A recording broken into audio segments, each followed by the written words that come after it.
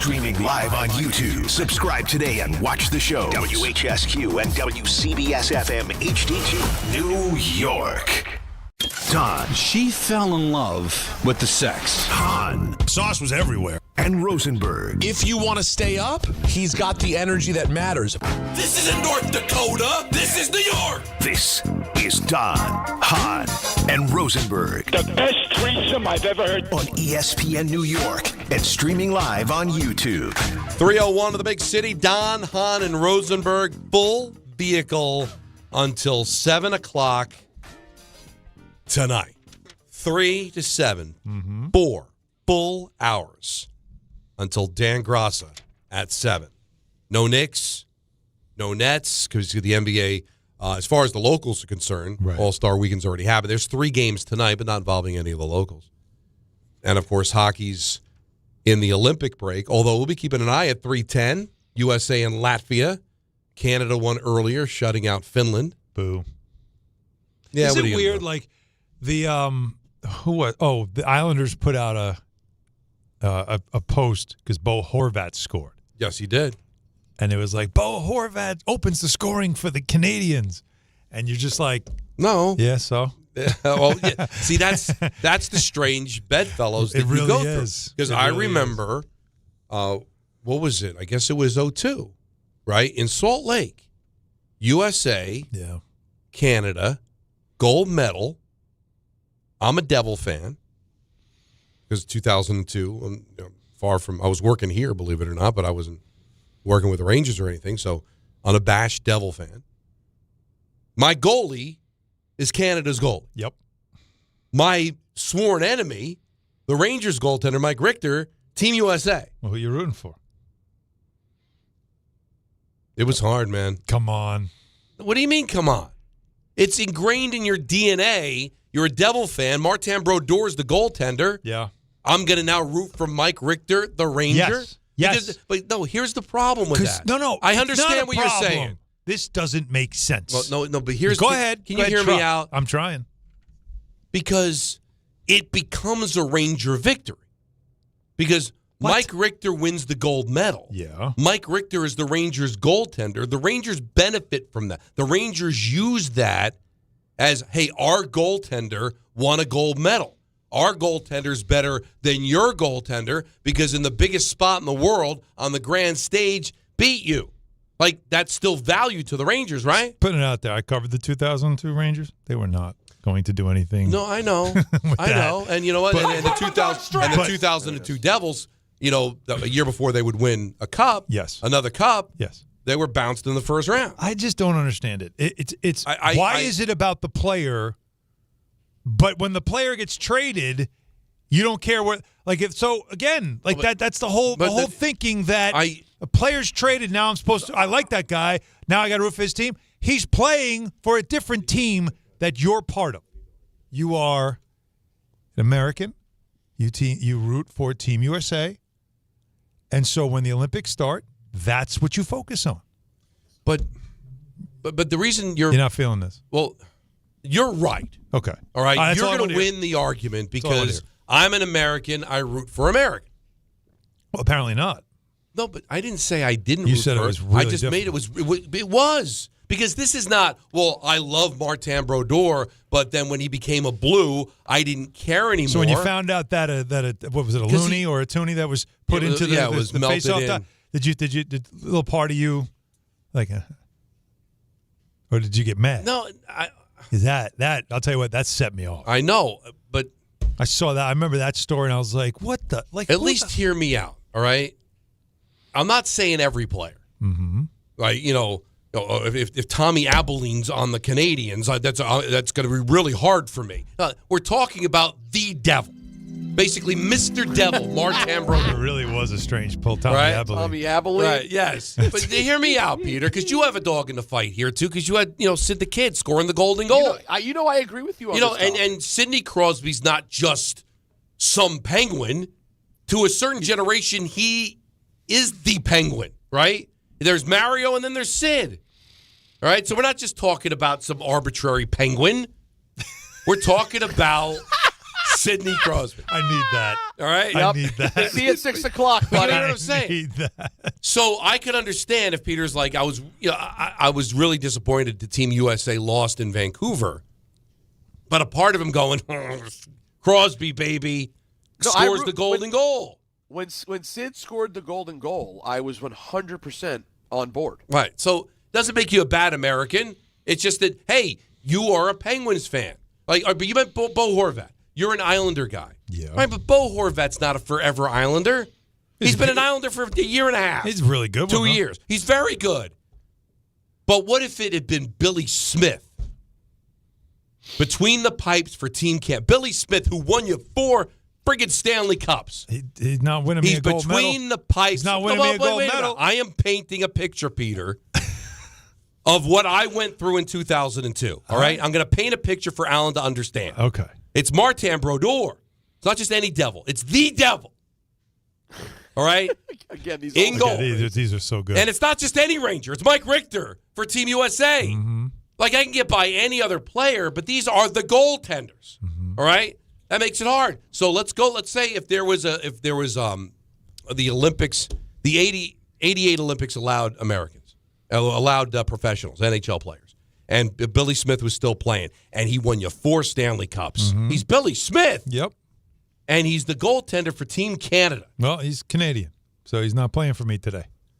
Well, good for you to be able to shut it off. What? That's no, a but reality. good for you. What? Good for you being better than everybody else. But that's just, Mr. Captain America, I'm going to call you today. All right, here we go. In Texas, when U.S. plays France in the next Olympics in basketball, you going to tell me that all these San Antonio people are going to be rooting for France? Stop it. You want to see your guy do well, but you don't want to see your country lose. It depends on what the truth of the matter is. It depends on what level of interest you have in that international sport. So, for example, Well, it's your sport. I have no problem rooting for, say, Sid the Kid over Team USA in hockey because I don't have, even though it's Team USA, I don't have a great connection to Team USA hockey. That being said, in reverse, I would never root against Team USA in the World Cup. It's my interest in the sport. I think it's situational. I mean, unless you really treat international sports as like the ultimate sign of patriotism, right? Which if you do, you're kind of a loony tune. Well, I'm not doing this because of America. I know, I'm not saying that. Listen. It's just for me. It's you know what? You were on a team. You understand this stuff. You scrimmage. My best friend's on the other team. I want to kick his ass. I want to beat him. Of course, because still my best friend. But you're not in the stands. You're not watching on TV. You're in the game. But it doesn't matter. It's still winning. It's about winning. I want to win. But So I want to beat ultimately, I was happy Team USA won. I'm just acknowledging that it was very difficult. It makes for strange bedfellows. That part I can understand. That I can understand. But you can't throw out. You said, "Isn't it strange?" Bo Horvat scoring for the Canadiens. It's Bo Horvat. Bo Horvat is a very good Islander. He's not the Islander. I know, but I saw it and I was just like, all right, so what? So it just, listen. You know what I mean? All right, good for you, Bo. Score goals for me now. Well, listen, it works out for Anthony. He doesn't have any issues, right? Because he's got Trocheck on his team. Yeah. He's got Fox on his team. He's got JT Miller on his team. Yeah, I got different issues. You're in great shape. All the Rangers he's just adore. He's all got on Team USA. Zibanejad who can't put a puck by an Italian goalie. That's okay. You put one in. I got my money. No, Thanks, I'm going to show you the absolute piece of garbage our producer is. Rips Zibanejad every chance he can. Yep. What did he do yesterday? Anytime goal scorer for Team Sweden. If it's going to Zibanejad. hurt me, it might as well make me money. Because I'm like, all of a sudden I'm looking at him. He's got the game on, and it's like Zibanejad misses an open net. Yeah, he's all emotional. mad. Like, what are you getting emotional for? It's the Team Sweden, and then he's like, well, I got him as the anytime goal scorer. I'm like, what, Zibanejad? And the hat trick. All the things you've been saying about You did hat trick? Yeah, plus 6,000. Why not, Peter? Why not? You got to dabble. Listen, let me tell you something. I'm going to have you guys know something right now. If Anthony were either irresponsible or had any money, it would all be gone. Because the man loves to throw out a bet if it makes sense. I know. Every night. He's paying attention. He's just reasonable. Yeah, and he he is. makes him $1 or $2 a game. I just Responsible. thought it was funny. Because, And where would I do that, Peter, out of curiosity? but it was. But it was. You know what? I hope I'm not telling tales out of school. If I am, you got the dump button. Well, All wait a right? minute. Interesting. Try it. Peter needs to answer the question. That Anthony just asked. Ask the question again, Anthony, because it was so good. Now, Peter, time. the game's about to start. I already have Matt Boldy anytime goal scorer. Oh, if I were to do that, where would I go find that? Oh, good. Well, I think if you want to know why betting the winter games on FanDuel makes sense, it's because you can bet game lines to medal counts to finding your angle on the events you care about most. Like you just stated, FanDuel gives you more ways to stay connected to the action. The winter games are on, and there's no better way to follow them than with a bet on FanDuel. Curling matches that start slow and somehow get tense fast. Speed skating decided by inches. Double luge, which looks like some sort of sexual act. Whatever. Hockey games that feel different.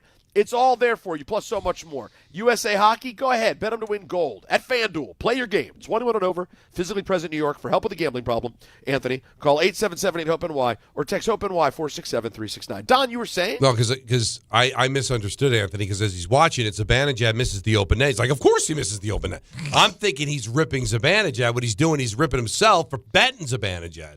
But later on in that same sequence, he scored the goal, and he made his millions, and good for him. So they're underway in Milan, USA, and Latvia. We'll keep an eye on that. And we kind of jumped off to the Open we did because basically we're talking about loyalty, right? Mm-hmm. You're loyal to your country, and you've got to let the teams, that have players that you root for in the NHL or in the NBA when we get to the summer, you got to maybe put that aside.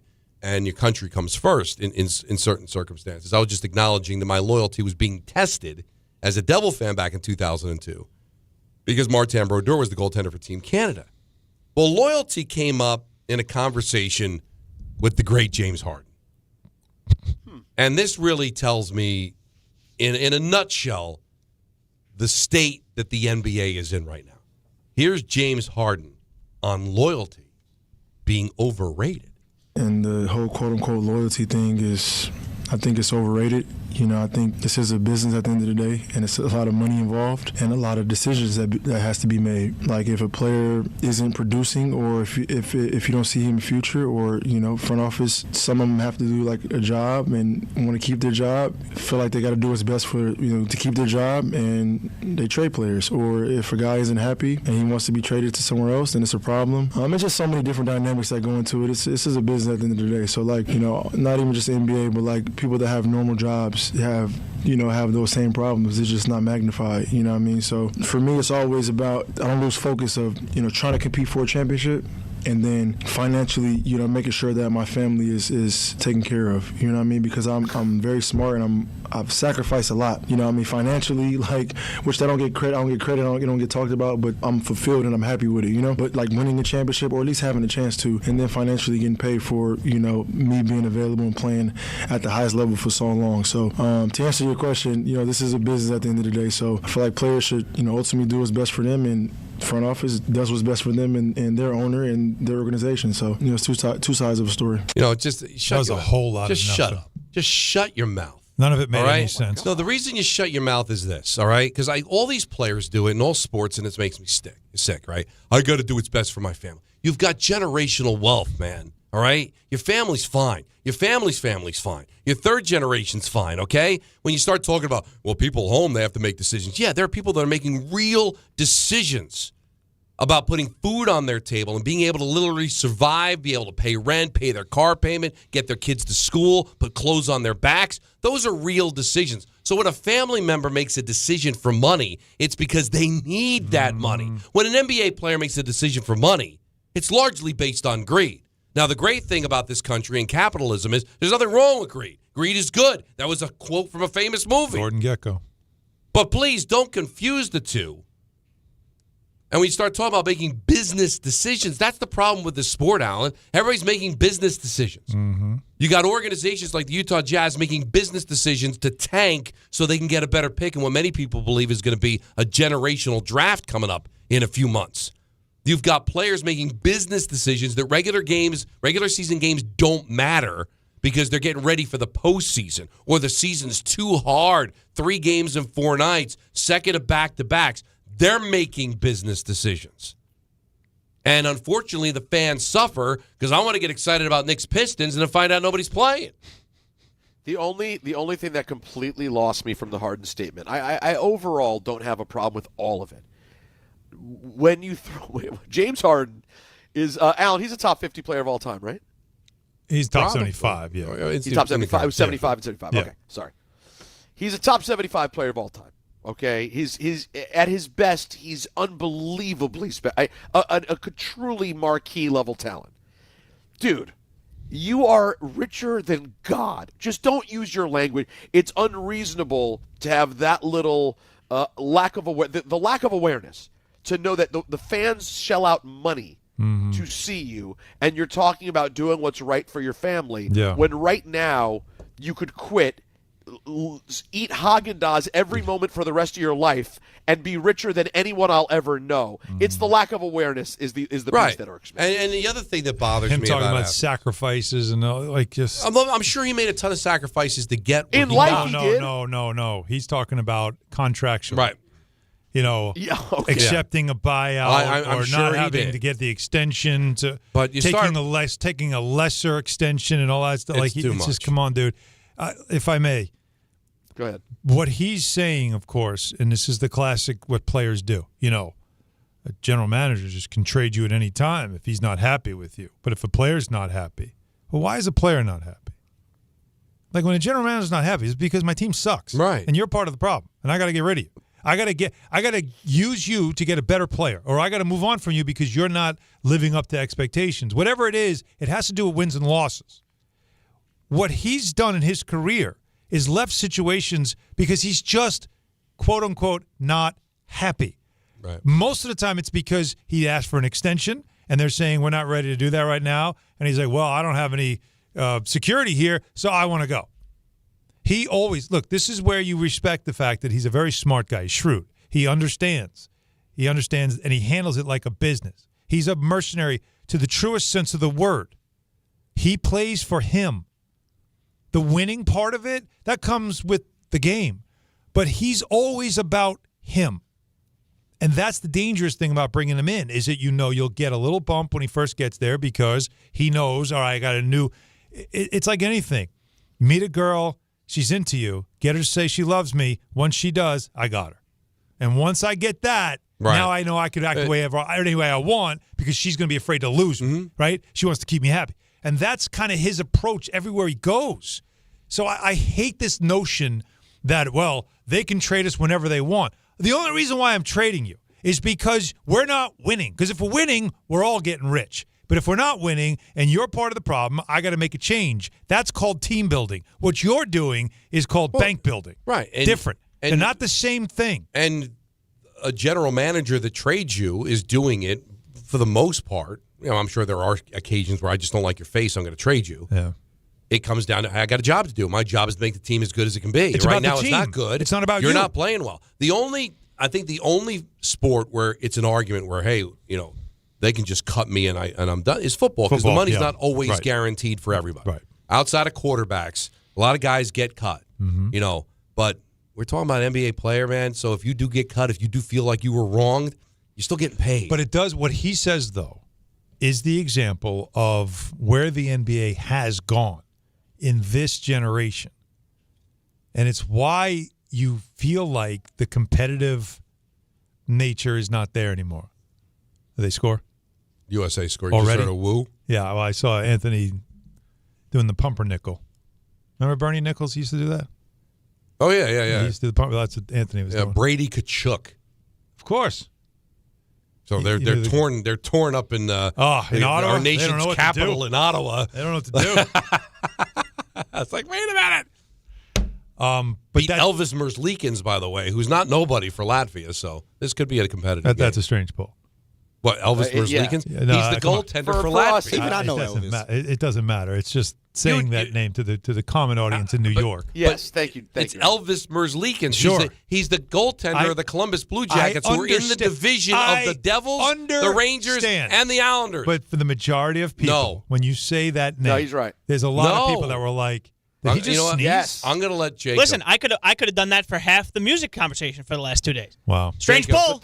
Jacob, that would only be for you. Is Elvis and for you, so there you go. A strange poll? No, it's not. Thank you. That's Jacob. And I'm not a hockey guy. That's right. But you know what? He's a sports guy. He's a sports guy. You think that if we polled the audience, what percentage of the current listening audience do you think would know him? 50. 50%. We've got they're high, but a very intelligent It's audience. still early. Another hour. 4:20. No, listen, then they'll be our audience is high. Okay. Walking all in. day. Just walking in. Right. They're in the cloud. I don't know where I was before, but it's been, where the NBA is, that's the problem. No, the regular season doesn't matter. It's become the business, and that's the only thing that matters. And what we've also learned is that the only time the business matters is from April on. Right, and I think that's what the networks are buying into. But are the fans buying into this? I mean, the great thing about the Knicks under Thibodeau was that you didn't have to worry about this, right? They were going to play hard all the time, but even they're starting to make some business decisions. Yeah, that's and you know what? This year. And they're smart. I mean, what's happening with Mitch, that's smart. He's not 100%, not playing in the back-to-backs and all that, but you're starting to see, I'm sorry, from at least a defensive standpoint, they kind of mailed in the game against the Pacers. I don't think that happens under Tibbs. Yeah, but I agree, but you know what happened over the last couple of years? Is that people, as Tibbs would want to win every game to a point where he's not going to rest guys. Like there was an example last year of this crazy back-to-back I did. We were in San Antonio. The next night in Charlotte. What the hell? Like, are you crazy? To back-to-back like that? No, I know. That's too so we got in, it was 3 a.m. by the time we got to the hotel. Not to bed, to the hotel. All right, listen. So, and you've been through it. So I'm thinking, all right, it's Charlotte. They weren't very good last year. He's got to probably sit some guys that played the night before in San Antonio, right? Mm-hmm. No, everybody played. And so fans were furious that he played, and they were out of gas, and they lost the game. And fans were angry that Tibbs didn't punt that game. Right. See what I mean? You can't win. No, you can't win, but because overall, everybody's conflicted by it. But it is interesting you bring up the hockey because right now we're going through the condensed schedule because of the Olympic break, and I've had some crazy travel getting to be with the team all the time. Yep. But there's never any load management in the NHL. They got the same schedule as the NBA. It really is unreal. A lot of back-to-backs, 3 games in 4 nights. Yep. And other than the goaltending change, is there ever a time where they're like, you know what, we've played a lot of games, we're just going to – no, that doesn't happen. You got to love hockey to play that much. But they do. Because you know what? Their regular season, though, has meaning. Because back when we were growing up, 16 of 21 teams made the playoffs. Now it's 16 of 32. There's no play-in tournament. How come they haven't expanded? Isn't that interesting? Because they believe in their system, and they believe they want their regular season and teams to don't have tank, meaning. Huh? Teams don't tank? In the NHL? I don't see now, I can't get into their minds whether they're just mailing in efforts, but you do see guys at the end of the season maybe are healthy scratches for teams getting ready for the playoffs because they don't want to hurt somebody in game 81 of a meaningless game. But I don't see the tanking. The last I saw tanking, the Penguins purposely lost games for Lemieux, and that was in 1984. Wow. How'd it work out? Yeah, it worked out pretty good. Well, you know what? That's what I hate about tanking is there's always the example of how it works. I'm going to tell you this. I'm going to be that guy. It worked out great. Not just on the ice for the Penguins. It worked out very well because he got him out of bankruptcy. Mm-hmm. Right? It was amazing. Everything. The Devils had the second pick in that draft. So they're the ones that got cost because they played. Penguins didn't. They get Lemieux. Devils get Kirk Mullin. It's Kirk Mullin. It wasn't nothing. But in Lemieux's life span in the NHL, Devils won 3 cups. Lemieux won 2. 1-800-919-3776. How did it work out? Petty. Little Tom Petty for you. Tom Petty. Also didn't make the list. Somebody said something to me today that made me sick. We've got what is today? Thursday. So we got that guy Thursday, which could be me today. Could it be Dom for the list yesterday? No, here we go. Wow. We got ENN full show today. Take up until 7:00. Then it's Dan Gross on ESPN New York. March the 20th of 2026. There's one place to be. And that place is Pickleball Heaven. Pickleball Heaven. It's a pickleball facility, massive facility, in Medford, New York. We're going to do the show there that day from 6 to 10. Then there's a tournament. And then after we win the tournament, Rick, we'll stay and watch some basketball with the people. Now, the worst part of all this is the name. Listen, I got to participate in Rickleball Madness. What do you want from me? You're a teammate of Rickleball. Yeah, right. You're part of the event. You're the co-headliner. If my name was Dave Pickleball, it would still be Rickleball Madness. I think that's accurate. I don't want this kind of pressure. I would prefer it be named after you. No, you don't. You want all the shine. No, I don't. Call whatever you want. Dave's Pickleball Extravaganza. Sorry, Dave. We're still calling it Rickleball Madness. And it's Friday, March 20th at Pickleball Heaven in Medford, New York. To sign up and register to play, go to the ESPN New York app and click on the Rickleball tile. If you've been injured in an accident that wasn't your fault, then you need a lawyer who knows New York's unique personal injury and workers' compensation laws. At the Parisman Firm, they have decades of experience handling all types of accident cases and a proven track record of delivering huge results. Their team has already recovered nearly $1 billion for injured New Yorkers. From construction to car accidents and slips and falls, they've got you covered. Call the Parisman Firm now at 718-WORKERS, where your case is their cause. Get the justice you deserve today.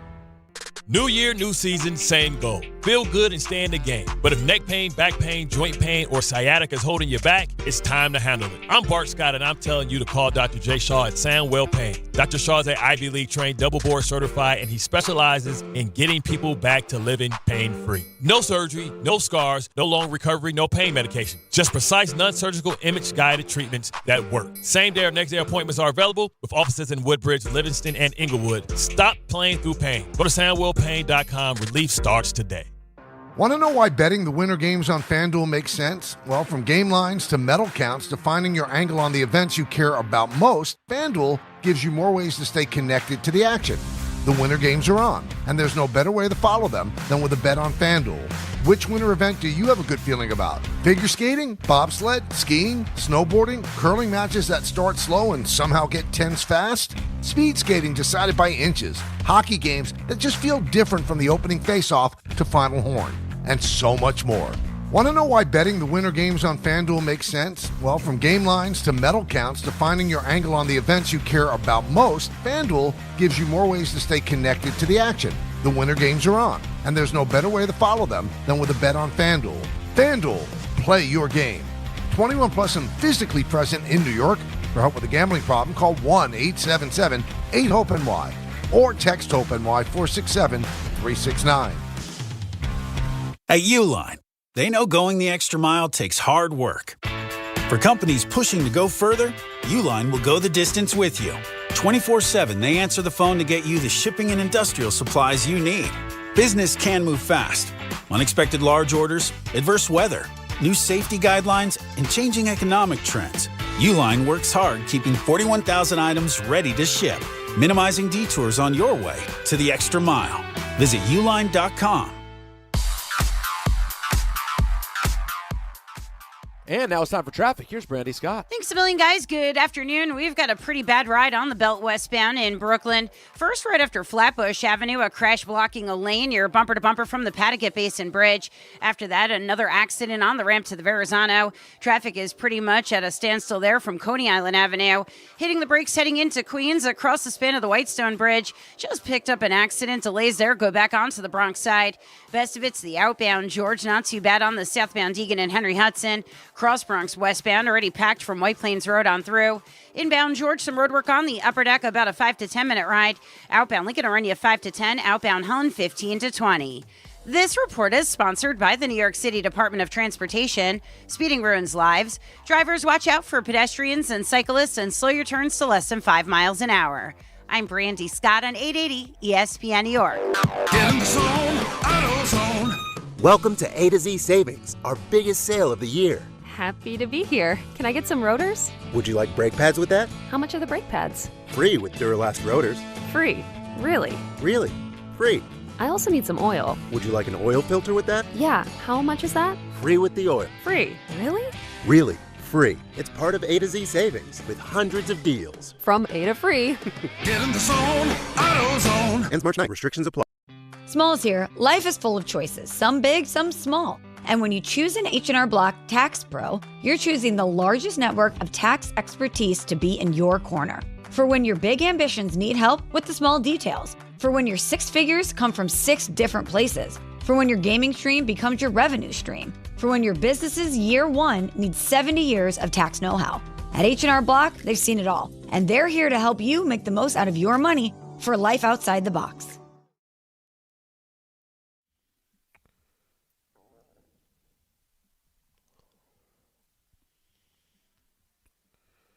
Not a savory. Really? This album came out on this day. Really? 91? 92? No, wait, hold on. No, this has to be later. 89. No, 91. 90. 90. This was from 90? No. Oh no, yeah, I guess it makes sense. Wow. I wish those pants would come back because they looked so comfortable. I wish you loved the pants like I did. That was a time, man. Here we go. It was hammer time. We're gonna old man this now, right? Even to St. Anthony off the edge. Because it was 1990. It's a long time ago. That's a long. I got hockey. I'm good. Talk about what you want. No, 90 is a long time ago. But like 36 years ago. Think about it. 90 for us now. It's like when it was 1980 for when we were kids in 1980. Right. And we heard it was 36 years ago. So think about that. They were talking 1944. Yes. Yeah. No, that's we insane. were literally at war. What are we doing? I don't like this. I know. No me gusta. No mas. Yeah, that's crazy. But when I first heard it, I'm like, no way. Then I thought about it. It's a while ago. Hammer time I was knew a while for me. ago. For me, it was very. That's exactly right because I was a little kid when. Yeah, you were 11. Oh, you were probably loving it. No, I was already underground. By 90, how about this? How old were you? I was 11. Oh, so come on. And by 90, I'd already known MC Hammer from his first album, from Let's Get It Started with Turn This Mother Out. Look at you. I was already like, I know MC Hammer. And so then you know. But you didn't like, come on, at 11 you weren't No, dancing I mean, Hammer time? I wasn't like into. I wasn't like into it because I was already into not. I mean, yes, I'm being that guy. You were above that. I was into better rap already. Oh wow! Wow. No, I get that. That's he was already a snob at 11. No, I get what. But he's it was saying. pretty commercial. It was very commercial. Very. And then we find out later on that he was an intern for the Oakland A's. Mm-hmm. They call it I think they call it a bat boy. But then he used to run and get scores for Finley when he wasn't at the games. It was just crazy. Like those great Oakland A's teams winning World Series. He was around them. He was a part of the team. It was kind of crazy. Well, and how about this? Similar connection because you used the word intern. I thought he was a bat. I thought it was literally a ball boy or bat I think boy. he did everything. Right. I think he was a bat boy, but then during the off season he worked in the office. I think he just did. I don't know if he ever got paid, but I think he did everything for him. Same note though. Common was a ball boy for the Bulls. Starting Michael Jordan's rookie season. That's a good time to start. That's pretty good. That was the time. So to start. how old was that? Was 86, right? No, 84. 84. So how old was he then? So Common was Common's older. 12. Yeah. He's a cool dude. He's a great guy. Ball boys sometimes get the signature shoe of the best players on the team that they're working for. A lot of times those guys will gift shoes to the ball boys. Can you imagine if Common got a pair of original Jordans? I've never. He was like, he's all right. I didn't really wear them. I've interviewed Common a million Or he times. wore them on the street. It's like mowing the grass. I've interviewed the guy a million times, and I've never asked him about this. Well, and now you got something. something. I'm just so curious to what Mike. It's hard to picture Michael Jordan as a kid. And when he got there, he was a kid. Yeah. It's crazy. Mm-hmm. And now he's a legend. Yeah. I'll say. Now he's a hillionaire. Let's get it started on Don, Hahn, and Rosenberg with Muhammad on Long Island. You're on ESPN. What's going on, guys? Thanks for taking my call. What's up? So I just want to jump in on the Harden conversation. I understand his point, right? Because you guys, we've seen a few times where a player might find out he's traded and he was home watching ESPN, or he's at the game on the bench and find out he's traded. So their reaction to the business side of it is I can respect what Harden's saying. I was with you though, Don. Once he tried to compare it to average, everyday people. It's like, that's where he lost me at. But I just didn't understand it because it's like these organizations never wronged him. So while I can understand his sentiment, I just feel like it never happened to him. These organizations didn't wrong him, so I was kind of confused at that being his point. That Mo, was just you nailed it, Mo. That's exactly, I think, the point we're trying to make. He's using someone else's burden as his own as to why he does what he does. He's using someone else's controversy as his own, as an excuse for doing what he does. Right. He's almost trying to act like I'm doing this because I have to. No, you're doing this because you want to, and that's fine. But that's what I don't like, when you start trying to turn it into something where I'm the one being oppressed here. Like, stop it. Right. I mean, because there's a part you almost could admire the honesty of, hey, it's just a business to me. Right. Man. I'm a basketball That's player. fine. I'm making business decisions. I'm a mercenary. You That's guys okay. can all get excited about the team I'm on winning a championship, but I'm excited about the paycheck every That's 2 it. weeks. I would have more respect for it. But then you want to try to play the victim. We're trying to play like, hey, listen, you haven't been wronged. You've been right because you're so good, and that's the problem is we live with my it. family. And it just comes off as very, very disingenuous. That's like Muhammad repeated what I said and respected it. Of the idea you start throwing in just what families making decisions. They have to make those decisions. Right. Their loyalty is coming through for their family because that's why they work. Mm-hmm. My dad worked not because he enjoyed being an electrician or mowing the lawn or driving the Zamboni at Fritz Dietzel's. He did it because of loyalty to his family, because I needed shoes, I needed clothes, we needed food on the table. Mm-hmm. His loyalty was to his family. And obviously Harden's loyalty is to his bank account. And, okay, fine. I mean, believe me, he's not the only one. And by the way, your loyalty to your bank account has led to a very lovely life for your family. Yes. But you can't act as if at this point, if you don't make the right choice, your kids won't be able to go to the school they want to go to. None of the business decisions that he's made Peter, have come from, well, I've got to do this because little Susie wants this dress that we just can't afford. So I'm going to try to talk my way out of the Clippers and go to so we can get little Susie that dress for the prom. No, it's because that's how they keep score. How much money do you make? How comfortable I am or in the situation that I'm in. So, keeping an eye on all of this. What's the score now? Did somebody just score? Looks like Brock Nelson. Brock Nelson has scored for Team USA. Former Islander. Oh, another deflection. Current Could have been Miller. So we'll keep an eye on what Team USA is doing. Let's go to Anthony in Jersey City. You're on ESPN New York. Hi, how are you, Anthony?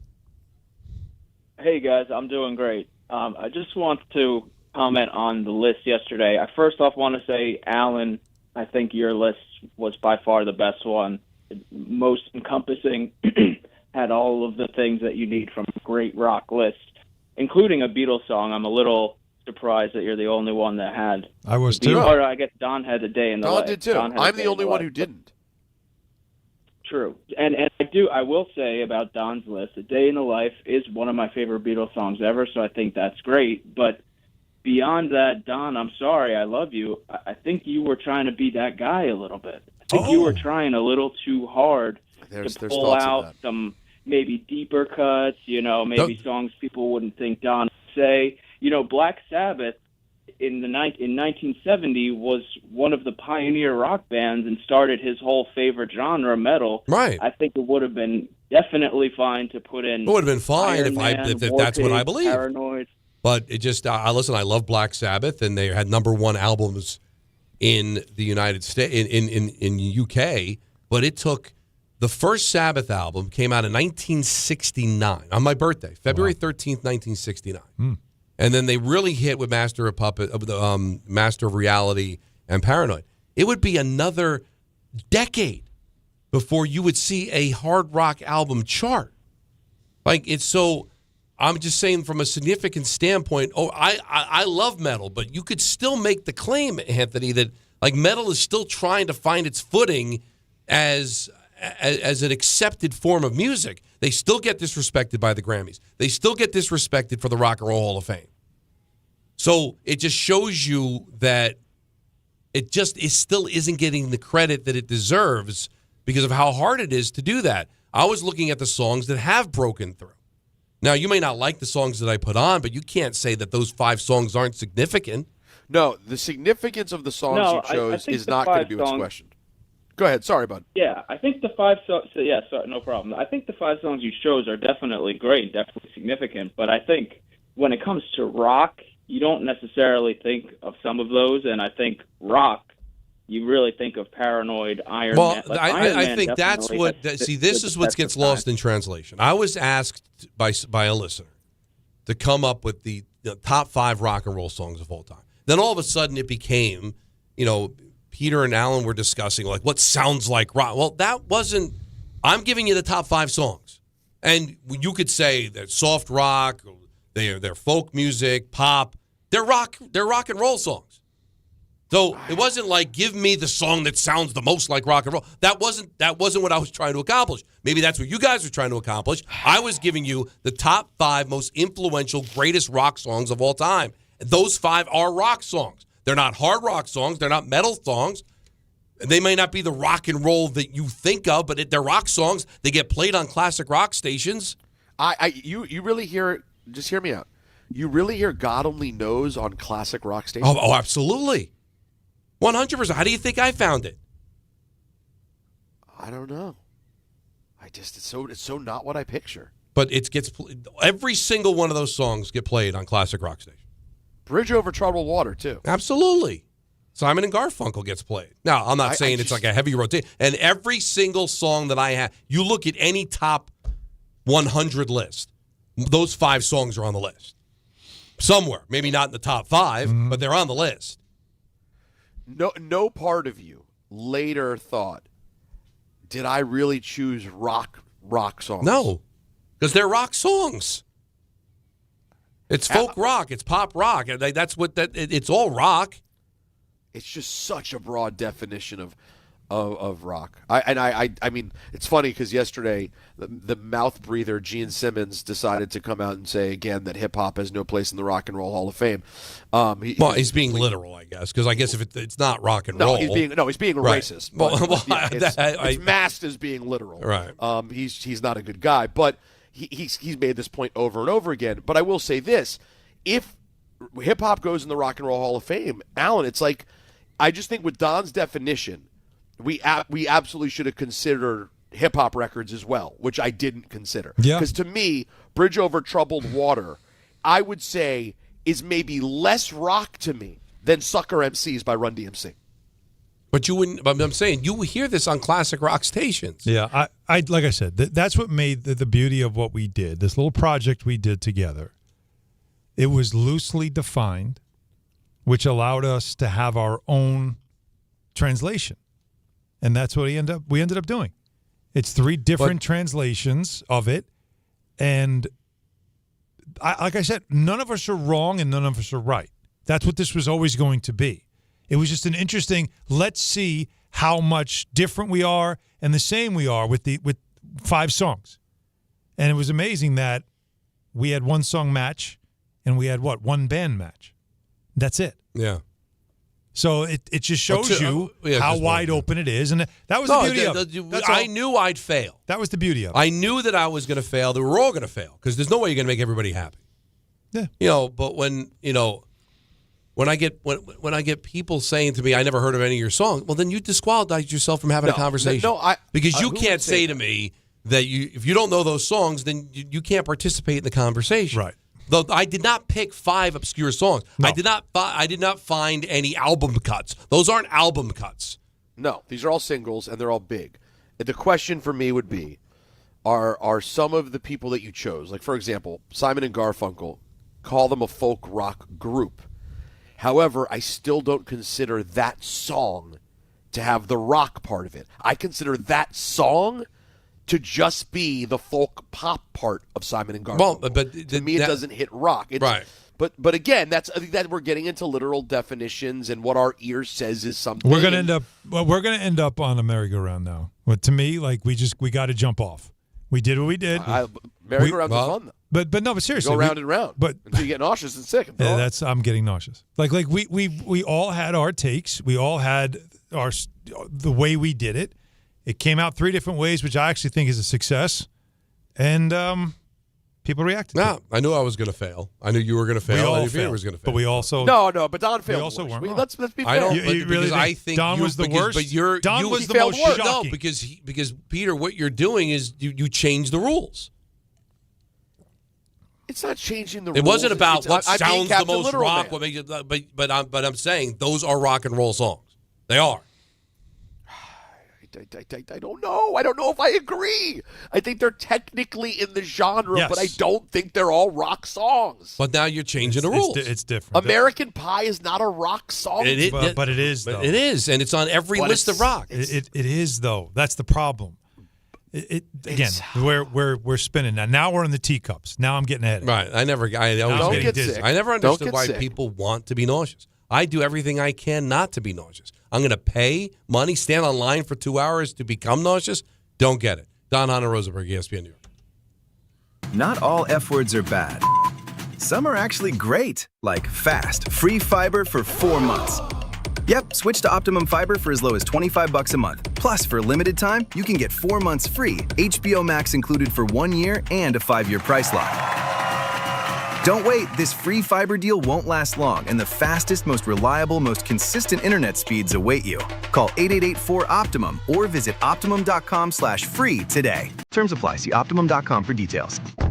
When it comes to meat and seafood, selection matters, and no one beats Wild Fork Foods. To everyday essentials, to high-quality steaks, to seafood and more, every product is blast frozen to lock in peak flavor and freshness, so you get restaurant-quality meats at home for amazing prices. Shop in person at 7 locations across Long Island and New Jersey, or you can order online for same-day delivery. It's easy, it's convenient, and the prices are wild. WildForkFoods.com. Listen, I know the mentality. You try to play through pain and walk it off. Push through one more day. But when it comes to neck pain, back pain, sciatica, or nerve pain, that's a losing game. That's when you call Dr. J. Shaw at Sandwell Pain. Dr. Shaw is one of New Jersey's top pain specialists, Ivy League trained, double board certified, and he focuses on non-surgical solutions that get real results. No cuts, no downtime, no dependence on pain meds. He builds you a custom game plan for you so that you can move better, feel better, and live pain-free. Same day or next day appointments are available. Visit SandwellPain.com. Stop managing pain. Start beating it. Empower.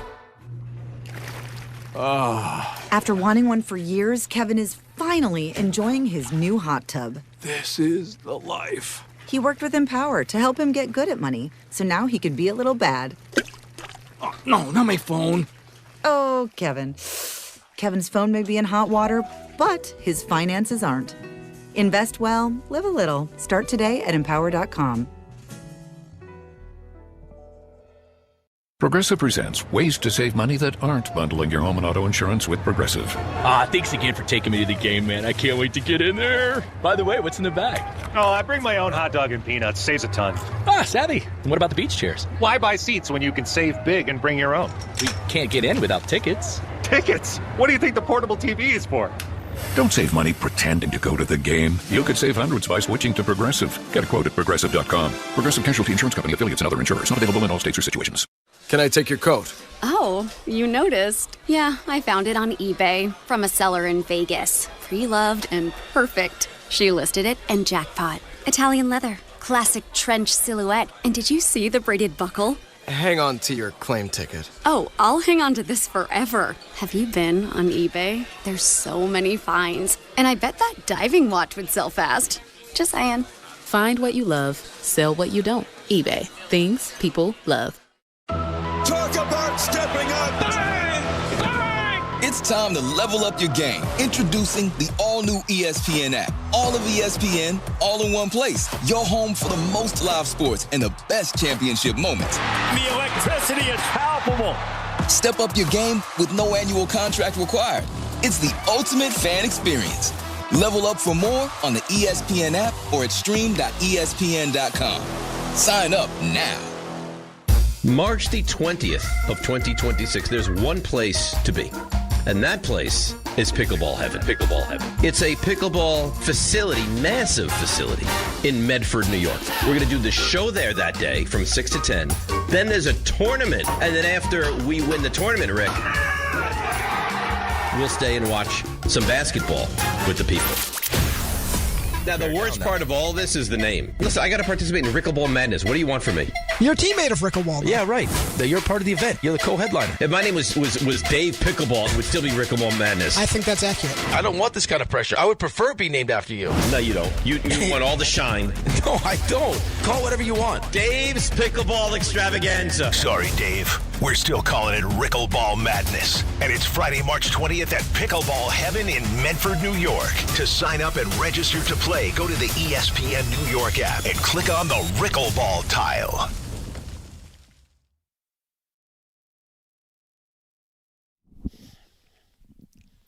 Oh. There you go. What are we going to do? I like the vibe of the show. 1-800-919-3776. We're talking about the irrelevancy of the regular season in the NBA and the comments from Harden that he's just a businessman and loyalty is overrated. And we're keeping an eye on USA-Latvia, which is tied at 1. USA has had 2 disallowed goals. We were talking over the air. You know, you could disrespect Latvia all you want. They've only got 4 NHL players on it, not counting the goaltender. But the goaltender is really good in Elvis Merzlikins. So if you want to like sleep on Latvia and all of a sudden he stands on his head, that's and then you very lose real. a game 2-1. It could happen. It's real. Be careful. On that front we were just talking about, again, the one part of it, of course, the loyalty thing, right? But the part that Adam Silver's dealing with a lot of issues with his sport, and it's the value of the regular season. And you know what? It's really starting to creep in more and more, and it's starting to get annoying. They play too many games. It's because, like, what I can't stand about this league is it's the only league where the players get sympathy for how difficult and how long the season is. The NFL's adding games. Yeah. That's the most arduous season of any of the 4 major sports. Argue with the wall. That's the hardest sport to play game in and game out because it takes 6 days to recover for the next game. And sometimes you don't get 6. And during those 6 days, for 3 or 4 of them, you're practicing. And you're preparing for the next game. Like, honestly, and like Bart always would say, the day, like Monday morning, you feel like you were in a car wreck. By Wednesday, you're like, I think I can go. By Friday, you're ready. Like, it's a weekly process. So don't tell me that the NBA season is that hard. And LeBron did this whole thing recently about how players from the past who played 80 games or more, he had this whole rant he went on about how they didn't have to deal with, and then he started laying out things in today's NBA. And I'm like, bud, a lot of time, like if you want to go way back, we're in a bus. Look at the sneakers that were on their feet. Yeah. Look at some of the arenas they played in. Well, depending on what time you're talking, traveling commercial. Yeah. Like, don't even try it. Like, how could you possibly try to compare what you guys have? Oh, I'm sorry. You know what else doesn't happen? What didn't happen even 20 years ago, 30 years ago? You didn't have 3 massage therapists, 5 trainers, right? Traveling training tables, massage tables, cryotherapy. Like, Don, what they have at their disposal for recovery is the highest level of technology that you can find. So I don't want to hear it. That is different. It's hard. But we just fall for it every time, and we feel bad for the players for how difficult it is. And what we don't like is the players break down, and as fans, you get mad. Right. My team broke down at the end of the season. My coach played too many minutes of too many players. They have to manage it better because we need to be healthy by the end of the season. Oklahoma City Thunder, how often did they last season load manage? Not a lot. Not a lot. Right? No, yeah. Not a lot. And no. the Knicks certainly did. No. They got to the finals. They won. Like, that's the stuff that I think creeps in, and we start creating this notion of, maybe they should just play less games. But I think there's it's like, what? Why?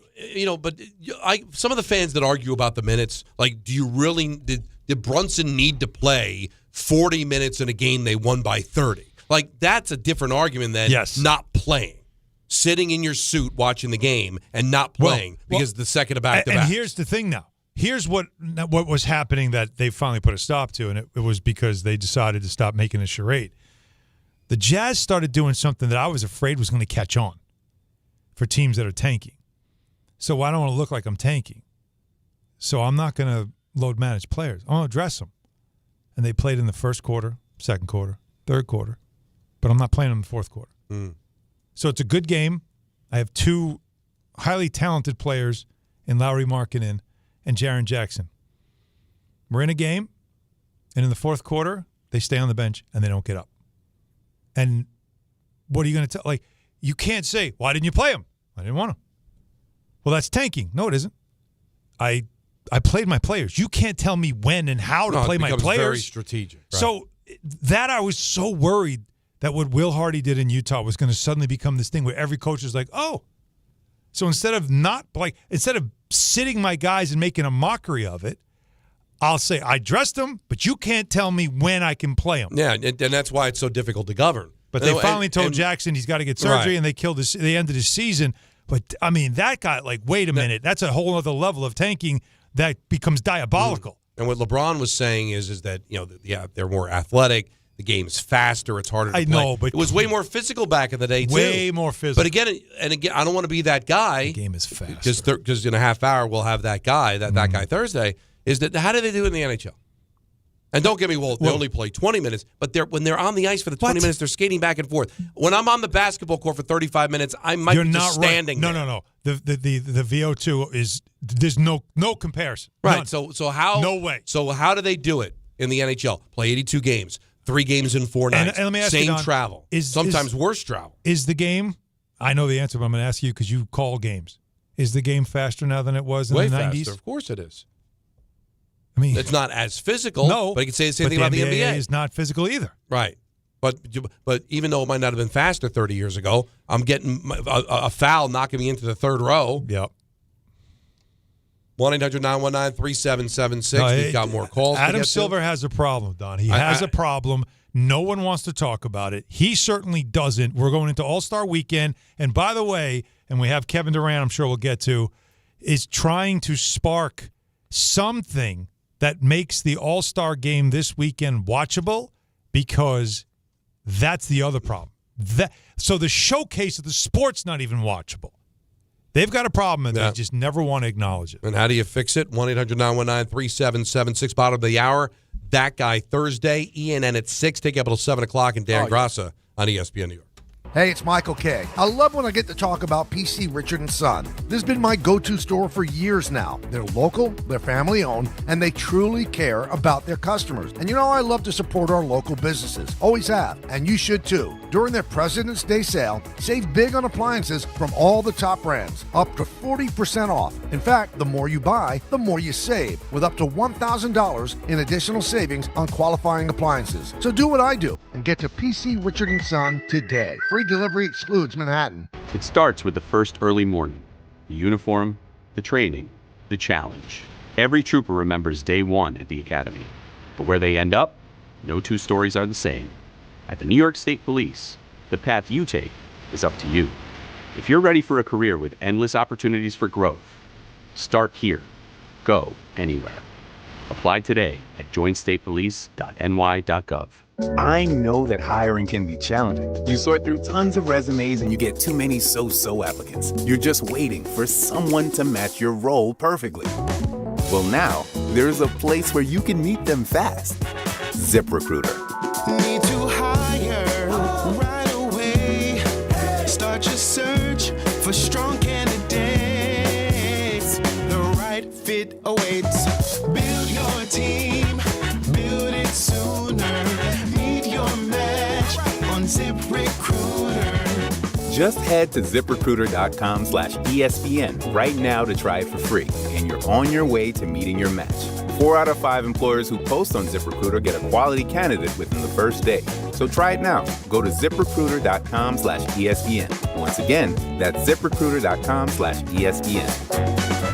Meet your match on ZipRecruiter. Try it free. I'm Boomer Esiason. My mom died from cancer. She was only 37 years old. She didn't have life insurance, and that was devastating for my family. That's why having life insurance is so important to me. Ethos makes it fast and easy. Get a quote in seconds, apply in minutes, and get same-day coverage. You can get up to $3 million in coverage with no medical exam. Get your free quote at ethos.com/play. That's ethos.com/play. Paid spokesperson. Time spent on application may vary. Online health questions required. Whether you're building a single roof or a successful roofing business, roofing contractors like you need the right tools for the job, and software is no exception. Service Titan is on a mission to be the most powerful software platform for the trades, with purpose-built technology proven to maximize revenue, streamline operations, and deliver 5-star customer experiences. We are taking roofing companies like yours to the next level and beyond. Service Titan. We are built for this. See what we can do for roofers at servicetitan.com. 880 ESPN, WHSQ, and WCBS-FM HD2, New York. A Good Karma Brands radio station. Game Time is brought to you by Tullamore Dew Irish Whiskey, because when it's game time, fellas, it's Tully time. All the locals are off. And when I mean off, they're off. Off. Done. Out. Zilch. The only thing we got of interest is Team USA and Latvia in Milan. After one, tied at one. Tullamore Dew, the original triple distilled, triple blended, and triple cast matured Irish whiskey. Be sure to grab a Tullamore Dew or try the new Tullamore Dew Honey during today's action. Glasses up to enjoying Tullamore Dew responsibly. Alan mentioned the All-Star game, which is coming up this weekend. And it's the whole America versus the world, USA versus the world. Or is it North America versus Well, no. It's two U.S. teams and one world team. Okay. So that the Canadian players, like Shea, although he's hurt, is on that team. I know.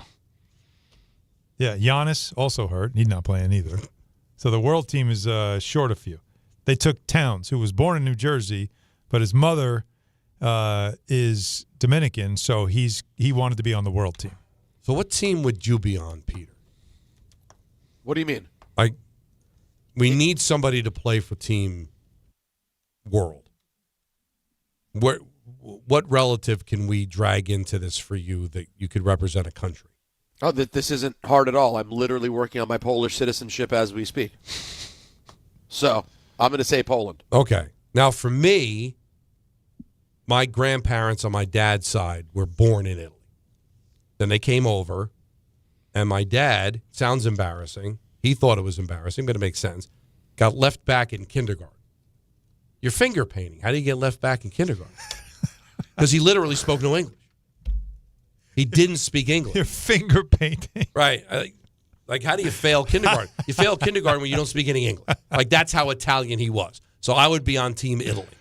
No question. Good. What about you? Well, for me, off the boat, I'm a mutt. So there's 3 off the boats for me. Okay. Ireland, England, by way of Germany, or Canada. And there's no stronger? No. My sister did the whole What's the DNA thing. One? They're all equal? Yeah. But she did the whole DNA because we thought like that Germany was, because again, my last name has German roots, but I guess apparently it originated in England.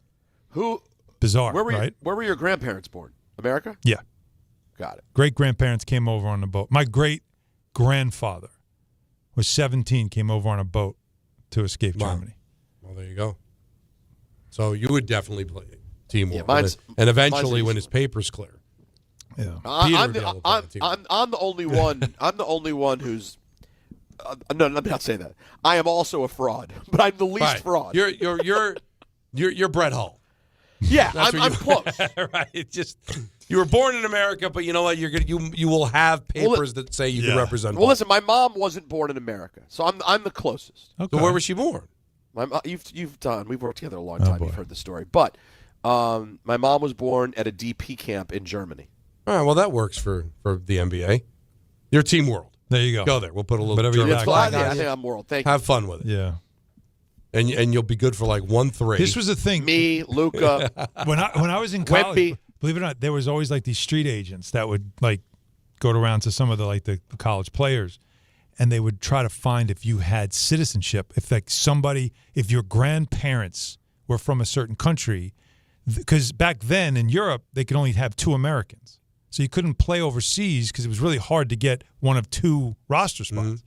So it was like the guy would ask, like, do you have like? And one of my teammates, his grandfather was off the boat Irish.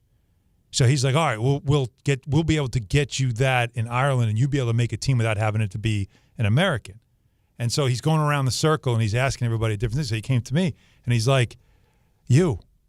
And I'm getting excited now, right? I'm like, God, my great-grandfather, right? And he goes, you ever think about being a referee? You know what would be gangster, by the way? Never done. You know what I think? I'm pretty sure. What would be pretty gangster is the first person who wins a gold medal for 2 different countries based on dual citizenship. I think that's happened. Has it happened? Played in one Olympics for one, and then came back and played for the other country in another. Or is it that if you already played for a country, you can't do that? That's a good question. I don't know which one, but I know I've seen this story before. I mean, Becky Hammond, that's the famous story. She played for Russia. Right. Because she didn't make the American team. And she had been playing professionally in Russia, and it was allowed. And that was considered to be like, how do you do that? That's sacrilegious. Crazy. Mm-hmm. But here's what Durant has to say on the level of effort. Listen to this. At All-Star games. You should ask the Europeans and the world team if they want to compete. You got Luka Doncic and Nikola Jokic now. Let's go back and look at what they do in the All-Star game. Is that competition? So we haven't questioned what they've been doing, but we're going to question the old heads, the Americans. But these 2 dudes out there, Luka and Jokic, they don't care about the game. They don't be laying on the floor, they shoot from half court, but you got to worry about the old heads playing hard. I can read between the lines, bro.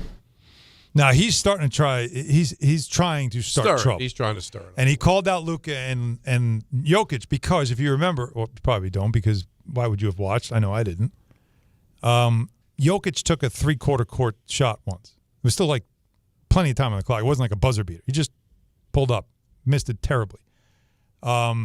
Luka tried to throw it off the backboard and catch a dunk, and he missed that terribly. There was like one-hand passing and stuff. Like the game, there was a time everybody stopped so Jokic could dunk. They all got out of the way and let him dunk. Right. Like it just was so stupid. And so I think what he's saying is we get blamed for the All-Star game not being competitive anymore. Did you see what those 2 clowns were doing? Like nobody gets mad at them, though. It's always our fault. They did create a team. He said old heads. One of the teams is called USA Stripes. That has KD on it, LeBron on it, Kawhi's on it, Jalen Brunson's on it. Like the older players are on it. Steph Curry's on it, but he's not going to play. He's hurt. I know that's rinse, repeat. That's the theme. So that's why he's saying our team. He's trying to call out the world team like we're going to bring it, but they don't bring it.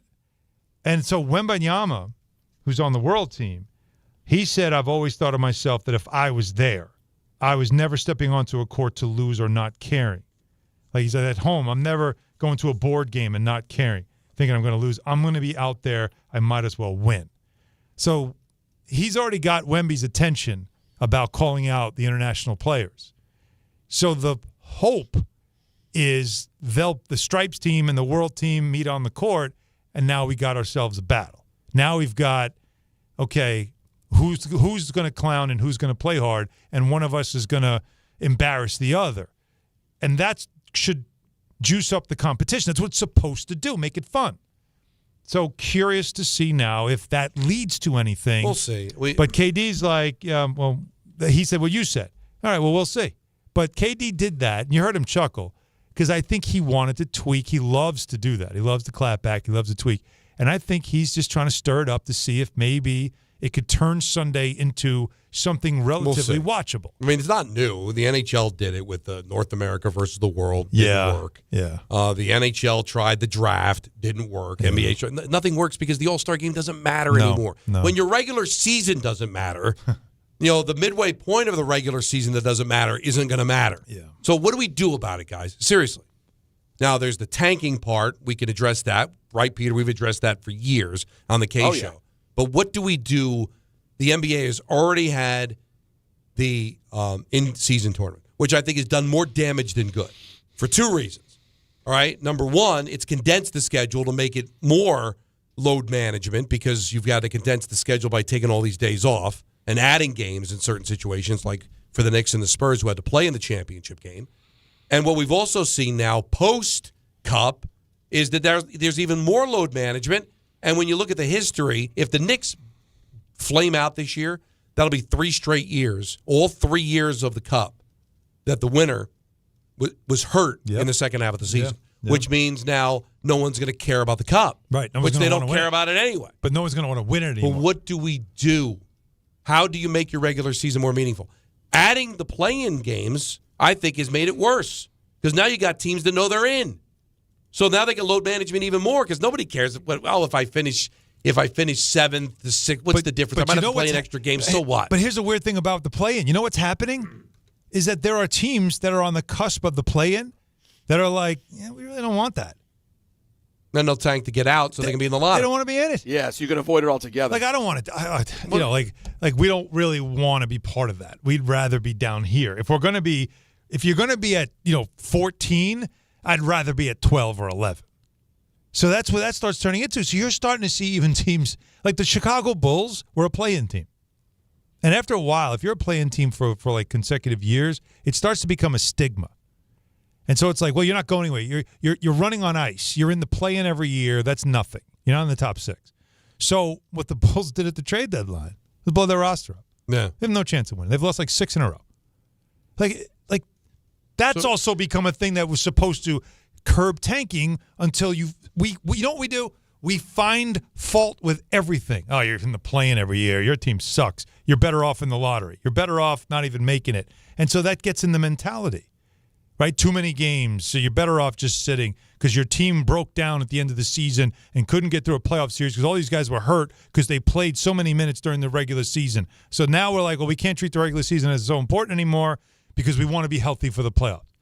It's unreal what we've done to the NBA season, and all it is based on narratives, Don. Yeah. It's only based on narratives. I can't – I can think of ways to fix the tanking. Or you just, all right, you know what? They'll find other ways to always the geniuses will always find ways around it. But, like, how do you get – here's the ultimate problem that Silver has. How do you get people that don't care to care? Like, I keep bringing up the NHL. For whatever reason, the players care. They care about these games. They give an effort every single night.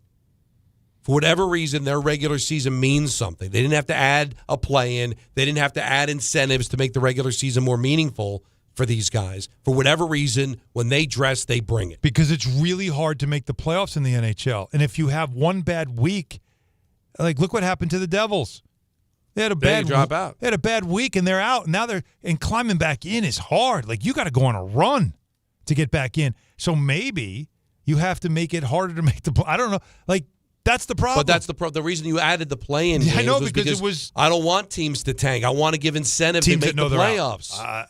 Like I said, I don't want to have markets that they're out of it. Like football, Peter. Right? It was one thing. Jets and Giants are out. It's football. Everybody cares, right? But in a market where you're the Brooklyn Nets. Like, I'm out of it. Nobody's Thanksgiving, then nobody cares. Nobody goes. Nobody pays attention. They don't want that. They want everybody to be engaged. So what do? You can't force people to care. Like, for some reason, they care. Baseball's got an issue, too, a little bit, but there's 162 games. It's ridiculous. But for the most part, looks like they care. Well, and also, baseball has a built-in feel as a fan that you only have to care so much unless you're a freako. Like, you don't even view going to games with baseball the same way. It's a social outing. It's not the same thing. Yeah. But, like, in the NBA, and I remember I said this the other day, guys, while the NBA is not 162, 82 is a friggin' handful still. And getting people to care over that period of time, you have to be a really sick hockey's NBA 82. fan Hockey's to stay 82. locked in. Here's the question.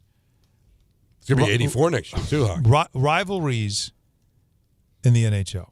when the Rangers play the Islanders, when the Devils play the Rangers, like all those games, right? When the Flyers play the Capitals, when all of them, the Battle of Alberta. Right. Yeah. St. Louis plays the Blackhawks. Like, does it still resonate? Like, are those games a little different? Do they feel different? Yeah. Do they have something about them that you're like, is a little extra I mean, tonight? listen, there's a very good chance that when the Devils and Rangers play their first game on March, I think it's 7th. Amazing.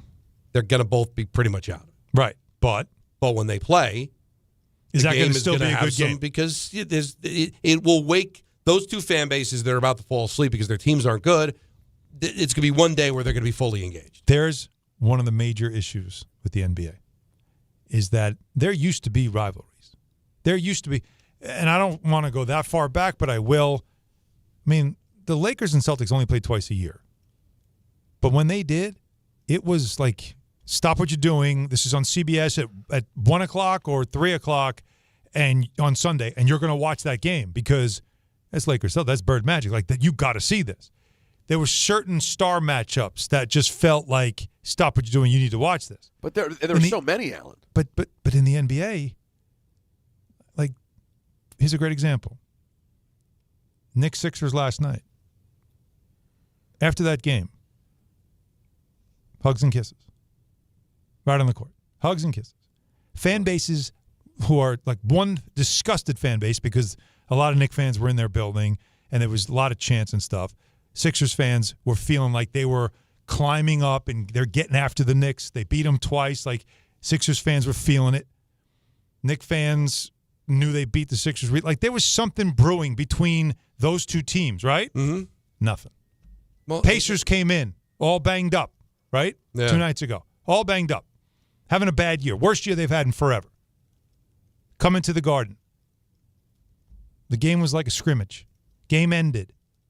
These are two teams. They were there. They got after it. And I give the Pacers credit. They rose their level because they were at the Garden. They won, and then everybody sat the next night. So you knew something was on the table. Rick Carlisle was probably like, tell you what, you guys have tomorrow night off. Now your All-Star break begins. You got to give me everything tonight. I want this one. And they did. After the game, hugs and kisses. Now, that's a problem in all sports. There's no rivalries in the NBA. But they don't exist. And listen, you guys can both jump because you're both basketball guys. But as somebody that follows all four sports, obviously not equally, and I will fully admit of the four, basketball's 4 for me. But I've been in this market for 30 years. NBA's been light on rivalries for a long time compared to the other sports. You know, Yankees, Red Sox, Mets, Phillies. Like, you can come up with a bunch of them. Giants, Dodgers, Cubs, Cardinals. There's a bunch of them that all still resonate. Even during dormant times, they still resonate. Yeah. Rangers, Islanders still resonate. They haven't played each other in the playoffs in over 30 years. Yep. Still resonate. Mm-hmm. Football, forget about it, right? Peter, the entire NFC East, when they meet each other, Hate each it's other. a thing. Love it. Is it ever... Well, you were just... I mean, I could tell you Knicks Heat was a thing for a while when they met each other in the playoffs a few times. Yeah, Knicks Sixers. If you're old school, Knicks Celtics. But really, does the NBA have rivals that even come close to the other three major sports? But to Alan's point, in the 80s and 90s, it wasn't even about traditional rivals. Celtics and Hawks were nasty. Bulls and Hawks. Well, that's playoff. Kevin Willis and Dominique Wilkins were going to fight you. Mm-hmm. Craig Elo and Brad Daugherty. And Mark Price and Brad Daugherty were going to fight. Mm-hmm. Every team had its own. Don't get started. Detroit had it with everybody. Mm-hmm. So like every team had their own thing with another and the team league in the conference. doesn't want. I'm telling you, David Stern saw the value in that until the Malice in the Palace, and I don't think Adam wants it ramped up. They try to pretend like these are rivalries, but there's something. And again, the players grow up together. They play AAU together. There's a lot of relationships to a point where you realize in the NBA as a fan, you care about beating a certain team more than the players you root for do, because for you've been there forever. The players, in the grand scheme of things, are here for a minute. So they're like, well, I don't know why I'm supposed to hate them. Now, Indiana knocked you out the last 2 years. The fact that you aren't sick of seeing that logo, so they come in your building and you're not going, all right, we just beat the Celtics. We're on a roll. These guys are coming in. They're beating. Let's make sure we send them home in a bag. Make sure they know. Like, we're not giving, like, no quarter given. I don't care how bad things are going for you. I don't care that Halliburton's sitting there. I'm still going to beat your ass, and I'm going to tell Halliburton, why don't you keep sitting there? Like that. Don't dare come back this year. Like, send the message because they knocked you out. Instead, it was a scrimmage because that's just the mentality of the players. It's not what it used to be. So hockey can go 82 games where games matter and they get after each other the way they do sometimes because there is this visceral hatred. Sometimes you got to let them go. Teams. Like, I understand the Malice in the Palace got out of hand because it spilled into the crowd and there were lawsuits. That is an exception to the rule. Of course it is. But like what happened the other night with the Pistons, let it happen, man. I agree. So let it happen. I mean, everybody's so worried about, like, it looks so bad for the league. No, you know what? These guys, because it shows they care. They care. Show me you care. That's what we're looking about. They care. Yep. All right? It's not, staged fighting like you have in the NHL once in a while. If two teams hate each other, they're going at it. Like the bench crewing balls of baseball. I don't want to see anybody throw at their head. No. But every once in a while, a guy gets poked in the fanny, and they go at each other, and they clear bench. You know what? Have fun with it. Embrace it. That's good. They hate each other. But it's good. That's good. It's competition. Good. Sports hate is good. Poked in the fanny was a choice, but real quick. I liked it, though. No, but it was there for you. Remember, Malice at the Palace, I understand the fear around it because, I used to sort of sarcastically call it NBA 9/11. I mean, they acted like the world ended on that day. It was a scary day. But don't forget, that started because yo-yo fans wanted to treat the players like zoo animals. So it wasn't because players fought. It really was not that. But they freaked out over, and you know what? And you could say, hey, look, maybe the reason the NHL isn't bigger than it is because they allow fighting and all that. But you know what? Just embrace what you are. And there's passion. Because the exact same thing happened back in 1979 when Mike Milbury's beating somebody in the stands with a shoe. We look back at it, it's lore. It's something we talk about, like, and you get excited to talk about it now. Oh, remember that dark day at the Garden in 79 when Milbury went to the crowd and beat somebody with a shoe? It's like, dude, did you see Milbury was in the crowd beating a guy with his own shoe? And then he threw it on the ice. He didn't even give the shoe back to the guy. But the Malice in the Palace. The guy walked home with one shoe? Well, yeah, he deserved it. But that shoe should have been somewhere else. Talking about poked in the fanny. Imagine coming home. I was like, what happened to your other shoe? It's on the ice. I wonder what that shoe would go for in like a sports auction. The shoe. Milbury called it a cheap penny loafer. But you know what I'm saying, Peter? Like the Malice of the Palace, that's the dark, that's the black and blue. That's awful. We can't let that ever happen again. And yes, to a certain extent, you don't want that to happen.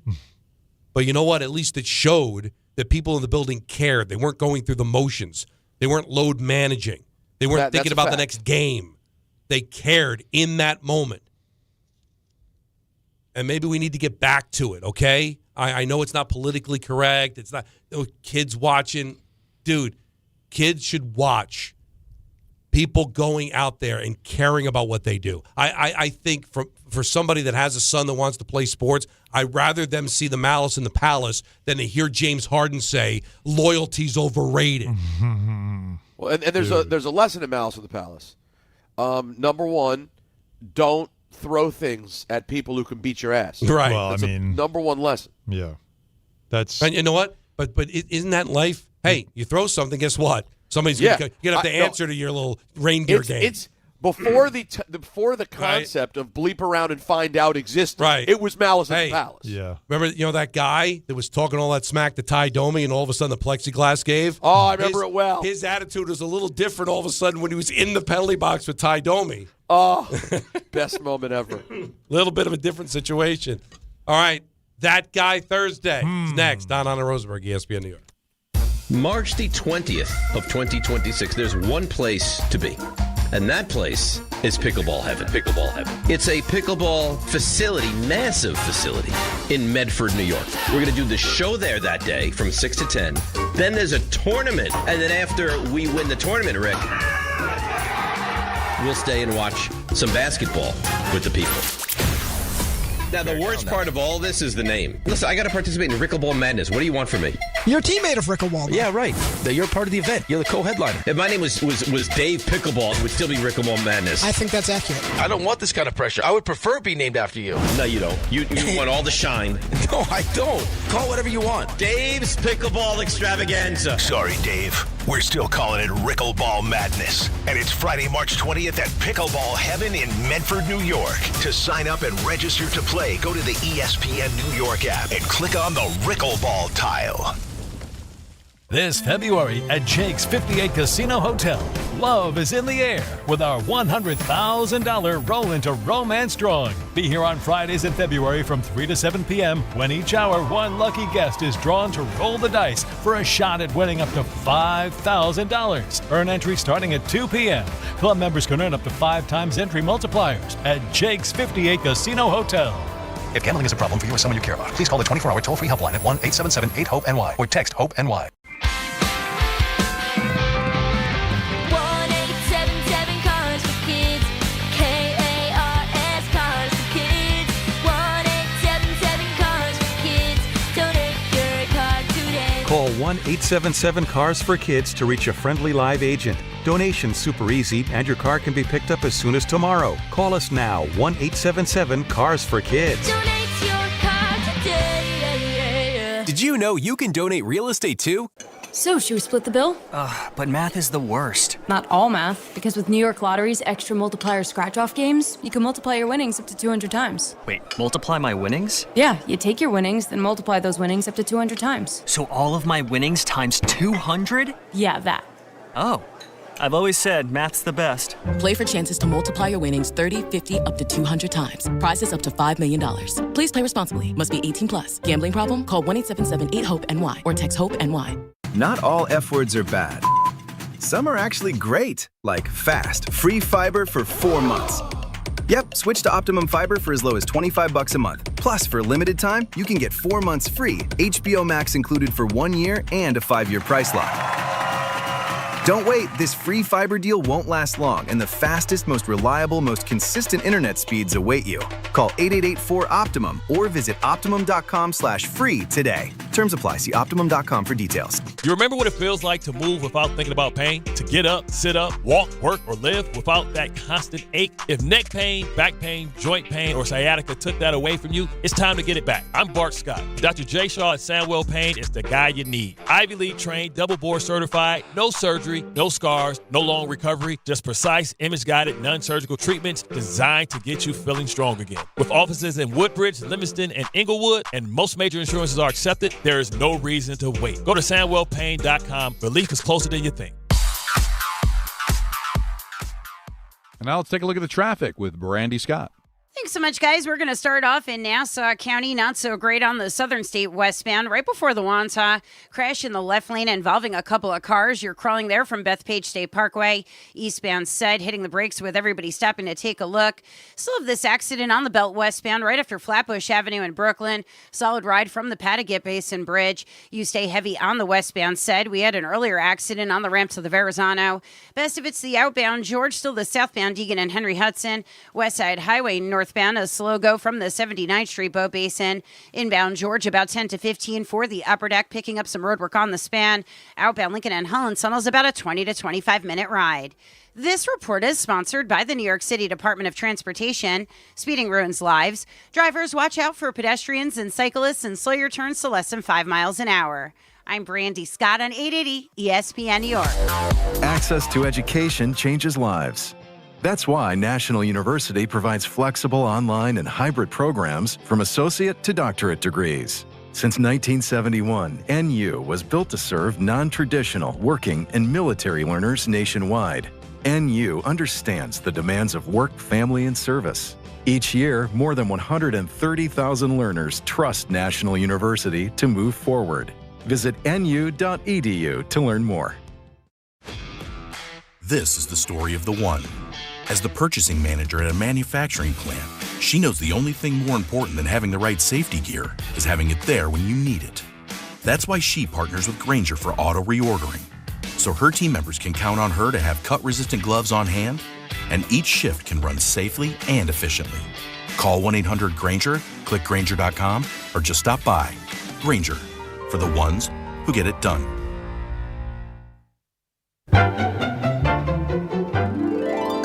We all have that one friend. I'm talking about the yo-yos who set themselves on fire and bathe in pork and beans. Or know that one person. I'm here with my family. Who can't help but be. He's not cool. His voice is weird. He's kind of a dork. His brother's a tool. His girlfriend's annoying. That guy. I didn't know it was banner night. We won't be out for that. It's time for That Guy Thursday. Hey guys, anyone want to play some ball? With Don, Hahn, and Rosenberg. He's just being that guy. Well, Don. Yes. You have a couple of times said today and yesterday, I'm being that guy. Right? That's true. Peter, Don was being that guy. Go ahead. Oh. We had this great idea, an epic idea, to create this list. And we were all going to have our own lists. And we discussed it. We put time into it, an effort. Yeah. Yeah. And I feel like Don was overthinking. You know, like being the guy that didn't want to do the obvious, didn't want it to be, well, of course it's going to be these five. He wanted to be the guy that was like, but you see, you have to go deeper. You have to understand that this song, despite the fact that nary a guitar was played in it, is still considered a rock song. Yeah, you know what, Don? And so I think Don, you have the cajones right now to say the truth. Well, first of all, I can only do this because I love Don, and Don knows that. And sometimes you have sometimes with family, you know, we've got to hold each other accountable. And I think you're too good to worry about trying to sound smart. You already are. So this, to me, your list that you're getting a lot of heat about. Because the guy who loves hard rock had a lot of soft rock in his list. I think you just tried too hard. You were being that guy that couldn't just say, these are obvious. And I'm going to go with the obvious because it's that easy to do. And that's why you're in a bridge over troubled water right now. I love what you've done, Alan. And the truth of the matter is, I have heard from many people who, two things. One, love Don LaGreca. And two, no music. I'm not talking about people who bathe in pork and beans. I'm talking about people who enjoy quality music and no rock and roll, who also feel like, what was Don actually thinking? How could this have been? Not that he didn't name great songs, but definitive rock songs. How could this have been the list? And I think the answer, in the eyes of some people, is that our very own, the arbiter of fraud, was in fact being that guy. Right? I'm so mad at both of you. Because you know what's so because I feel like I'm being ganged up with this whole listing. No. I'm going to tell you why. We're standing in front of you. Even if I We're standing in front of you, taking the bullets for you. Even if I were to concede that Bridge Over Troubled Water might be leaning towards more of the easy listening folk. Yeah. But come on. Yeah. Day in a Life was on my list. No, that's fine. That's fine. Was it not? No, that's fine. That one, nobody. Right? Had a I'm problem. sorry. But you God did only have... knows it's a rock song. No. Is it not a rock song? The Beach Boys are a rock band that's a rock song. Or it might be slow. Or what? Green Day does that yo-yo song. What's the one that everybody loves? With their green hair and everything, but yet they had to grab an acoustic guitar and have it end Seinfeld. Yeah, that's real punk rock. You know every band has that one song and it's rock. that isn't rock. It's rock. It's not. The Beach Boys are a rock band. Now, again, if I wanted to just because I'm a good guy, not that guy, and I wanted to say, all right, maybe I'll give you Simon and Garfunkel, but you can't give me the Beach Boys? The Beatles and American Pie is a rock and roll band. song. We said song. But that doesn't. That's the thing. No, stop it. And it wasn't you. It wasn't you. No, it's not. Because you guys just don't know me. Again, this is what bothers me about people.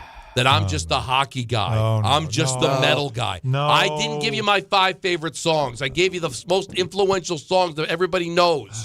that if I put a bunch of metal songs on, you guys would be like, look at Don's the metal guy. He's got to put a bunch of headbanging stuff out there. He didn't want to do the obvious. No, I did what I believe in my soul. If you know me, you know how important music is to me. And I really went there. And you weren't ready for it. That's what it is. You weren't ready for it. No, it was the way you chose to interpret the word rock and roll. No, it's the way. It's my list. You guys hijacked it to begin with. This is my list. All of a sudden it became, what's the quintessential rock? What sounds like rock and roll? These are rock and roll songs. They're on every rock. I am that. I'm not even being performant. I shouldn't have done that. I'm so disgusted with the whole thing. But like, Don, we all have been whispering this, and I feel like it's not right to whisper it anymore. We have to say it in front of you. You know what? We don't want to say it behind you. I knew. You know how I am. I'm never going to lie to you, right? I'm never going to lie to you. I hate that. So he hates this, lying. He this likes whispering was going on, and I'm like, you know what? We need to talk to Don. And he needs to know that that's how we feel. Now, you could be mad at us for feeling this way, but we feel this way because of how we feel about you. Well, that's all it is. And I feel like that was a little bit of like trying too hard, bro. That's all I felt. And that's it. That's it. There's nothing more, nothing less. And you know, you're not any less to me in the world. It's just it's that guy's segment, and I thought this was the time to have the intervention. Well, maybe that guy. Peter wasn't in on this, by the way, to protect No, Peter. I didn't know. I didn't know he was doing This is it. only me. No, and this was a I have another last-second one. decision I made. I don't know if that guy Don was being is exactly what Alan's describing. Like he was trying to be Mr. Thoughtful, I know better than you. I don't think he's that guy. I actually think that guy he was being was just sort of overthinking what the task at hand was. And to me it ended up becoming, as I've said several times, the greatest popular songs in American history as opposed to the greatest rock songs. Like, there's something in the word rock and roll that means something. There's a vibe when you say that's rock and roll. But now means something. But you're creating something that is not mine. I never said that. Greatest rock songs of all time, most influential. You're trying to turn it into something that it wasn't. So how is that my fault? I'm going with the traditional But this is meaning my of rock. list. Okay, and that's It's my segment. That's the part. It's my thing that I've invited you guys to, which, by the way, will never happen again. And all of a sudden, I'm being that guy. I'm trying too hard. Meanwhile, Peter had Tutti Frutti on there. Who's trying too hard, bro? Really? Who's trying too... Honestly, who's trying too hard? What you mean the 2 people out of 3 on the show that said we should include actual foundational beginning of rock music? All right. It's more rock. Tutti Frutti, at least I hear a guitar. See, God only knows you can play it at a funeral. We're going against our own rules, which was no one's wrong. No one's right. No, but until today. No, it's not about... Because you're both wrong. All of a sudden, it was... I have another... That guy. Another one. Another one. The audacity, Peter. Tell me it's Don again. Show me guts. So you got all right. My next that guy, Peter, is LeBron James. Oh, okay. I thought he was just going to go like a clean, you thought he was clean going the whole sweep of the whole show. So this Take out a blowtorch. This is LeBron James on the Mind the Game podcast talking about just how hard it is for us these days compared to the past. The game is different. Playing 82 games in the 80s and 90s is not the same as playing 82 games in the 2020s. It's just not. The way we play, the level of pace, the speed that we're playing at, it's a different game now. The level, the speed is different. Yes. But as we said, physicality, different. Travel, they had 3 coaches on the bench, 1 trainer. Right. If 2 guys got hurt, the guy who was less hurt was told, hang on a second, I'm working on this guy. Right. Like, honestly. Trainer had a bucket of dirt to rub on wounds back in the day. Like I've always wanted, if we could ever get a flux capacitor, I want to put LeBron in the DeLorean and send him back to where all of a sudden he walks into Old Boston Garden and there's Bill Russell and them boys. Hey, Doc, what are you doing with LeBron? And they hand him... a couple of, they don't even have Chuck Taylors then. I don't know what the hell they were called back then. Right? The sneakers just... Yeah, they were grippy socks. Lace these up. And here's the cotton jersey. When you start sweating, it's going to get heavy. That's just life. Oh, no. Do we have any scuba gear for you? No. No leggings, no arm sleeves, no hip pads so when you fall down on the court it doesn't hurt.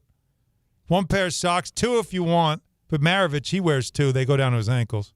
We make fun of him, but don't tell him.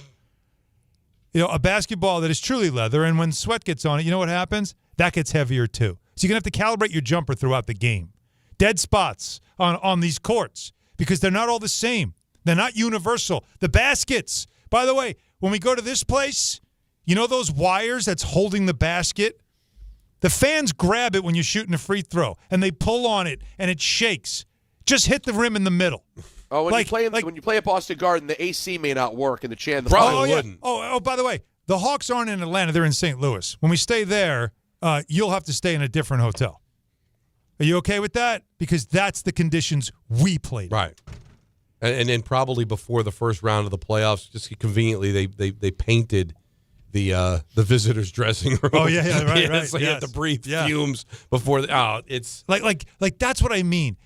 He's being that guy here because he tries so hard to try to tell you how much harder it is today compared to the guys in the past, and all you keep doing is ignoring the fact that what you guys have pales in comparison to what those guys had. And the reason why you have all this is because you stand on the shoulders of those men, those pioneers that had to go through what they went through, working summer jobs sometimes. He's going now.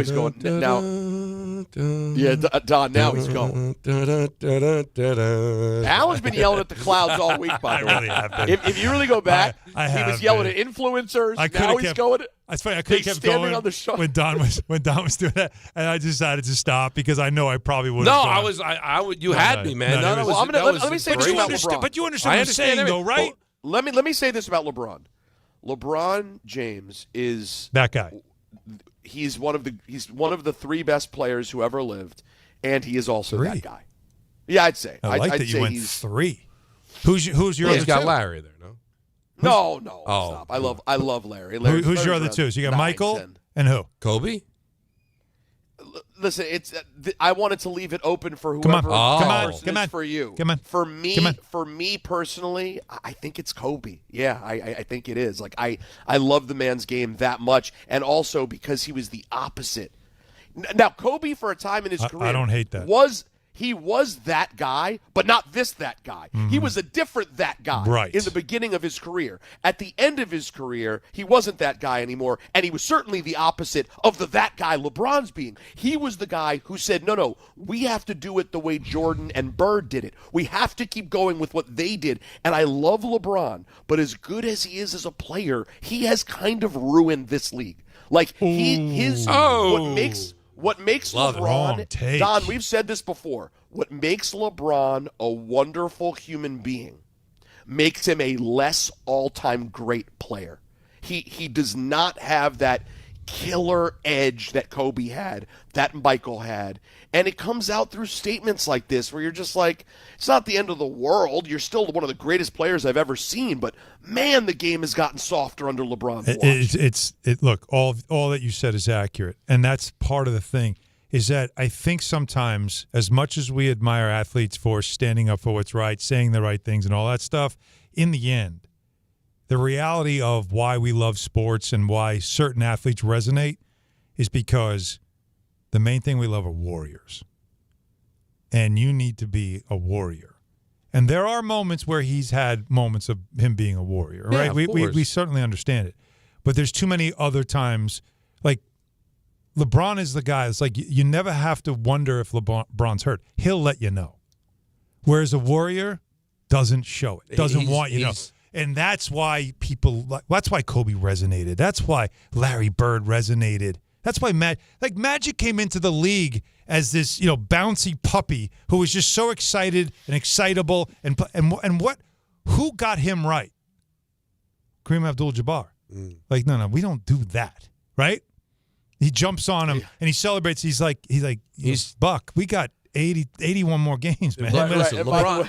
You know what I mean? Like that's classic moment. And he learned that though from the guy he called Cap. He learned that from Kareem, and so then he became that grizzled veteran, understanding that No, it is about the grind. It is about the competition. It is about never giving an inch, never allowing an opponent to get a win because you just were like, it's who cares? It's one game. No, not that guy, not that team. He seems a little too concerned about his legacy. Yeah, but but meanwhile, he's so hurting concerned about his legacy that he makes all these mistakes that are going to end up hurting his I wonder legacy. who agrees or disagrees with us here. Well, I love this conversation. 1-800-919-3776. Later on, we've got some Yankee news we've got to get to. Yeah. We've got an ENN at 6, right till 7, then Dan Grassa right here. Don, Hahn, and Rosenberg, ESPN New York. Finding great candidates to hire can be like, well, trying to find a needle in a haystack. Sure, you can post your job to some job board, but then all you can do is hope the right person comes along, which is why you should try ZipRecruiter for free at ZipRecruiter.com/ESPN. ZipRecruiter doesn't depend on candidates finding you. It finds them for you. Its powerful technology identifies people with the right experience and actively invites them to apply to your job. You get qualified candidates fast. So while other companies might deliver a lot of hay, ZipRecruiter finds you what you're looking for. The needle in the haystack. See why 4 out of 5 employers who post a job on ZipRecruiter get a quality candidate within the first day. ZipRecruiter, the smartest way to hire. And right now, you can try ZipRecruiter for free. That's right, free at ZipRecruiter.com/ESPN. That's ZipRecruiter.com/ESPN. ZipRecruiter.com/ESPN. ZipRecruiter. Looking for the best meat and seafood at unbeatable prices? Get to Wild Fork Foods. They offer the widest selection of meats and seafoods you'll find anywhere. Everything is blast frozen to lock in flavor and nutrients, from beef and poultry to seafood, pork, and even exotic and game meats. You'll get the best value for your buck. Visit one of their 7 locations across Long Island and New Jersey, or order online for same-day delivery at wildforkfoods.com. Wild Fork Foods, your neighborhood's meat and seafood market. Hey, it's Rich Eisen for Pella Windows and Doors. Sometimes teams take a timeout to regroup and call the right play. When it comes to your home, Pella Windows and Doors always has the winning game plan. They do it every day, and that's why your neighbors trust them. Visit Pella.com/Eisen today. Right now, Pella Windows and Doors of New Jersey is offering 25% off windows and doors and 0% APR for 24 months. Some restrictions may apply. See store for details. Offer ends February 28th, 2026.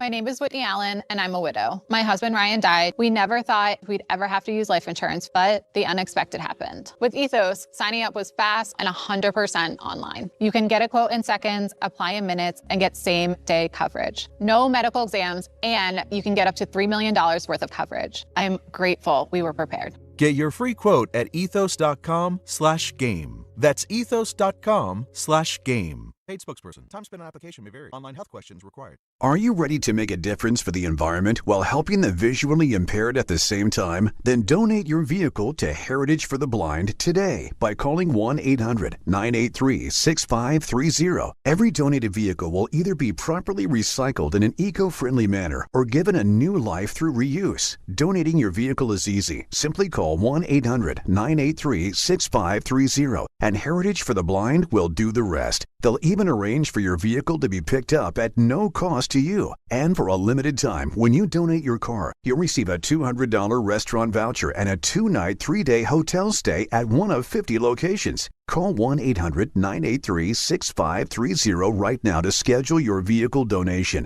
and make a positive impact on the environment while helping others. Heritage for the Blind, where every car donation counts and every person makes a difference. Call 1-800-983-6530 now. This advertisement is paid for by Heritage for the Blind.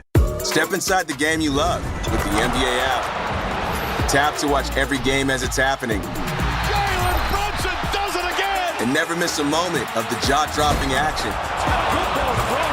Get closer to the players than anywhere else. Follow the latest schedules, scores, and stats. Keep up with every story from across the league. And with NBA ID, it's all personalized to you. The game lives here. Download today. So, should we split the bill? But math is the worst. Not all math, because with New York Lottery's extra multiplier scratch-off games, you can multiply your winnings up to 200 times. Wait, multiply my winnings? Yeah, you take your winnings, then multiply those winnings up to 200 times. So all of my winnings times 200? Yeah, that. Oh. I've always said math's the best. Play for chances to multiply your winnings 30, 50, up to 200 times. Prizes up to $5 million. Please play responsibly. Must be 18 plus. Gambling problem? Call 1-877-8-HOPE-NY or text HOPE-NY.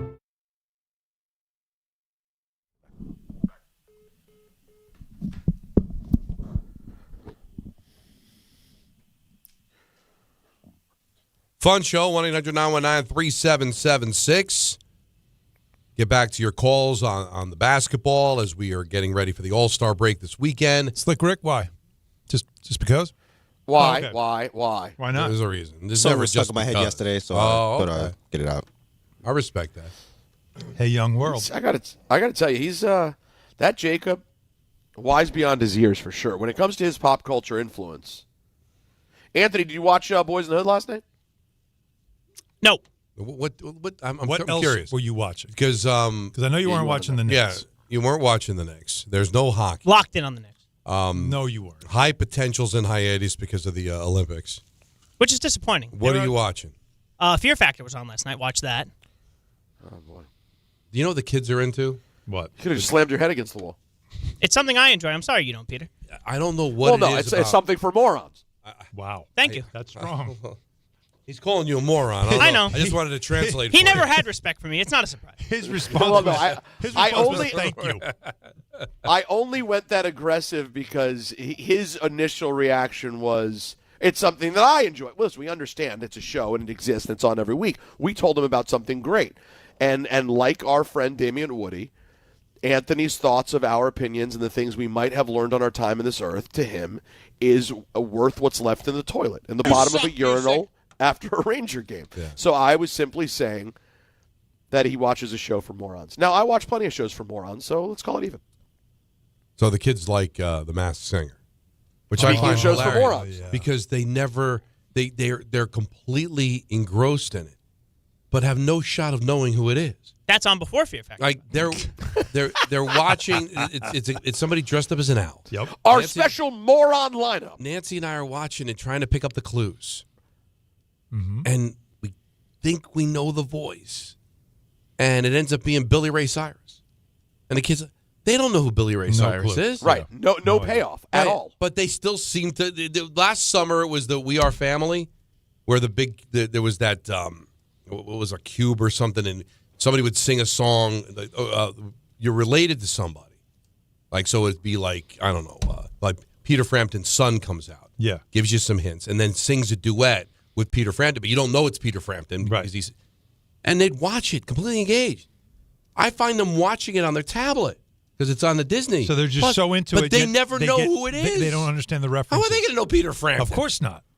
No, it's hilarious. They're not because even going to know Billy Ray Cyrus. What the payoff of the show is supposed to be is completely lost on a child audience. Yes, there's there's no nostalgia whatsoever. Right, but they like the costumes. They like the costumes and just the whole idea, the spectacle of it's a secret and they've got to figure it out. Clues. It doesn't matter that they can't figure it out. So it's actually pretty interesting. There are certain shows that when I see, like, I don't watch them, but like when I see the commercials on TV, I go, this is sort of the time capsule of, like, look how dumb we are, like, in the world. And The Masked Singer is one of those things I put, like, I feel like at a meeting, when they come up with shows like The Masked Singer or some of the other different reality shows and competition shows, the people in the room sit around going, we all agree that TV viewers are absolute morons, right? Right. What can we come up with that could entertain an absolute buffoon? Maybe an ape. What would an ape enjoy? Right. And that's where they come up. We put a big costume on them. They sing songs we know. You know, it's interesting. Like with the We Are Family, they're both Fox shows, right? And I remember the one time they'll like trying to guess who it is, and they'll guess like Kanye West. Like, you really think Fox got Kanye? Honestly, like there's certain people you can eliminate. Okay. Yeah, exactly. They get Peter Frampton. Yeah, that's doable for Fox. Yeah, like Jay-Z. Yeah, they got Jay-Z. I'm sure he's here. Jay-Z dressed up like costume on. Yeah, like a tree. That's a great. And that is a great point. Are there really ever guesses that are that insane where you go, seriously? Oh, yeah. You thought they did that? Absolutely. Barbara Streisand. Taylor Swift. Yeah, no, it's not Taylor Swift. Like somebody last night was Billy Ray Cyrus. The guesses by the celebrities. Right. One of them was Ted Danson. These are the guesses. Ted Danson? Ted Danson, Woody Harrelson, Matthew McConaughey. Maybe Ted Danson. Maybe. But you really think Matthew McConaughey is going to dress up like an owl? Right. Or Woody, yes, or Woody McConaughey. Woody, considering it feels like McConaughey's entire career is kind of commercials now. I guess, but I don't know. I don't think a Fox game show is gonna be able to afford. No offense, Matthew McConaughey or Woody Harrelson. You know what you got? You got Billy Ray Cyrus. Yeah, right? Miley's dad. To you and me. That's right. All right, let's go to Dave in Queens. You're on ESPN New York. Hi, Dave. Hey, guys, man. I really appreciate you guys taking my call, all three of you, because I heard last week somebody didn't acknowledge Peter, so I want to make sure that. Thank you. Well, they had an agenda, obviously. No, we know. They didn't like me. Thank you. Hey, I got a couple of takes here, so I really hope you give me some time here. But I'm going to start with one thing that Don, you said earlier. Greed is not good. It's actually part of the problem that we have here societally and in the sports. But that's the highest level of the takes. Right. When you guys are talking about the sports and the four sports, you compared them.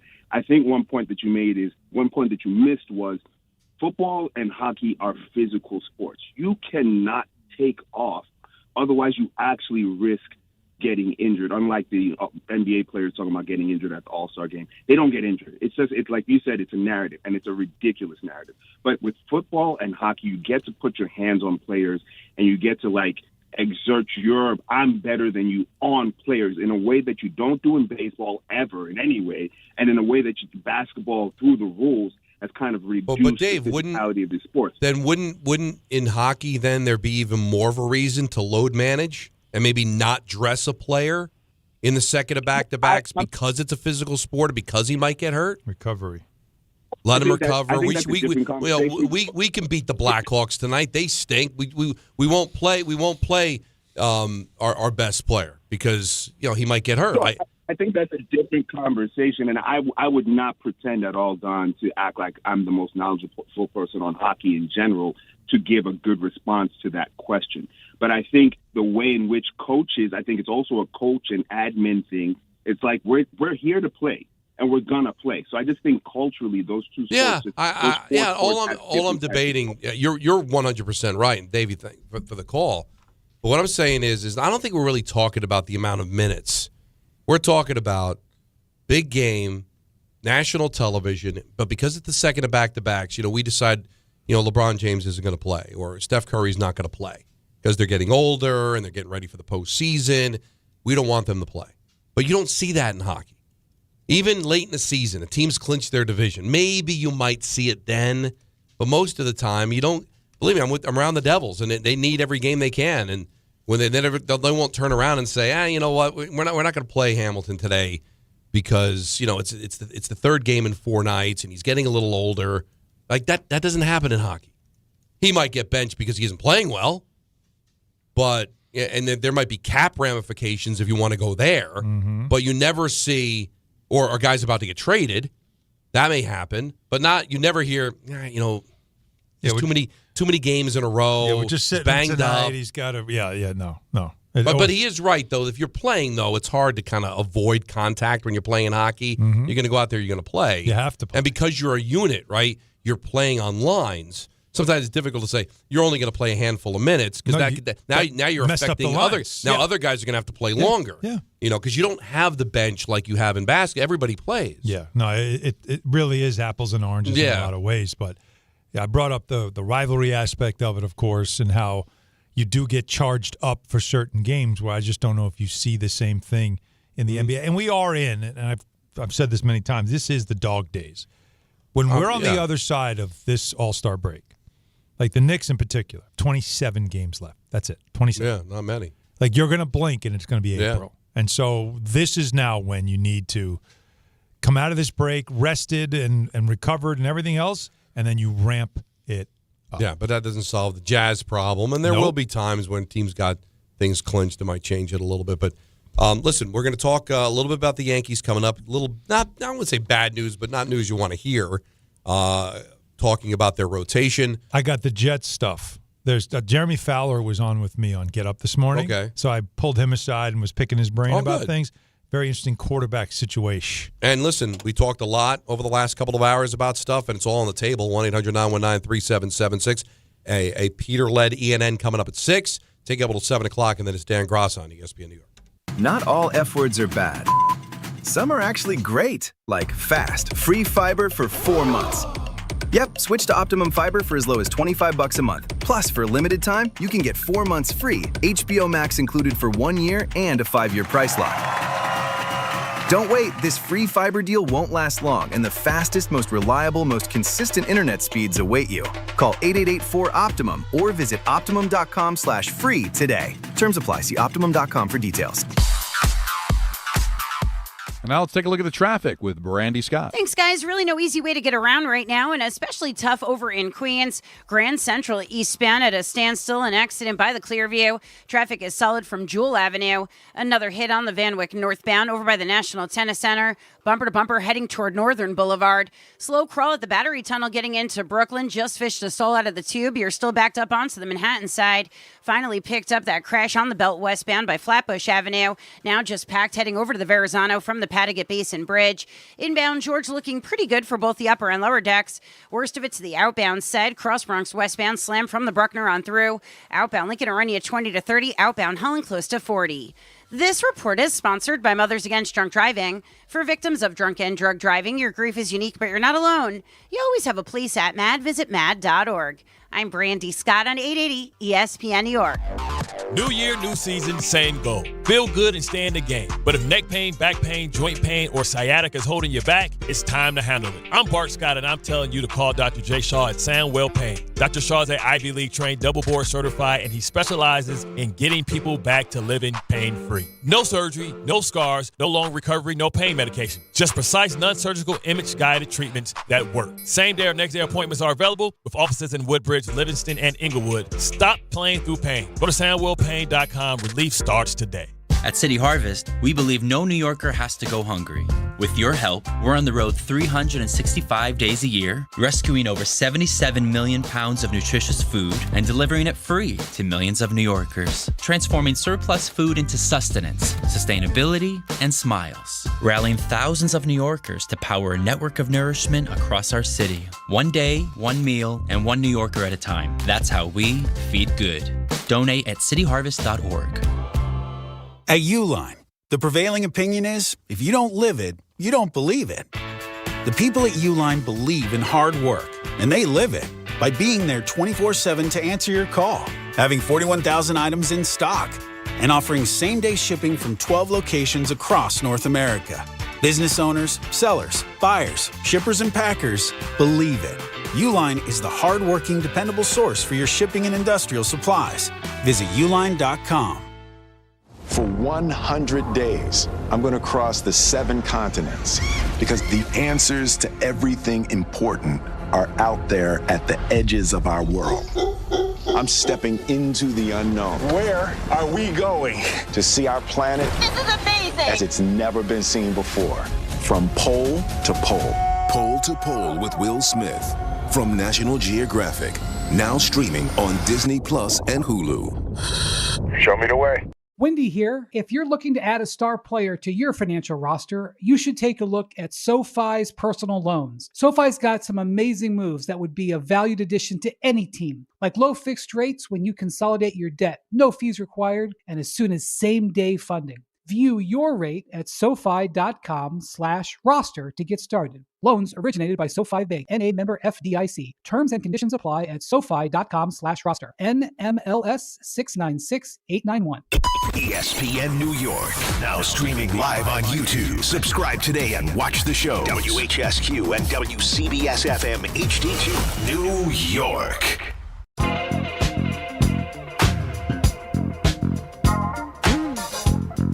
Game Time is brought to you by Tullamore Dew Irish Whiskey, because when it's game time, it's Tully time. Everybody's off. When I mean everybody, I mean everybody. Mm-hmm. But we do have Latvia and the U.S. in Olympic hockey, and U.S. is up 4-1. Brock Nelson, former Islander, has a couple of goals in the game. Jack Hughes playing? I didn't even look to Gracie see if he was said dressed. he has a point. Jack Hughes playing? Well, I guess if he's so got he must a have an point, assist. that she wasn't talking. It wasn't Quinn. Well, she knows the difference between Quinn and Jack. No, right? I don't know, but she just said Jack Hughes' first point. I mean, but maybe she saw Hughes. I'm doing a show, so it's kind of hard. I'm checking right folly. now. But yeah, double check. I know Quinn's in. Quinn had a goal disallowed. I think she's ahead of herself here. She's ahead of her skis, as you would say. So that's what we have going on in sports. Jack Hughes has an assist. Yeah, there you go. on Brock Nelson's He goal. actually has 2. He has on 2. both Brock Nelson goals. Oh, so he's, That fourth line's playing pretty well. That's it. Wait a second. Both. I don't have. Oh, there's the other one. That's pretty good. Yeah. You got a fourth line consisting of Brock Nelson and Jack Hughes. Pretty good. She texted me back, "Girl, I'm positive."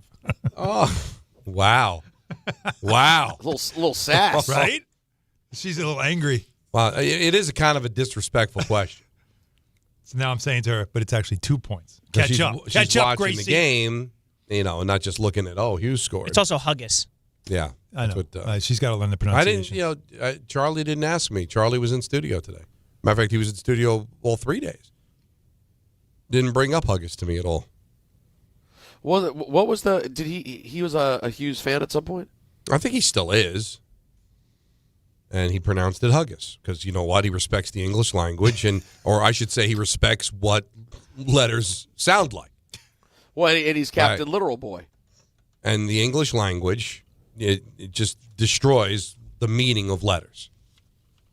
Unnecessary use of letters.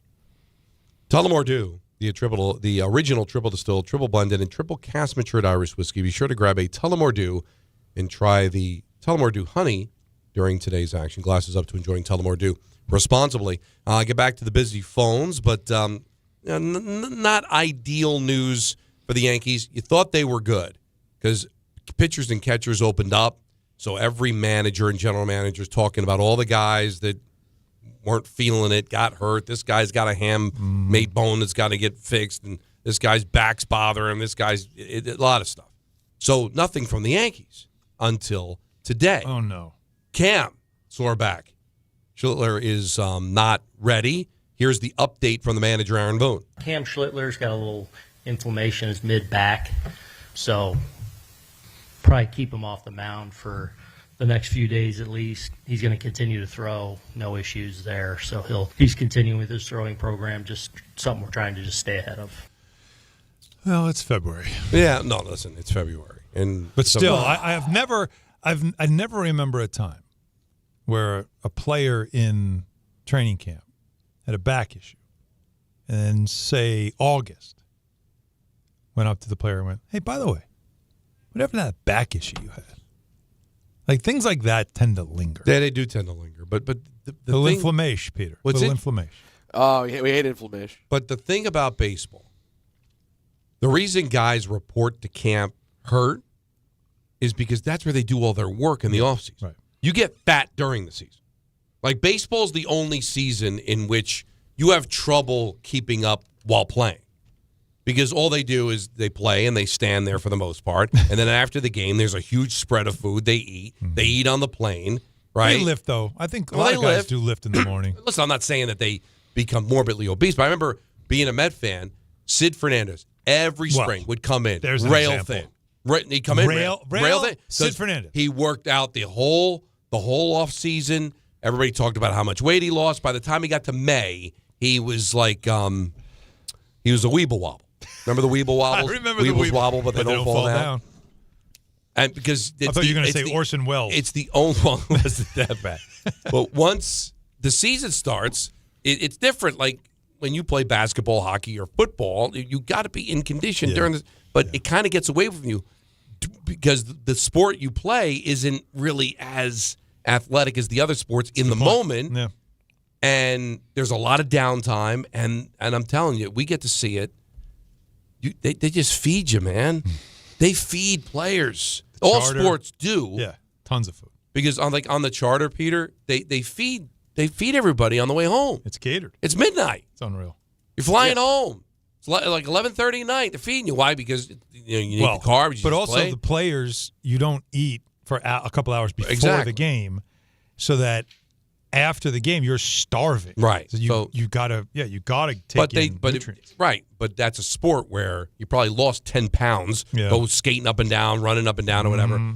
But baseball, you might have been standing there, went 0 for 4, got caught looking all 4 times. Imagine like if you DH. literally, the whole game was basically jogging to your position and then back to the dugout. That's your cardio. And then after the game, a spread that like a wedding. Oh, like you dream about. Right. And yeah, literally. And then that happens. So anyway, Cam, level of concern about your back? 0, I'd say. Again, like it's early. I've been dealing with it for a little bit, so I just want to make sure I'm on top of it. And again, ready for opening day and that week in San Fran. Just like mid back, just like minor inflammation. Needing more, lat as well. So just making sure I'm staying on top of that the next few days and get ready for games. He's young. I trust him. It's so interesting. I don't even know how to take this. Whether you want to take it as a compliment or being disrespectful, I don't know. I don't even know what I mean. But you'll understand it when I say it. Okay. Baseball is not the most popular sport in this country anymore. It's football going away. Yep. And in a lot of pockets in the country, it's being challenged by basketball. Mhm. Okay? But nothing gets covered like baseball. Nothing. It is amazing. As newspapers are laying people off, you've got teams that like nobody travels that covers the team. Baseball will have 160 people on the beat. Because the knee-jerk reaction is the player's got zero concern. Who the hell's going to know he's got a bad back? Right. Right? You don't even have to tell anybody. It's not like there's any swelling. It's not like he's wearing a cast. He's not in traction. But Don, it's February 12th. But the reason is that there's literally 106 people that are probably rummaging through receipts in hospitals to see if he's got an X-ray. It's crazy. They're going to find out, so they got to tell you. Actually, that was so low key. It's February 12th. Like he just throws it out there. But Don, like think about it. What other sport gives you that much access? They really do give you a ton of access. You're talking to players like spring training is the place. First of all, it is vacation for sports writers. You get out of New York, you get down there, warm weather, you're hanging around the ballpark. Like that's your day. You're there all day. And all you're doing is just talking to players constantly. And you're filling up your notebook. It's like no other league does this, where you have that much access. I know, but it is kind of crazy. Like football is amazingly popular, and it's covered by a bunch of people. I'm telling you, in football they wouldn't even tell you. Oh no, they wouldn't tell you. No, they wouldn't tell you, and you wouldn't find out. And you wouldn't know because you can't watch. But baseball, because it's so well covered, and these guys are so good. So I guess ultimately I'm calling it a compliment. But the coverage is probably overboard because it's not as popular as football. But it is popular. But like these guys are so thorough. They're going to find out. And then the Yankees will look back like, why didn't you tell us about Cam's back? Yeah. How did you know about Cam's back? Well, I was rummaging through the dumpster outside his hotel, and I saw that there was a prescription for this, and it's only used for backs. And I talked to 6 doctors who said it's usually the middle of the back. Like, dude, how did you find that out? Well, Dude, each newspaper has their own dumpster dweller. But it's not all the president's men. It was the thing. Right? Crazy. Sports...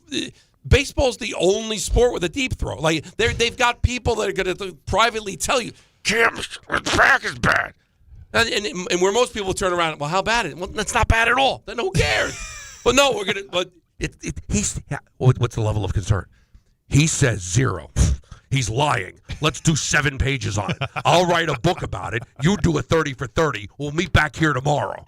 But serious question: who are the? What's the crowd that's reading these articles?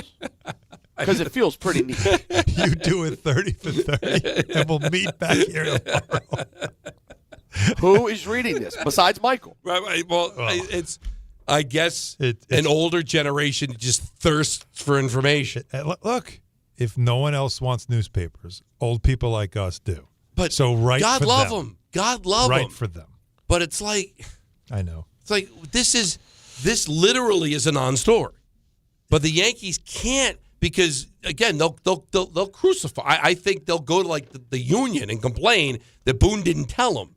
Well, what you don't want is at some point right before or when the spring training games begin. When's Cam pitching? Oh, he's not yet. He's just back throwing on a mound. What do you mean back throwing on a mound? Like, you don't want to, you know what I mean? Like, so we'll tell you now, and we'll tell you it's no big deal. You guys can go crazy about it, look stupid, when in a week from now, he's back throwing on the mound, and he is throwing in the first spring training game. But that's what we do. We need content. But but if you're the arbiter of the content, you'd be like, well, how bad's the back? Yeah. Well, here's what we know. Boone says it's no big deal. The guys whose back is hurt says is zero concern.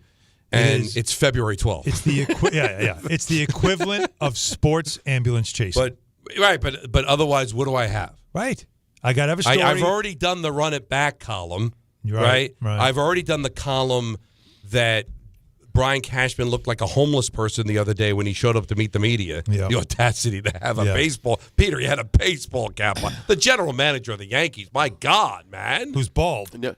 He dressed like he was going to go see Korn. What business does a man whose entire life is spent in baseball have wearing a baseball cap? What are you doing? Show some respect, sick, man. What kind of sick freak even wears a baseball cap? Fedora Mavens baseball cap? Yeah, come on. We're gentlemen here. Right. Yeah, we sell the cap to the morons. right. Well, yeah, the caps are for the morons, man. Yeah, you mean we the don't morons? wear the Yes, caps. the morons, the players and the fans. They're the morons. You're the executive. What's the matter with you? What do you watch? Fear Factor? Yeah, come on. Stop. That's too far. Too far. Can we talk about the sport everybody loves? You don't want to hear Max Fried? Oh, I didn't know there was more. Max Fried spoke. Max Fried spoke about Cam's back? No. Oh. He did. I don't know if it would have been funny if it's any more important than that. How this about can't be serious. Does he have a scratch on his arm? What did you learn after your first year in pinstripe? Oh, wow. First year in pinstripes, at the end of the day, it's all about winning. You just got to make sure that you go out there and win baseball games, and the end goal is to win a World Series, and if you don't do that, it's not a good year. So you know what the standard is, you know how hard you have to work, and the kind of the steps that need to go throughout the year, and just keeping that. Oh, you know what? You know what's funny? He tried though. You know what's funny about it's almost like a hostage video. Like you listen to him. It's all about winning here. And if you don't win, it's not a good You're holding up the newspaper with today's date. They haven't fed me in 3 days. If you don't win, the season's meaningless. Are we done? Can we Yankee move on? pride. Yankee pride. What did I learn? The way he opened that, what I learned, and then he pauses. Well, that's funny. Like, was it like? Did he learn that? Like that to me sounded like, yeah. What I learned is you guys are all tools. You guys and you don't give us any respect unless we win a chance. Like that's the way I kind of tell you, right? Like Yankee fans can look at it and go, "Oh, that's what I love about him, man. It's all about the winning." And I think he meant it like, no, you guys, dude, relax, chill. Would it be? You must chill. It's like you must chill. You do that part, and then you do the what he's really thinking. Right. What I learned is you guys are all tools.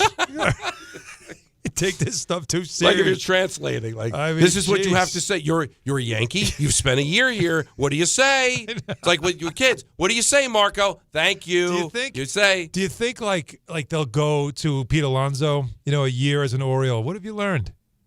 Tell us what does it mean? What does it mean? What have you learned about being an Oriole? Baltimore, seafood is popular. Yeah, what I learned? Right. Oh, check still clears. Like what? Yeah. But it's again, the only franchise that you asked that question. February 12th. Max, you healthy? Yeah. Oh God. Oh, you sure? Sure not anything? What did you learn? I've got 7 more pages on my pad here. It's so true. What we got? We got to do something. I've been there. It really is a panic situation. No hangnail? Right. OG doesn't have a toenail. Do you not have a toenail? Any thoughts on the immigration policy? Oh, Anything? wow. ICE? Maybe give me something. I got 7 pages to fill here. I need to be on the back page. There's no we got basketball papers for a week. Right. I need something. Otherwise, God I'm going to put love the Mets on the back page. I am. Did you see Luke Weaver? He had a Yankee bag. I am not mocking. Did you see him? I am not. I'm being serious, and I have all the respect because these guys are amazing at what they do. I don't know how they do it, but it's like given the Yankee beat is like it's like they're sending you to the Ukraine to cover the war. Like it's that level. It's that level. Where are you going? I'm going to Ukraine. Okay, where are you going? I'm going to Tampa. Oh dear God, wow. boy, do I'll say a prayer. Please, can I go with you to the Ukraine? Please. because it's February. I don't mind covering this team on opening day, but pitchers and catchers. No. Give me ideas. Well, if it's like this now, imagine you guys must remember well what it was like. Oh, it's not even close. Like, think about this. Like, Stanton tweeted something at 3 a.m. and your editor calls you because it's all over the place. And it's like, what were you doing? I was sleeping.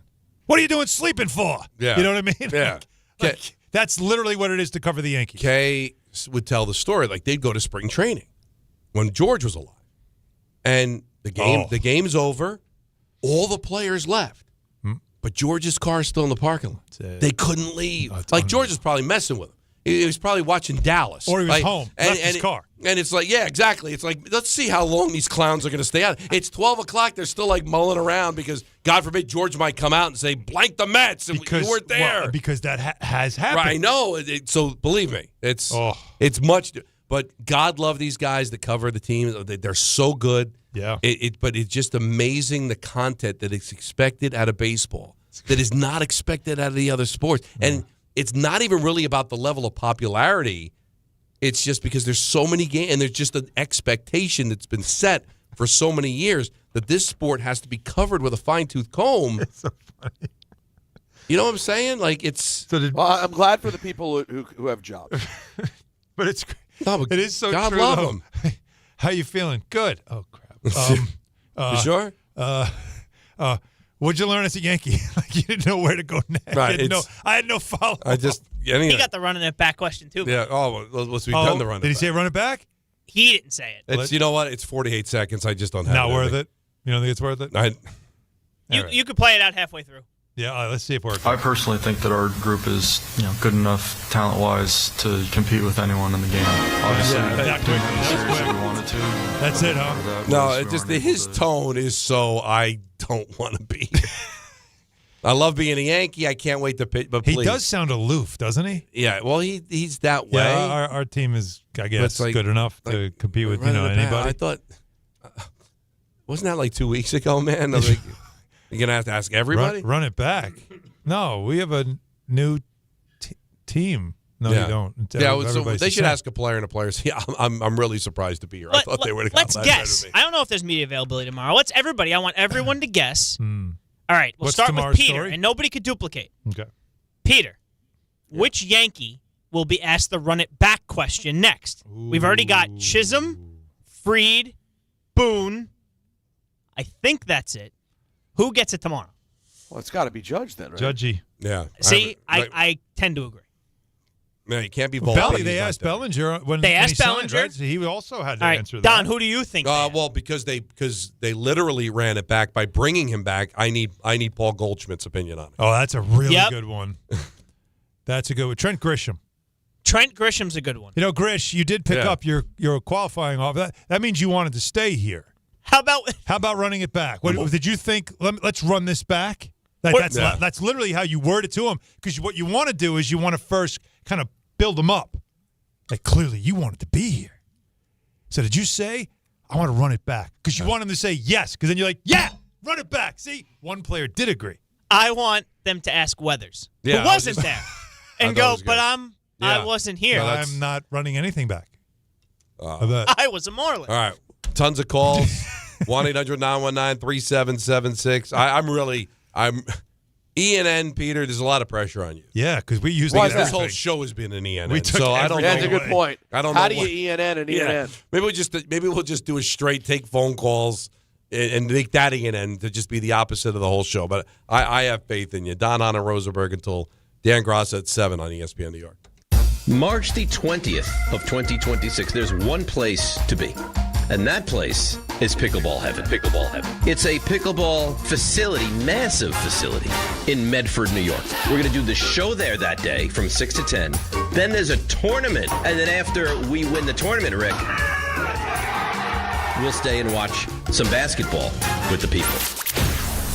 Now, the worst part of all this is the name. Listen, I got to participate in Rickleball Madness. What do you want from me? You're a teammate of Rickleball. Yeah, right. You're part of the event. You're the co-headliner. If my name was Dave Pickleball, it would still be Rickleball Madness. I think that's accurate. I don't want this kind of pressure. I would prefer it be named after you. No, you don't. You want all the shine. No, I don't. Call whatever you want. Dave's Pickleball Extravaganza. Sorry, Dave. We're still calling it Rickleball Madness, and it's Friday, March 20th at Pickleball Heaven in Medford, New York. To sign up and register to play, go to the ESPN New York app and click on the Rickleball tile. Prizes, flyaways, even cash money. You want it? We've got it. Find a list of all contests and official rules by visiting ESPNNewYorkContests.com. That's ESPNNewYorkContests.com. I know that hiring can be challenging. You sort through tons of resumes and you get too many so-so applicants. You're just waiting for someone to match your role perfectly. Well, now, there's a place where you can meet them fast. ZipRecruiter. Need to hire right away. Start your search for strong candidates. The right fit awaits. Build your team, build it sooner.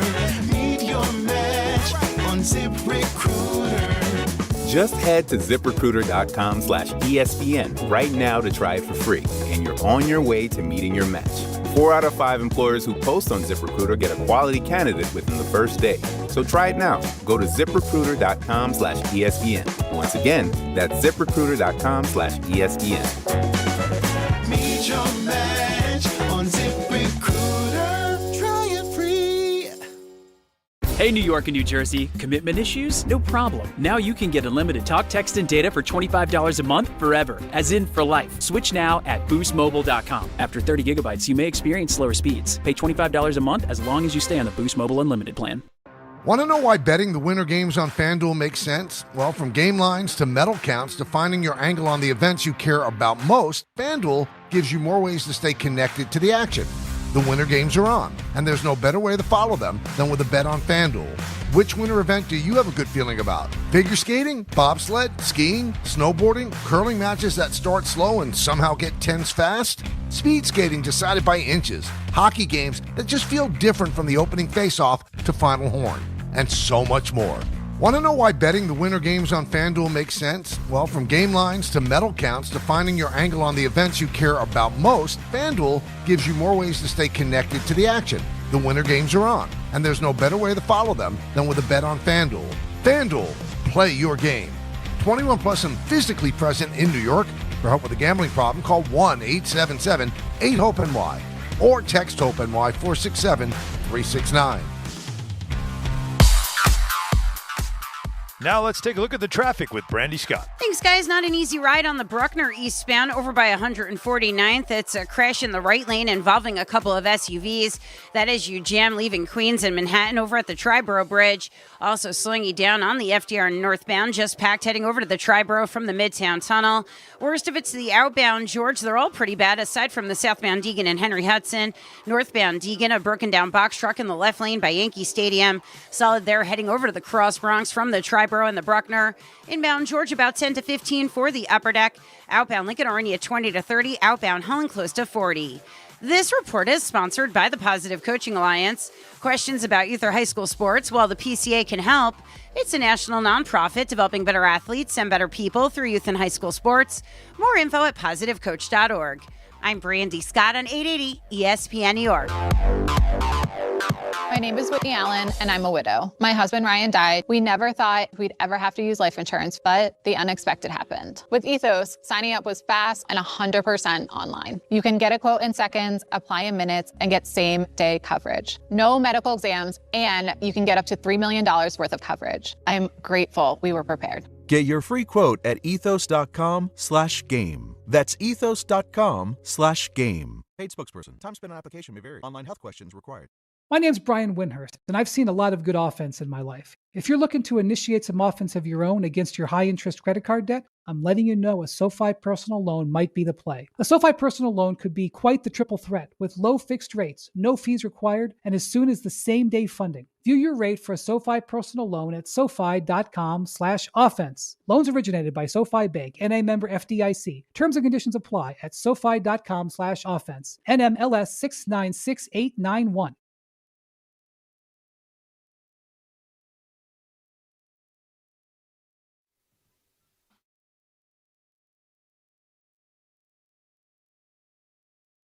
Let's get back to the busy phones. 1-800-919-3776. Why don't we talk to Mr. Ray in Connecticut? You're on ESPN New York. What's up? Guys, how's it going? Good, man. What's happening with you? Doing well. Thank you. Thank you for taking the call. Just wanted to piggyback off Peter's take about LeBron and, more in general, the modern star. I kind of take a little offense to KD always trying to make people feel dumb, and saying the old heads. But all I remember is that when they were the young heads, they still didn't care about these type of things, and the All-Star game, and more, to me was, if you recall, in the 80s, that's really what made the popularity grow even more. Seeing Jordan versus Dominique, seeing the biggest stars doing these events, and they never cared to do it. And just imagine if LeBron would have done that a couple of times, or seeing him face Kobe. These things would have been classic matches. And I really feel it was a shame, and that's what it is. There is no loyalty. There is no, sorry to sound like the old guy on the porch, but that's what it feels like, the grit. That's why we respect MJ and that whole era, because they took no days off, literally, but just mentally, too, having that killer instinct, having respect for each other, but not wanting to be your buddy at the end of the day. So just wanted to say that. Love you guys. Have a great one. That's one of the reasons why they wondered if the dream team would work.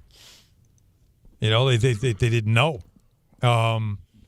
But what he said about like KD, LeBron, like that era when they were younger, is very accurate. And it was almost like they were too cool for school. Like they were too cool for that, the old guys being all competitive and, bravado and all. Like, man, chill. Like we're all this is a business. Like, we're all in the business together. Like, we want to see each other succeed. They did a lot of that kind of talk, and it was a good way to unify, and I understand that. It was good for players to have that. But they did kind of look at that old school mentality of toughness and grit and competitiveness and some of that bravado, and they looked at it as if it was like extra. Like, we don't need to do that. Like, we're above that. And that was that era, man. Like, it was. They laughed at that stuff. They joked about it, how it was like silly almost to act like that. Maybe too much the other way, too. We can find a happy medium for sure. Well, that's the problem, is it always swings. Yeah. The pendulum always swings. You're trying to just put it in the middle, and we aren't there right now. Well, we were having a conversation before the show, and John Winthrop was making his case for how the NBA is disappointing in this approach at times. And it did make me think, like, it would never happen because there's too much money involved and, we're never going to go back. But based on all the stories that I've heard about what the NBA was before I was of age to know what the NBA even was, it sounded like the attitude that exists now is the only thing that could eventually, slowly over time, get the league back to being that. Meaning, in the 70s, when the league was complete chaos, people had checked out. They didn't take it seriously. Right. The whole thing was like a goof. Yep. And obviously, again, it'll never go back to that because there's too much money involved. But this would be the attitude. That would bring it back to that. Like, well, why do we have to care about regular season games? Well, we can play for the championship. Besides that, we go out and have a good time. Well, that again, if you remember, if you look up what the late 70s in the NBA was like, there was a drug problem, there was a partying problem. That's when money started to become a thing, even though it's nowhere near what it has become. But there was a lot of that going on then, and the league was not in a good place. That's clear. They had to get it right, and that's when David Stern took over. So, maybe that – and it always takes one generation that just decides that whatever's going on right now, this ain't it, and we're going to change it. And usually it's the generational type players that do it. And a lot of times, too, I usually use this defense in baseball, but I'll use it in basketball, too, is that a lot of this is coming from the organizations. I don't want you playing it. Yeah, no, you're right. Because the analytics have come in. It says, you know what? Maybe Michael Jordan could have been a little better, believe it or not, if he didn't play all 82 games and play 43 minutes a night. Somebody did the math and said maybe he would have been a better player. maybe all these guys would have been a little bit better. Maybe if the Bulls didn't go for the record every year and wins, maybe they would have won 8 championships instead of like that's the logic that gets used all the time. And I think that's what happens with baseball. That's why Lou Gehrig's record never be broken. Well, It doesn't make sense to play 162. You know why the Bulls dynasty ended? Well, because of the relationship with but Krause, the GM, Krause, was basing it off of time. And his whole thing was, and it wasn't analytics, but it was along the lines of thinking that way, is rather than say, I have the best team in the history of the sport, and we're just going to keep feeding the beast and win as many as we can until we fall off the face of the earth, which is what they did in Golden State. But he said, this is going to crash. I want to be ahead of it. Yeah. And so let's get out from under some of this and reset. Yeah, the branch Ricky, it's better to get rid of a player a year too early than a year too late. Krause was overthinking it. It was just it was too soon. And everybody thought it was because he was mad about how they disrespected him. He just saw a decline was clearly coming. Scotty wasn't happy anymore. He wanted to get paid more. So he saw there's misery there. Phil was impossible to deal with, always trying to angle away to go somewhere else to get more money. And Michael was getting older. And so his thinking was, that's why it's the last dance. Yeah. Because he let them all know, this is it. We're not going to keep doing this because this isn't sustainable. And that's what's crazy is maybe it would have gotten another year or two. A little longer. Maybe they would have gotten one more year. It would have came to an end. But they never had a chance. Derek in Harlem, you're on ESPN New York. Derek. Hey, what's up? What's up? So I was having this conversation with my brother, and it's a society thing too. Younger people just don't have the same work ethic as older people. They don't want to work the same as we do. They don't want to get up early. They don't want to be on work on time. That's a broad brush. But I know plenty of young people that work their ass off. I'm gonna give you some examples. Okay. Like I work in the music industry, and Peter, you know this. There's a lot of people who just go in the studio, they play around with a record, and they don't put anything behind it. They're not trying to make music. They're just trying to get a hit. They're just trying to make like a quick lick. And it's the same thing that's affecting like all the sports. Like the guys, they're coming in and they're a brand. They're making their TikToks, they're making their podcasts because at the end of the day, they want to control their narrative on their brand. They don't want you, Alan, to write about them and control the narrative. They want to control the narrative. That's true. So everything is about how can I control my brand? Okay, if I got a sneaker deal, I don't need to play in an all-star game because I don't need to make my brand bigger. I'll just do my own podcast. Or I'll do this. I don't have to do that on a game. Mm-hmm. So all those things kind of affect the NBA right now. And maybe, Don, you tell me this, because I looked at the hockey. Like, the minimum on the hockey is what, like $800,000, where the minimum in the NBA is like $2 million plus a guaranteed contract. So that's why they play a little bit harder, because even if you go back to Europe, you're only making $300K over there, and that's not even U.S. dollars.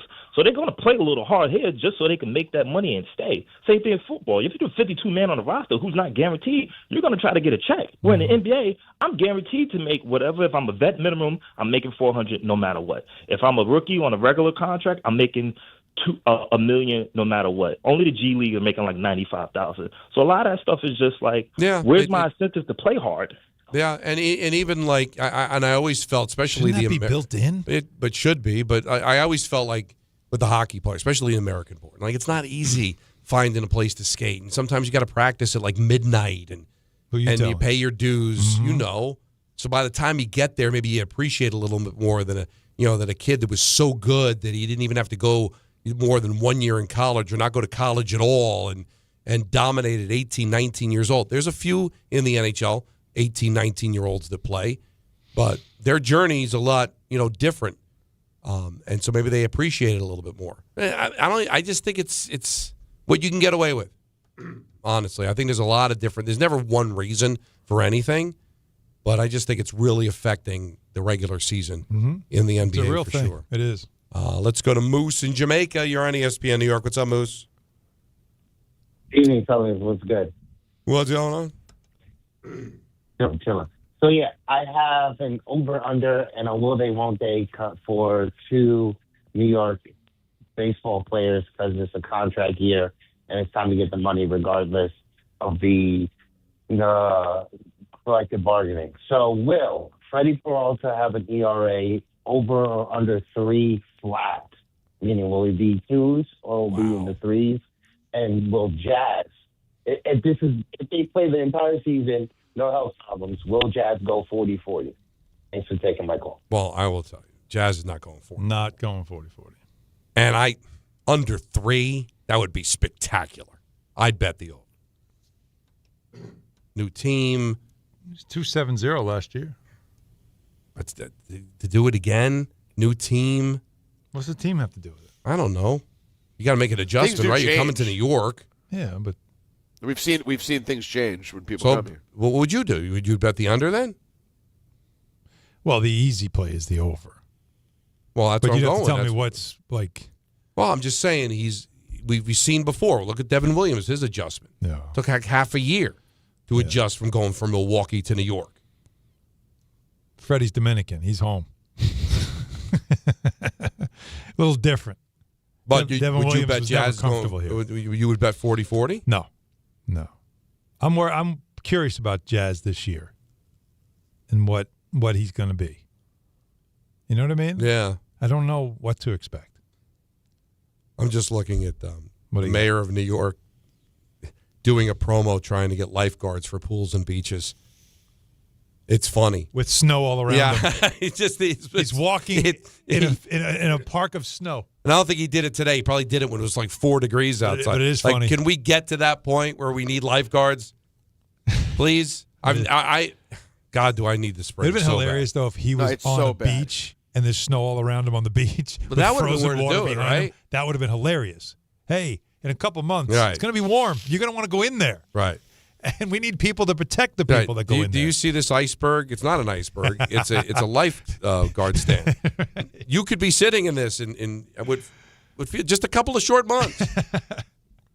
What do you think's the chance? What would you guys predict? What week in what month do we get to the weather feels nice? I'm not saying hot. I'm saying the weather feels nice. Comfortable this year. Yeah, like light okay, jacket. Let's go sit on the roof. Oh, sit on the roof. The week and month. Peter's never going on the roof. Third week, April. You know what's interesting Wow. is like baseball starts March 26th, so you're saying that No they're going to be chance. playing. They're going to be playing a week of baseball's baseball before no. before we feel like it's nice. No. No, Don. But Don, that's been the case. It's been a month No. of cold baseball every year. We will get just a rogue, gorgeous day, like somewhere in the March 20s. Yes. So like March 25th. We don't mean a rogue day, though. We don't mean a rogue because day. what happens is it doesn't sustain, and by the time we get here, it's already cold again.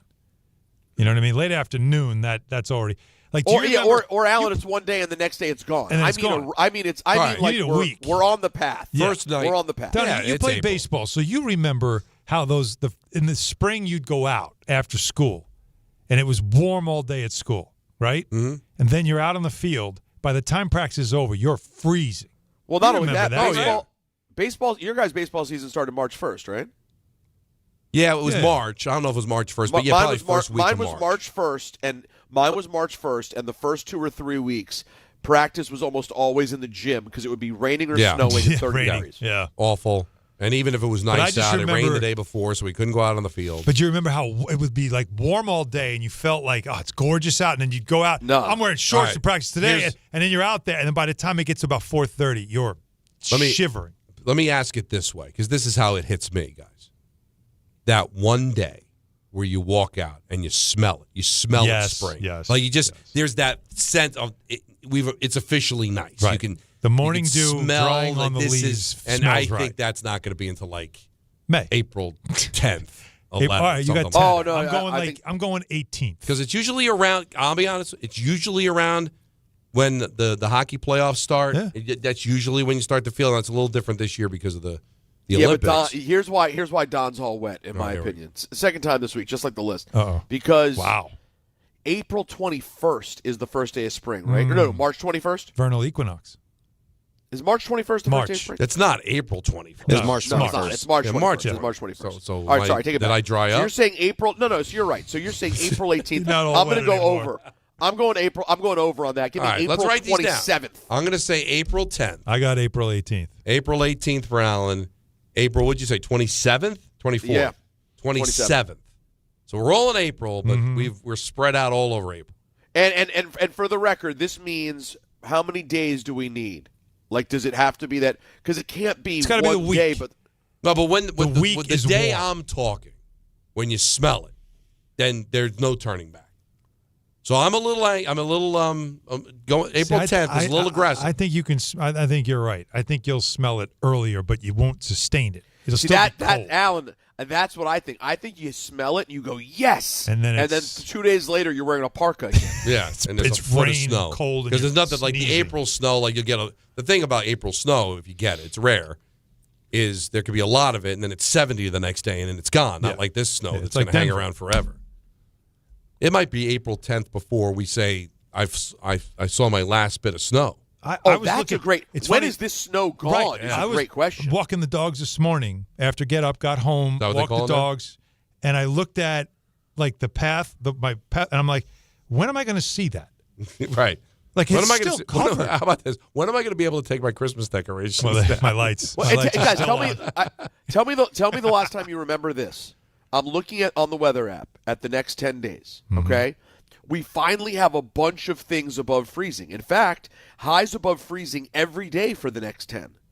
However, in spite of the fact that next Tuesday they're calling for a high of 49, the next precipitation we see.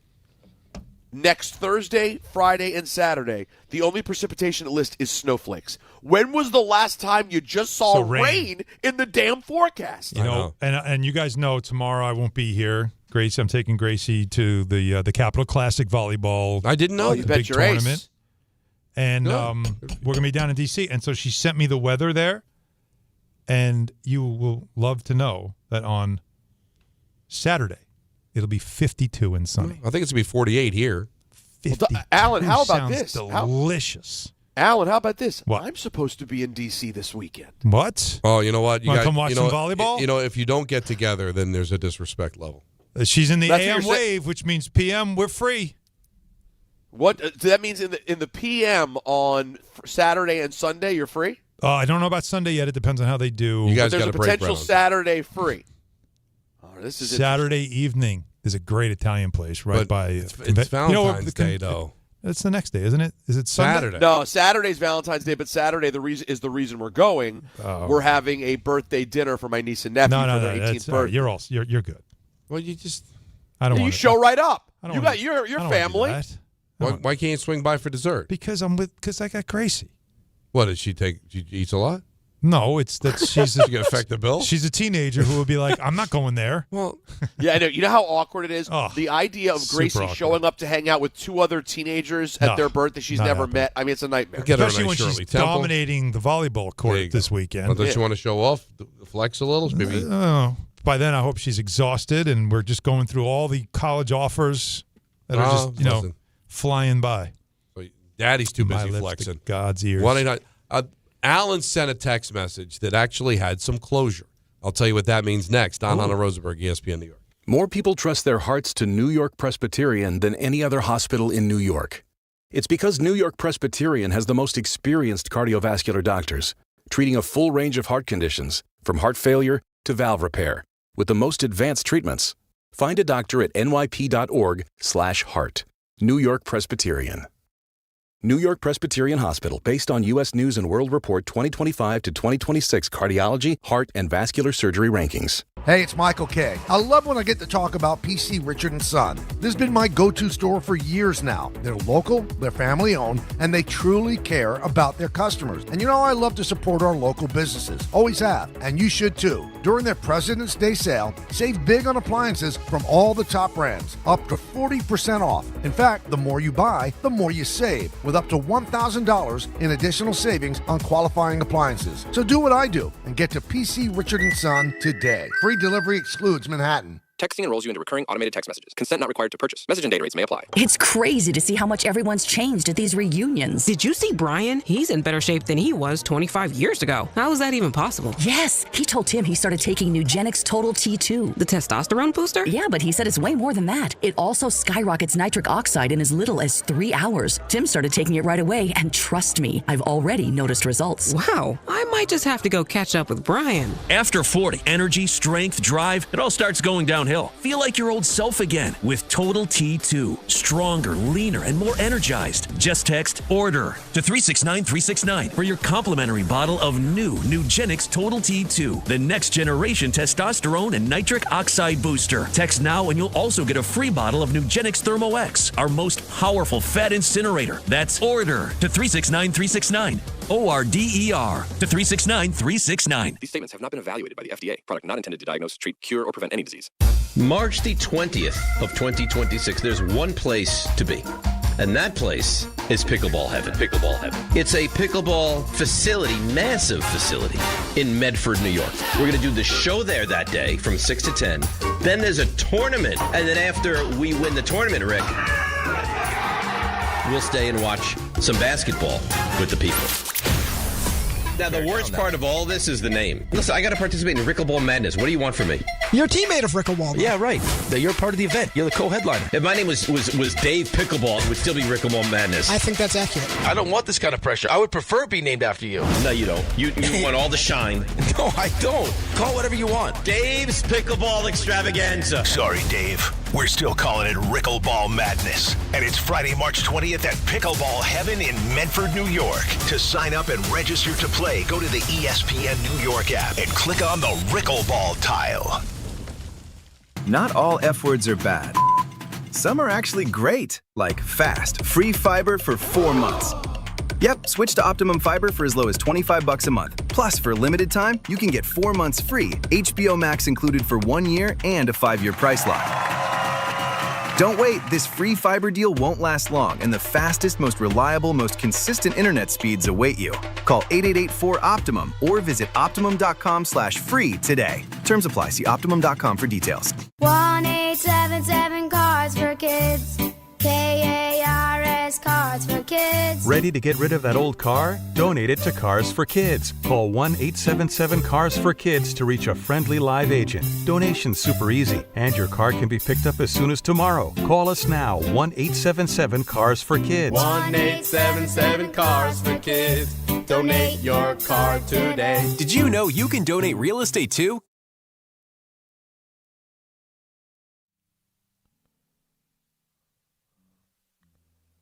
So we got a nice little group thread with the text messages. Sure. And I give what is this? What's what? What? The music. You're going to Mobb comment. Deep. Mobb Deep, man. Yeah. I don't know that. I'm sorry. Don't know the song, don't know who they are, both. Oh, no, I know who they are. I don't know this song. Yeah. But I know who they are. You like it, though, don't you? The beat is sinister. It feels pretty good. Right? Yeah, you're feeling it. Sinister. There we go. Now I'm losing confidence in who sent the text message. Oh, no. Okay. Because I didn't know where you were going. No, because I got... No. So it was an email that the Oshawa Generals sent out to their fans. Yeah, that was you, right? Okay. Yeah. I don't know if you saw this, Peter. No.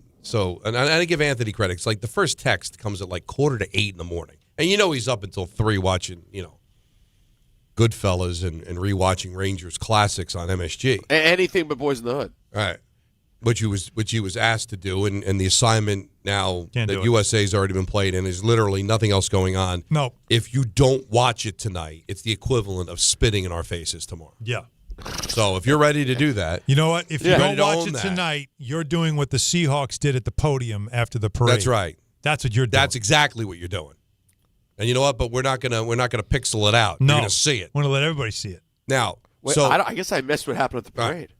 Just It's in ENN. Yeah, you'll see it in ENN. All right, I look forward to it. It's good that you just proofread it before 6. The email from the Oshawa Generals, which is a hockey team, a junior hockey team, and obviously Oshawa. If you're looking for any kind of relevancy, it's a team that Eric Lindros played. We're thrilled to have you with us each and every game and appreciate the energy you bring to the arena. Yeah. To help ensure a clean, comfortable, and enjoyable experience for everyone, we kindly ask for your cooperation with a few simple hygiene practices. Hygiene. Please make use of the hand sanitizing stations located throughout the arena. Okay.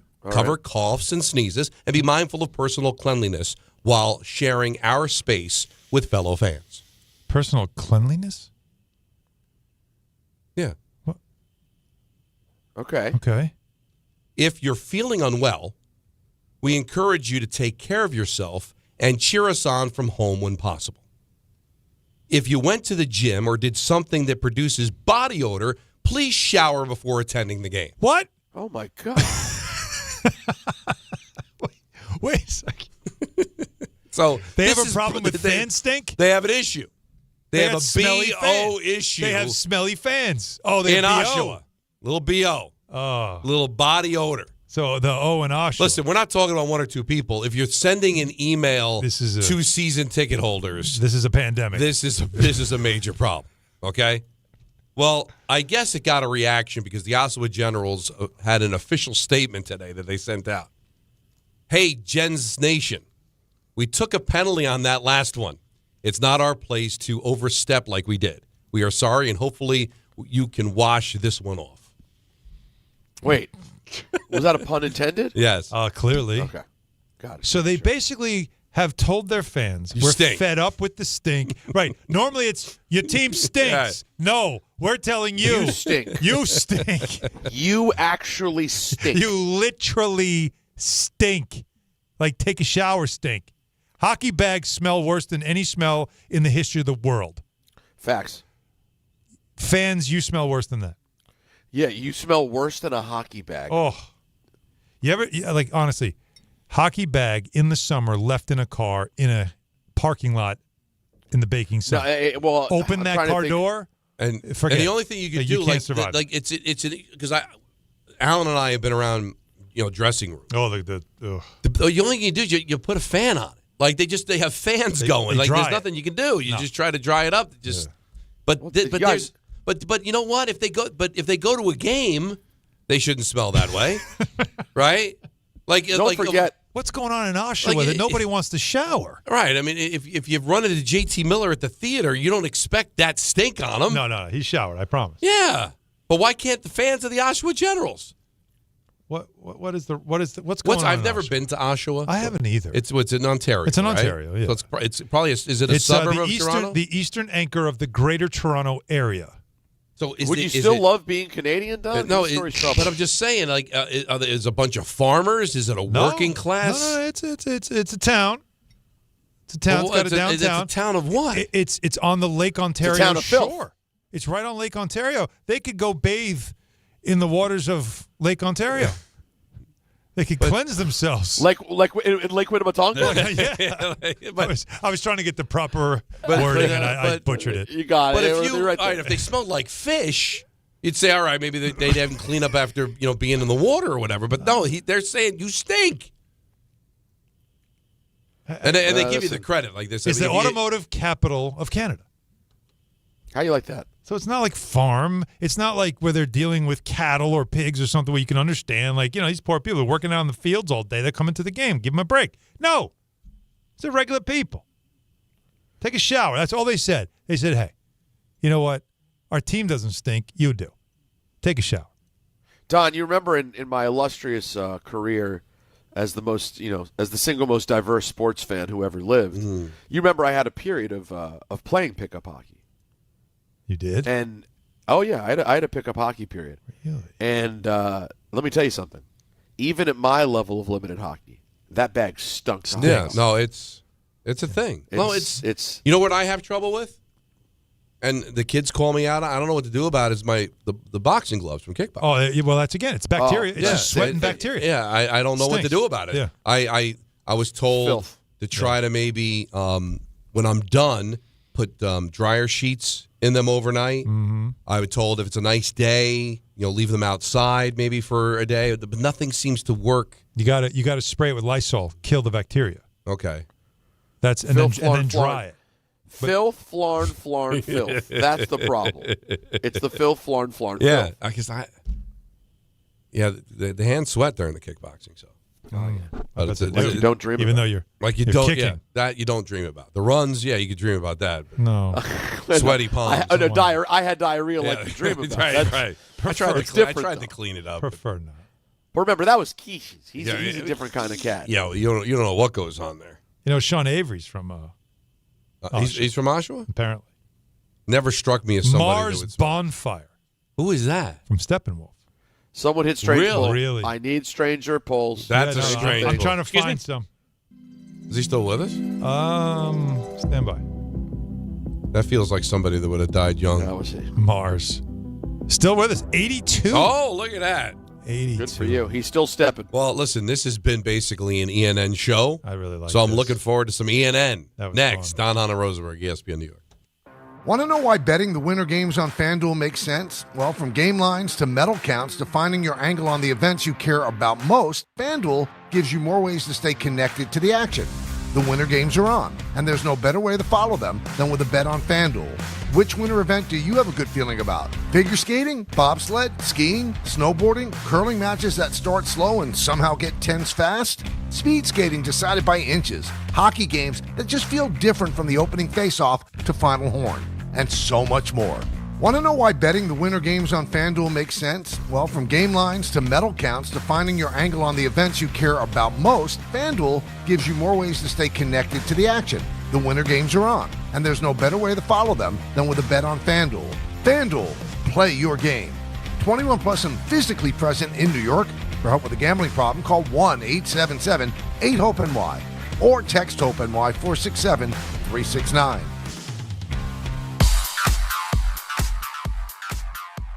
And now let's take a look at the traffic with Brandy Scott. Thanks a million, guys. I hope you have an awesome rest of the night. We still have this problem spot in the Bronx. Bruckner eastbound by 149th. A crash in the right lane involving a couple of SUVs. Been out there for a while. That is you jam trying to leave Queens and Manhattan over at the Triborough Bridge, making it a bumper-to-bumper ride on the FDR northbound, heading over to the Triborough from the Midtown Tunnel. Looks like we've got something brewing over at the Whitestone Bridge getting into Queens. Traffic is solid there from the Bronx side. Worst of it's the outbound, George. Still the Deegan northbound, a broken down box truck over by Yankee Stadium. Packed there heading over to the Cross Bronx from the Bruckner and the Triborough. Inbound, George, stick with the lower deck if you can. Upper level, about a 10 to 15 minute ride. Outbound, Lincoln already about 20 to 30. Outbound, Hahn doing better, about 15 to 20. Pockets of delays on the Staten Island Expressway westbound, heading over to the West Shore. After that, no issues at the Goethals Bridge getting into Jersey. I'm Brandy Scott on 880 ESPN New York. I'm Boomer Esiason. My mom died from cancer. She was only 37 years old. She didn't have life insurance, and that was devastating for my family. That's why having life insurance is so important to me. Ethos makes it fast and easy. Get a quote in seconds, apply in minutes, and get same-day coverage. You can get up to $3 million in coverage with no medical exam. Get your free quote at ethos.com/play. That's ethos.com/play. Paid spokesperson. Time spent on application may vary. Online health questions required. This is the story of the one. As an HVAC technician, he and his digital multimeter are in high demand. So when a noisy office HVAC turns out to be a failing blower motor, he doesn't break a sweat. With Grainger's easy-to-use website and product information, he selects the product he needs to keep everything humming right along. Call 1-800-GRAINGER, click Grainger.com, or just stop by. Grainger, for the ones who get it done. Hey, this is Mika Zibanejad. Hey, this is Adam Fox. Catch every Rangers game right here on 880 ESPN. WHSQ and WCBS FM HD2, New York. This is an ENN special report. Now reporting. The very handsome Jewish man, Peter Rosenberg. We should talk some sports. Do what you want. It's ENN.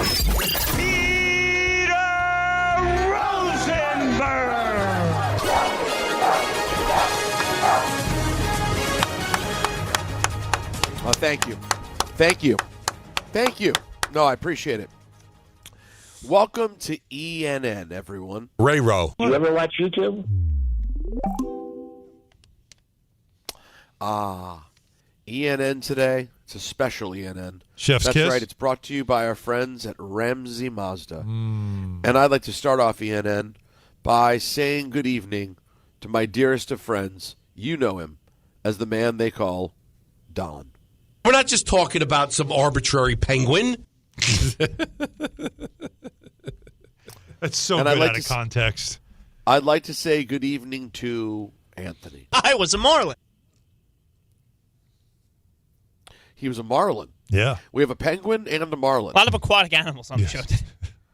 When were you a marlin? When Ryan Weathers was asked if the Yankees were running it back. Oh. I love that. Because I was a marlin on my first, my first real tryout baseball team that I made, I was a Marlin. That's fun. I still somewhere have the Marlins batting shirt with the Rosenberg on the back. We never had names in Hawthorne. We had, it's politically incorrect now, but it was called Midget League before Little League. Right. That's what they called it. Sure. And I was on Lakeview Farms. For the record, we weren't even trying. Let's just be honest. No. And I'm Not sure there's a lot of people there. What else is short? A pea. Here we go. Call a league that. So, and it's probably people would fight now. Like, why did they change it? They called it was Pee-wee hockey. It was always strange. Because Pee-wees weren't like you'd think, they must be like the 6-year-olds. No. Pee-wee hockey's like the 12-year-olds. Yeah, it's why did they just call it? We were at war. It was like Mouse League. we were at war. Yeah, we were at war. No one cares. Yeah. Mouse League, Bug League. Yeah. What else is small?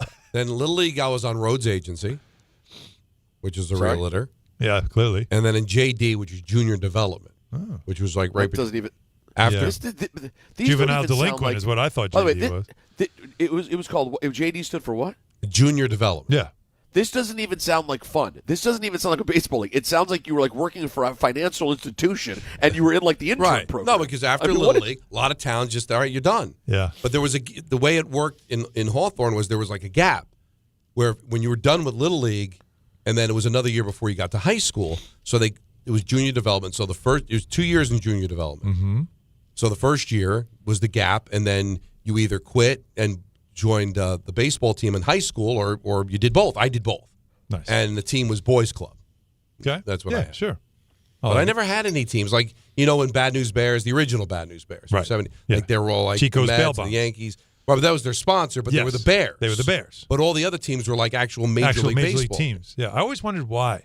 Everybody else was a Major League Baseball team name, and you guys were the Bears. And I was upset because that was right when I was playing. I'm like, because they wore, you had a Met hat. Yeah. Or they had a Yankee hat. Like, It was why pretty don't we cool. have that, Dad? I'd ask my father. And he would just say, you're lucky you have a baseball team. There were 3 stages of answering questions to my father. Okay. There was the stage of he'd answer it. Okay. Like, how you feeling? All right. Okay. There was the, it's none of your business. Wow. Or it was just not responding. Just ignore you. Which might have just been the mood, a different mood of. Not worth my time. It's none of your business. My dad would always just say, I don't know. Like he would do that. Or he would say, just be glad you have a bat. There was no I Just be glad you have a team. There was Okay, an all right, answer, I'm or it's glad like I have none a of your team. business. Like Marco will ask me, and sometimes your kids will ask you something, and there's no answer to it. No, there's no answer. You guys are probably. I think I've said this before. Part of your gut may be to be offended because you love your father's like I love mine, but then the better part of your gut will know that it's one of the best takes I've ever had. Let's be honest. Dads weren't even really trying till 2000. Up until 2000, Dad was, you sat at the table, you grunted, you did work. But the being like a dad, you mean like it's a modern device. Here's the weird thing. Like what we're like with Wait. our kids. But here's the weird thing, though. We grew up and we saw Mike Brady. And Mike Brady took the time. Dude, to explain life. But He it took put his a whole hand other on a kid. generation. He would put his hand on Peter's shoulder and he would talk to the kid. And you'd be like, hey, Dad. And you'd ask the same question. My dad would just say, like, I don't know. Don't bother me right now. Oh, yeah, but guess what? But by the way, both of your dads weren't watching Brady Bunch. They thought it was for yo-yo hippies. So they didn't even pay attention. But there were moments like He that watched Cosby when it and he would came laugh. up. Like I learned a lot from him, but it was on his terms. I did too, but I watched when it was time to teach me something, he taught me something. But it showed But you how what it's I'm done. saying is, it wasn't a comparable version to how you parent Marco and Jayden. Oh, God, no. But Not even a I'm going to reveal something. Oh, boy. Because Not now. I Peter's not think here. there's an effort. Oh. Interesting. Nothing. That Go ahead. I want to be better. Yeah. But I want to be there for my son. I want him to want to come to me. Yeah. I want him to not just love me unconditionally like he does as a son, but also like me, enjoy my company. Mm-hmm. Right. My father was good. Yeah. Yeah. He he's all didn't love set. me, Yeah. but you know what? You're going to love me. You're going to be my son. If you like me, you hate me. He didn't care. Because at the end of the day, you're still my son, so whatever. I don't owe you anything. We're not friends. Remember that incredible scene? But again, you're What was- getting right to the meat of it. Right. Well, That's it. It is that incredible scene James Earl Jones, I believe it was, right, where he does this scene where it's just like, I don't have to, right? Like, I do all these things. Like, how do I show I love you? Because I provide all this stuff for you. I don't have to give you a hug or tell you it's going to be all right. Like, I'm providing for you. That's what I do. That's what a dad does. It's that old school thing, and that's, I guess, how it was. Like, what is the first thing you remember your dad actually teaching you?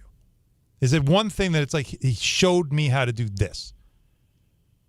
He just where he took the time, where you were like, wow, he's actually taking the time to do this. Do you remember? Oh yeah, well, a lot of baseball, to swing a bat, showed you how to swing a bat and all that stuff. And you know what he taught me? What? How to smoke a cigarette. Oh, but as a punishment. I love it. He's like, oh, you're interested in smoking a cigarette? All right, here you go. Here's a Marlboro. Light it up. I love all right, show me something. And I just almost threw up. He's like, all right, there you go. That's smoking. Yeah. Get out. You know. Tremendous. But he had to show me how to do it. And I was like, he's gonna let me do it. Yeah. This is cool. You know, and then dad, I'm like, this isn't cool. First thing my dad taught me how to do, because I was curious. Go ahead. Change the oil in the car. Oh, that's. I'm like a little kid looking on it. He's got it jacked up on the. First of all, talk about suicide. Like it's jacked up. How old are with you? How old are you? Chucks. I might have been like 6. I don't know. It's got So chucks real on quick, the back. I just want to say, to follow up on my initial point, the two examples you guys gave of your dad showing you something, I think are both worthy of a call to Child Protective. No.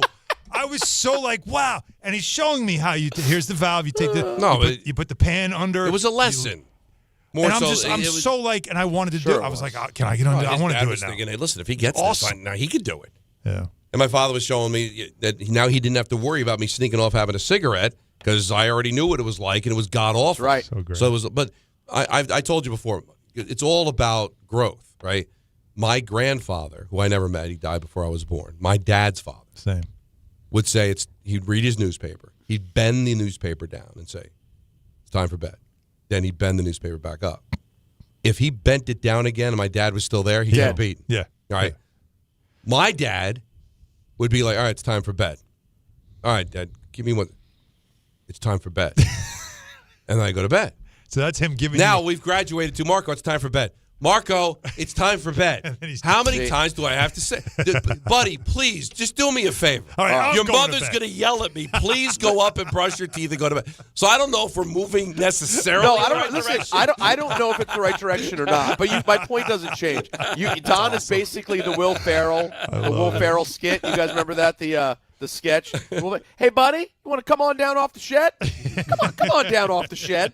Come on, buddy. Come on down. Why don't you come on down off the shed? Yeah. All right, guys. Well. Oh, this is a great show. Really, honestly, it's the best show I've ever been feels more like involved a Talk About a Tuesday. You know, just kind of getting it out. I'm proud of this show. You should be. All right, so we did not get to the Seahawk parade. Which is an embarrassment.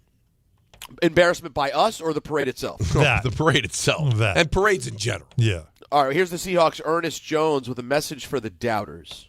Not only do we have the best defense in the world, we got the best team in the world. And quite frankly, if you got anything to say about my quarterback, you got anything to say about my defense, you got anything to say about my O-line, and you got anything to say about the city of Seattle, I got 2 words for you.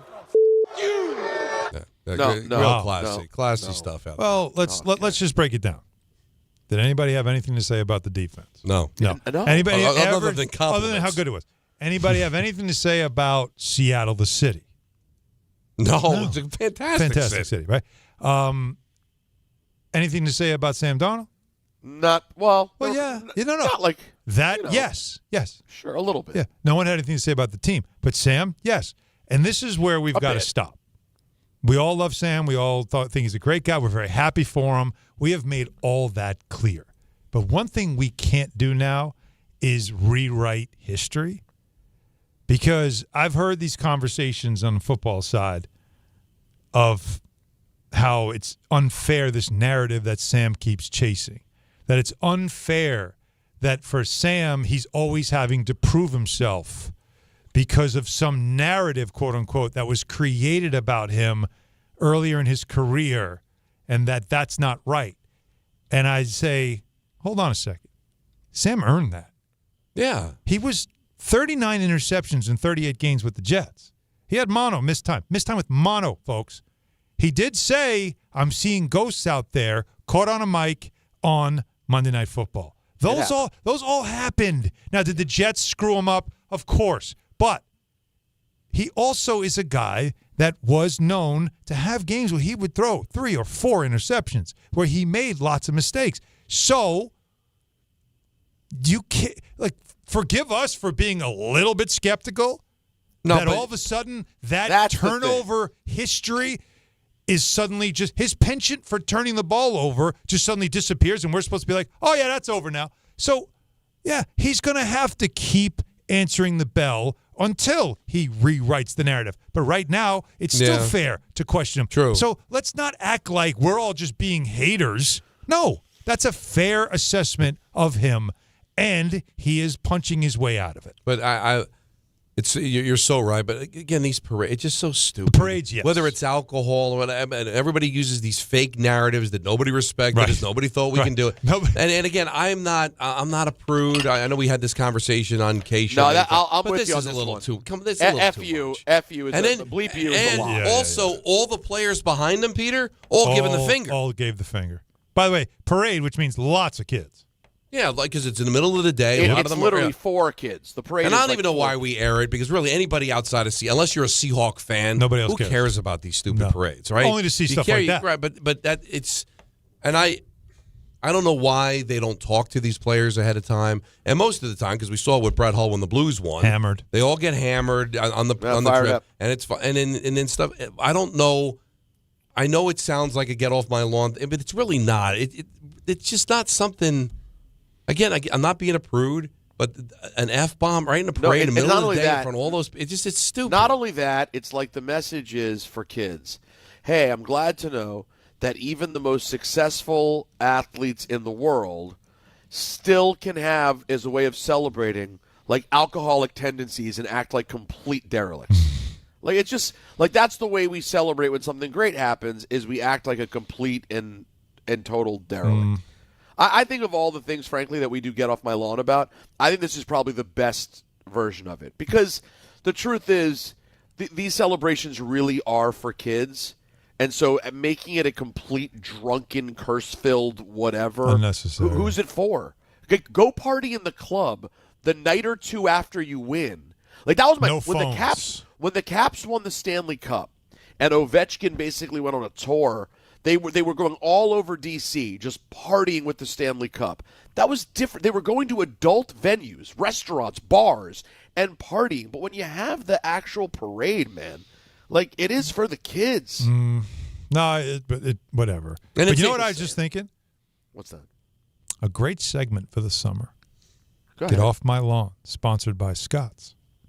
Well, you know what I mean? Let's get to work Let's get to work on that. You know what? How good is I that? got to tell you. Feed your lawn. Feed it. I mean, it's That is perfect. really... That's right Get there. Off My Lawn, sponsored by a lawn place, is Right? Yeah, tremendous. it could be anything. Come Could on. be even a local landscaper. Could be that too. Could be Ambitious. Pennington. Could be the seed company. Come on. There's so many, and you Just guys spitballing. naturally are. We're going to have at least 2 or 3 a week that it comes from. By the way, him doing the you guys thing here, Don. Well, I'm not as bad as you two. But you're getting there. I mean, I am. You know, you're I starting to. definitely. I'm just saying. Oh, I know. Listen, I agree with most of them. I just, even the other day, sometimes I'll hear you guys doing it and I'll stop you, not because I disagree, but just because I'm still close enough to being young that I can hear. I know. Cringe but, meter? but I'm old enough that I agree with you. That's where I'm at. Listen, it's. I Gonna, like this. It's going to stink for me because it's 4 years from now, and I'm going to be, over 60, which is 60 is going to hurt. 58 tomorrow is going to be okay. You got a lot of time. 58 is a nice round number. I'm still in my 50s. It's okay. Yeah, but once you're good. Peter gets to 50, then he's got to get off this whole. No. Any sort of younger than you is dead. Right, 'cause then we're all in the same boat. We're all over 50. Yeah. There's no who's No, older. you're right. I'm hanging on by a thread. You're, 40? You're going to be 46, right? Oh no, I'm going to be 47. 47. So I'm already not young, guys. 47 when we were kids was definitively old. Now, I will say, I don't think it's crazy to say that all of our ages legitimately hit 10 years younger than they did when we were kids. Oh, Agreed. no question. Agreed. Don, you're turning 58. Yes. You 100% give 48. And Oh, thank you. and 50 and yet your age when we were kids. It may be a 20-year gap because 58 hit like 68. Mm-hmm. I completely agree.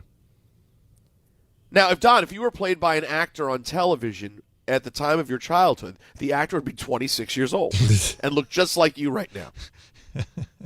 Crazy. You can't make any sense of time, folks. You just can't.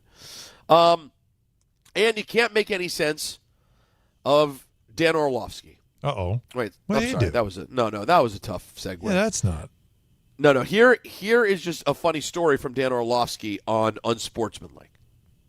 I was playing in Detroit, and at this moment, I'm in the process of, we had a couple coaches experience-wise where the coach would call the play into me.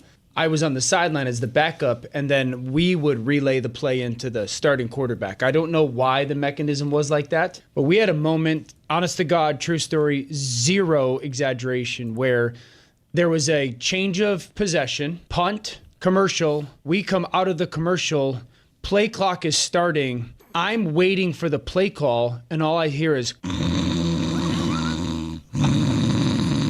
the coach, our play caller, our offensive coordinator, fell asleep in the middle of a game and didn't get a call in. I mean, I just eventually panicked and called something to. Thankfully, the starting quarterback was a veteran as well. But for all the people who are like, why were you guys bad in Detroit? Wait, that is. Imagine how bad that team was. That's just real. That you could be up in the booth and pass out. Guy's out. Just he's so locked into the game that he fell asleep. That is so telling. Wow. I know there's got to be something wrong with you. No, I don't know. I don't care how tired you are. He's a great You're play in a caller, but he stadium suffers in a from narcolepsy. listen, I've been exhausted, bunch of different shifts, like at MetLife or the Meadowlands doing an awful Jet game, and they're down by 40. I've been there all day. I can't imagine that I would fall asleep in the booth. That's it, just out. Never mind with a headset on, and I'm supposed to be doing something. Yeah, people are talking. Yeah, no. We reminisced today. Our offense is so boring, I fell asleep. The fact in a football game is tough, but I will say, in terms of falling asleep during seemingly important moments, we did a Patreon episode of the Ibra Laura Rosenberg show yesterday, and we were telling our origin story, like how we all first met, and I told the story of how Ibro, when he was program director, asked me to come up, and he auditioned me to produce the morning show at the time. Okay. All right. I know it sounds crazy because I did mornings for 18 and a half years. I hate mornings. Okay.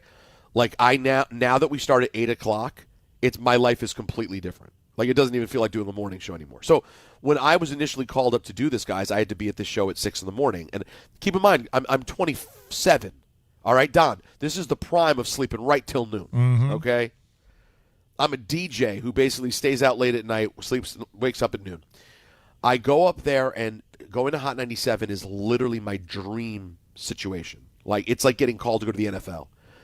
And Miss Jones was the name of the morning show host at the time. And I don't even know what producing a morning show means, but I was given the opportunity to do it. When I got up there, they told me not to sit in the room with them doing the morning show. And in retrospect, given Miss Jones' personality, I think that was probably the right choice. They said, just hang out in this studio next door and you listen and give feedback. And I remembered today, I sat in this tiny little alt studio next to the main studio, listening to the morning show, and completely fell asleep. I knocked out for a good 25 minutes and then popped up with such fear because it was like my dream opportunity, but it was still 6:30 in the morning, and I'm sitting in a tiny booth by myself, and I pulled a full-on Lions coordinator, knocked out. Now, granted, that's not the same as being in a full stadium Your mic with wasn't 75,000 on. They didn't hear you snoring. I didn't have a mic. Oh, I thought you said you would chime in. No. I wasn't there to chime in. He just wanted me to take notes. Oh. I was just there to listen and take notes, and then afterwards, that was and then the famous story, not famous story, but the story is then when eventually a couple of weeks later, Ibro called me and said, "I have bad news and good news. We're not going to hire. We're going to go in a different direction with the morning show producer, but would you be interested in doing your own Sunday night mix show?" And I was like, That's just called good news and good news because I have no interest in being a morning show producer. Shout out to the great Ray Santiago, the great RJ Santillo. Not a job that I think I would be suitable for. Moving along here on this ENN.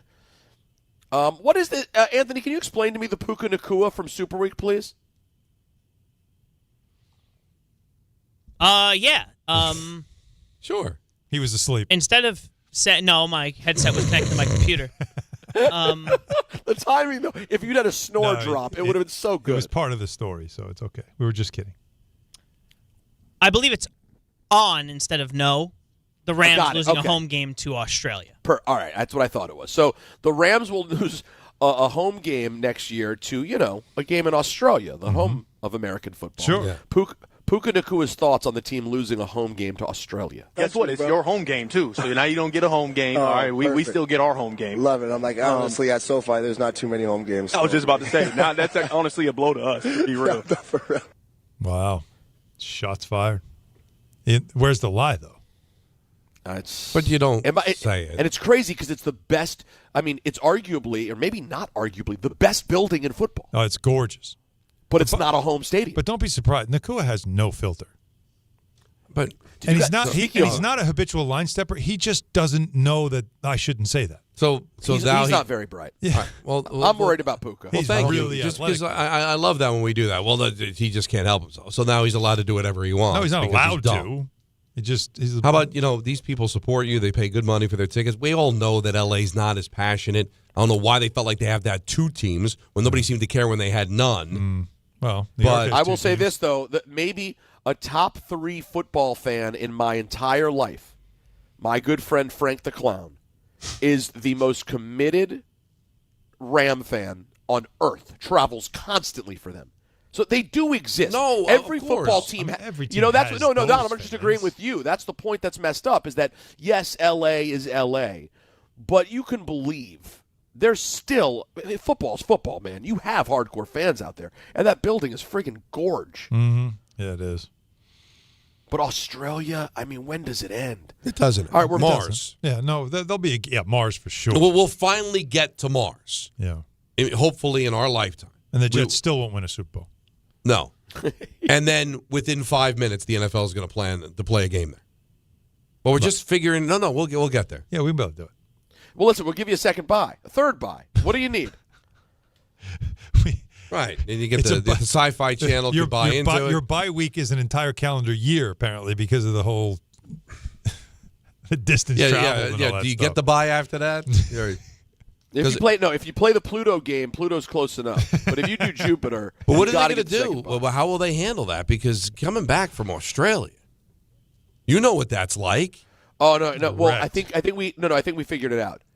I think it's going to be before the season starts. Is that right, Anthony? It's the first game. Well, so maybe it's that Friday game. Didn't they do that with Mexico? Right? It wasn't. No, the it was Mexico Brazil. Game? They did it with Brazil. Right, Brazil was. But by the way, the Brazil trip is nothing. Yeah, Brazil is like around the corner. So I don't believe it's confirmed yet. Yeah. But I believe there was a rumor that it could actually be the Wednesday game because there's the Thursday game. Oh dear! They'd try and do Wednesday. this on Wednesday. We're going to get to the point, Anthony. Smells like a Wednesday. Where the NFL, smells like a Wednesday in Australia. The NFL's going to have opening week, and there'll be a game like Monday through Sunday. Oh no, Don, that is 100%. I told you there's going to be games on Super Tuesday. No, this is going to happen. There has to be a world where you people need to remember something. You children out there, the kids. There was a time when the league started on Sunday at 1:00. Yeah, that's how the league started. Yeah, the Thursday is recent.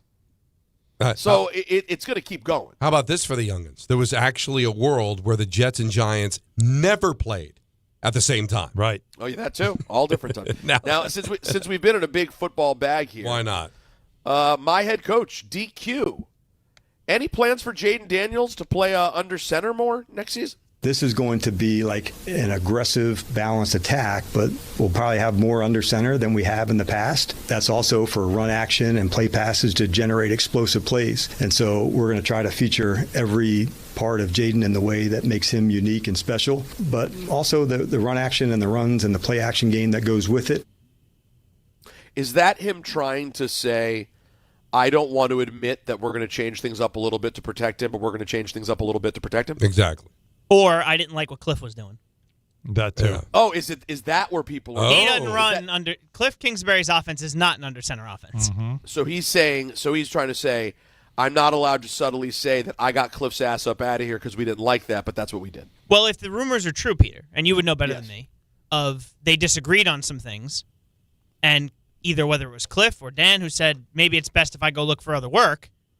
If Dan Quinn said, I think Jayden should play more under center, and Cliff Kingsbury said, yeah, I don't really want to do that, there's where the disconnect was. Yeah, there were supposedly some moments there late in the year, I think particularly the Minnesota game when he got hurt again, that they really said this is not working out. That'll do it for ENN, brought to you by our very, very close, dear, and beloved friends at Ramsey Mazda. Get more for your money at Ramsey Mazda. Look at new 2026 Mazda CX-50 or the Mazda CX-90. Choose wisely. Choose Ramsey Mazda. Peter, something you just said really bothered me, actually. Oh, no. Because you just said late in the season that might have sprouted up. If only there was an all-access show that was running at that time in the division that might have picked up any conversations about that happening. Interesting. You're talking about the Hard Knock? Yeah. That is one of the answers, no? Apparently not. I watched it. I didn't see it. So what are you suggesting? If we're going to have the show and there's internal strife within teams, how are the cameras not running while the internal strife is happening? Yeah, because it's all wrestling, folks. That's what you're saying. I'm just saying. It's all a big old work. Well, that's a shame. It's a great point. I love when Anthony contributes. All of a sudden, the clock didn't matter. 1-800-919-3776. Such a good point, though. 7 o'clock. Very good point. Not on the Rosenberg, ESPN New York. March the 20th of 2026, there's one place to be, and that place is Pickleball Heaven. Pickleball Heaven. It's a pickleball facility, massive facility, in Medford, New York. We're going to do the show there that day from 6 to 10. Then there's a tournament, and then after we win the tournament, Rick, we'll stay and watch some basketball with the people. Now, the worst part of all this is the name. Listen, I got to participate in Rickleball Madness. What do you want from me? You're a teammate of Rickleball. Yeah, right. You're part of the event. You're the co-headliner. If my name was Dave Pickleball, it would still be Rickleball Madness. I think that's accurate. I don't want this kind of pressure. I would prefer it be named after you. No, you don't. You want all the shine.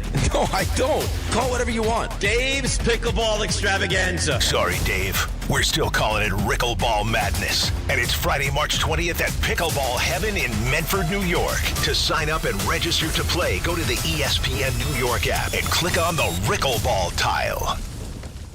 This February at Jake's 58 Casino Hotel, love is in the air with our $100,000 Roll into Romance drawing. Be here on Fridays in February from 3 to 7 p.m. when each hour one lucky guest is drawn to roll the dice for a shot at winning up to $5,000. Earn entry starting at 2 p.m. Club members can earn up to 5 times entry multipliers at Jake's 58 Casino Hotel. If gambling is a problem for you or someone you care about, please call the 24-hour toll-free helpline at 1-877-8-HOPE-NY or text HOPE-NY. Listen, I know the mentality. You try to play through pain and walk it off. Push through one more day. But when it comes to neck pain, back pain, sciatica, or nerve pain, that's a losing game. That's when you call Dr. J. Shaw at Sandwell Pain. Dr. Shaw is one of New Jersey's top pain specialists, Ivy League trained, double board certified, and he focuses on non-surgical solutions that get real results. No cuts, no downtime, no dependence on pain meds. He builds you a custom game plan for you so that you can move better, feel better, and live pain-free. Same day or next day appointments are available. Visit SandwellPain.com. Stop managing pain. Start beating it. Hey, it's Michael K. I love when I get to talk about PC Richard & Son. This has been my go-to store for years now. They're local, they're family-owned, and they truly care about their customers. And you know, I love to support our local businesses. Always have, and you should too. During their President's Day sale, save big on appliances from all the top brands, up to 40% off. In fact, the more you buy, the more you save, with up to $1,000 in additional savings on qualifying appliances. So do what I do and get to PC Richard & Son today. Free delivery excludes Manhattan.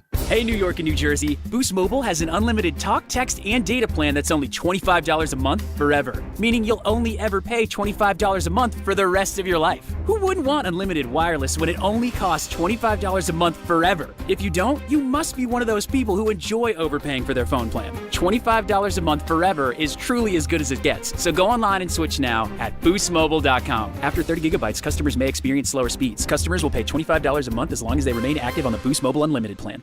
Do you owe $10,000 or more in credit card debt or personal loans? With credit card debt at all-time highs, Debt Relief Advocates is urgently notifying consumers of debt relief now being made available, designed to aid consumers with out-of-control credit card debt. Those who qualify and enroll for this relief program will only have to pay back a fraction of what they owe. This is not bankruptcy or a debt consolidation loan. This is a relief program that credit card companies would rather you not know about, as it ends your debt nightmare and saves you lots of money. Consumers owing at least $10,000 in credit card debt or personal loans can now take advantage of this debt relief as the cost of living skyrockets. Debt Relief Advocates has established a relief hotline for you to call to learn what debt reduction you may qualify for, so don't wait. For this free information, call the Relief Hotline at 800-606-8737. 800-606-8737. 800-606-8737. 1-877 Cars for Kids.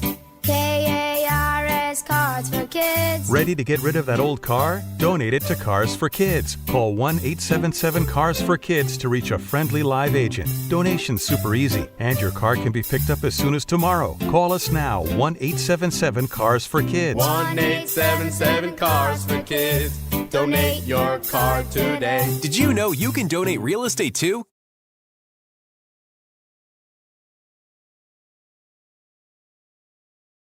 You know, we talked a lot about the NBA and what's wrong with the regular season, but that was a good win for the Knicks last night. Nice bounce back after what happened against the Pacers. No Embiid, I get it, but no OG either. And they just blew him out of the water from the get-go. So that was the response that you were looking for, right? Yeah, like exactly. You were looking to see, like, because it's a getaway All-Star break game. Were they going to mail it, or were they going to be pissed off about the loss and take it out on the Sixers? And they ran them right off the court. Do you know, 49 points? That's the largest win they've ever had against the Sixers in their history. That's interesting. That's a lot of games. And that's a lot of games because that franchise goes all the way back. It's also the second largest win in franchise history, and that's now twice this season they've done that. Because that 54-point win over the Nets is the largest win in Knicks history. So they've now twice this season done that. It's not nothing. And did I also see 24 assists in the first half? Also a franchise record. The ball was like it just. You know, Brunson had 8 points. He didn't really. He had a 40-point game the night before. Probably played better last night. And in this game, he was just like everybody else can cook. I'm fine. And that Alvarado had his game. 5 steals, 8 He was insane. What do you make though of the fact that the Knicks now go down to Philly, big bad tough Philadelphia, and every time they go down there now, loaded with Knicks fans. Chanting "Let's go Knicks," chanting Jose's name, took the building. They constantly take that building over. You know what's interesting? If you're in Philadelphia, how disgusted are you by that? It's bad. And you wonder, is it just the fact that they're just so done with the process? I mean, they've been waiting so long. No, but this is they're a pretty good team. They're pretty. But you said they're pretty good. We've been waiting a long time for this team. Well, they finally got healthy, and when they got healthy, they were winning. Like they're right in the mix. They're in the top 6. It's hard to explain because listen. Do a lot of Met fans get into Philly games? Do a lot of Ranger fans get into Flyer games? I can't say a lot. That used to be a scary town to go to as a road opponent. You know that. True, but I wonder, is it across the board, or is it maybe a little easier to go to Sixer games than it is Flyers, Phillies, and Eagles? Forget it. It's I don't know. That's why I'm asking. Like you've been in that building. Flyers, like I know when I covered the hockey, there were games that you saw fans scattered. Yeah, but you didn't like that. I'm just literally every time they go there. I'm just curious. There, Washington, Charlotte, Orlando. Well, all those places make sense because the teams were bad for a while. They own those buildings, and in Boston Sunday, Don. Yeah, well, the Knicks travel I've never very seen well. like it. When I see that. Because the Knicks and Rangers travel very well. Well, really, all the New York teams, I think, travel very well. You'd be surprised that even Yankee going on the fans road are everywhere. You know, I can't tell. It was so crazy how many Devil fans I ran into in Calgary, and half of them were from Calgary, just like the Devils. They just, and it's so weird. Like it really should. I'm sure the leagues do. Like why that happens. Yeah, video game. One kid told me I played whatever NHL 2009 or whatever, and I love being whoever Brodeur and they just fell in love with the team. It was great because I'm like, where in New Jersey you're from? That's the first thing I'm at. No, we're from here. It's wild. Like I New know York travels. New York and New Jersey travel very well in the league. Yeah. Well, of course, there's a lot of displaced New Yorkers too. But taking over a building like Philly, though, that's LeBron did it when he traveled around. The Warriors and Steph Curry in their time, they would go to buildings and they would take it over. The Knicks always traveled well. Again, I've been around this team for 20 years. It's better. All right, I've been 20 years with this team where I'm with them either on the road or every day. I have never seen it like it's come these last couple of years in the Brunson era. Well, I've never seen it like this. It's so easy to get down there if you're from New York. Well, there's also a lot of New Yorkers that live there. You need tickets to be available. Right? Oh, you mean to Philly? Yeah. Yeah, so there's obviously an issue with the Sixer fans, right? And I just want, like you said, they've been good, but, right, Peter, this process has been going on for a decade. I'd have to ask somebody in Philly you've done. They've gotten beat up with the Embiid injuries being so constant. It's just there's no way to be, a fan and reliably believe that they're going to be good each year. I think it's really taken them out, which is crazy because talent-wise, if health were not an issue, Joel Embiid, to me, is one of the 5 most talented players of the last generation. I think he's that talented. He really is, but he's just never healthy, and he's a bit of a flake, too, and that's been the problem for him. But the Knicks did add one more piece. They had a roster spot available, and they were going to add a piece, so they did. Jeremy Sochan, who was with the Spurs, he got waived. The Knicks signed him. So he's like a 6'8", can guard multiple positions. He's a little bit of he's another one of these guys that plays on the edge, like he's not afraid to like mix it up. He's very emotional. Not a great offensive guy, but again, another one of these dogs you throw out there and let him just mess up a game. He's that guy. So he's now that. So Alvarado and Sochan, 2 pieces that are these kind of dog defenders who have a little bit of an edge to them. That's what they've added. So this is your roster. Let's go to Danny on Long Island. You're on ESPN New York. Good afternoon, gentlemen. Very enjoyable show as we meandered through this day. I'd like to put just a little bow on the Don LaGreca list from yesterday, controversial list as we have it. I think the whole thing, it was very controversial. All the songs were great, but I kind of agree with Peter that, like on the Facebook page, it says Don's greatest rock song. Yeah, see. And they weren't necessarily rock. I mean, I'm a little older than you guys, so I loved all the songs. When I was 15 in 1980, we were at a Raging Keg party or in the woods drinking Frangles with a glove on. Nobody ever said, throw on some Simon and Garfunkel. No. It was a great song. We all look back and know it was a great song. But let me give you, since it's the day before Valentine's Day, Peter loves a good look. How about 3 of the greatest rock and roll love songs ever made? Ready? Let's go. Yeah, these are rock bands. There's no you might not like the songs, but they are rock bands. Okay, go. Journey, Faithfully. Yeah, it's such a good song. Aerosmith, Don't Want to Miss a Thing. Don't love it. And number 1, 1990. Good. Well played, Alan. Number 1 song, 1993 comeback album from a 70s rock icon. A Meatloaf. I would do anything for rock opera. The video with the movie. I like that song. I do like that song. To throw up, I get it. I play get that it. song. I listen. That was the number 1 song in 28 different countries. I get it. Like what? Here's but the I thing. like it. You want to have fun with that song? I would do anything for love, but I won't do that. What does she want him to do? What does she want him to do that he's like, I ain't doing that? Question. I am not doing that.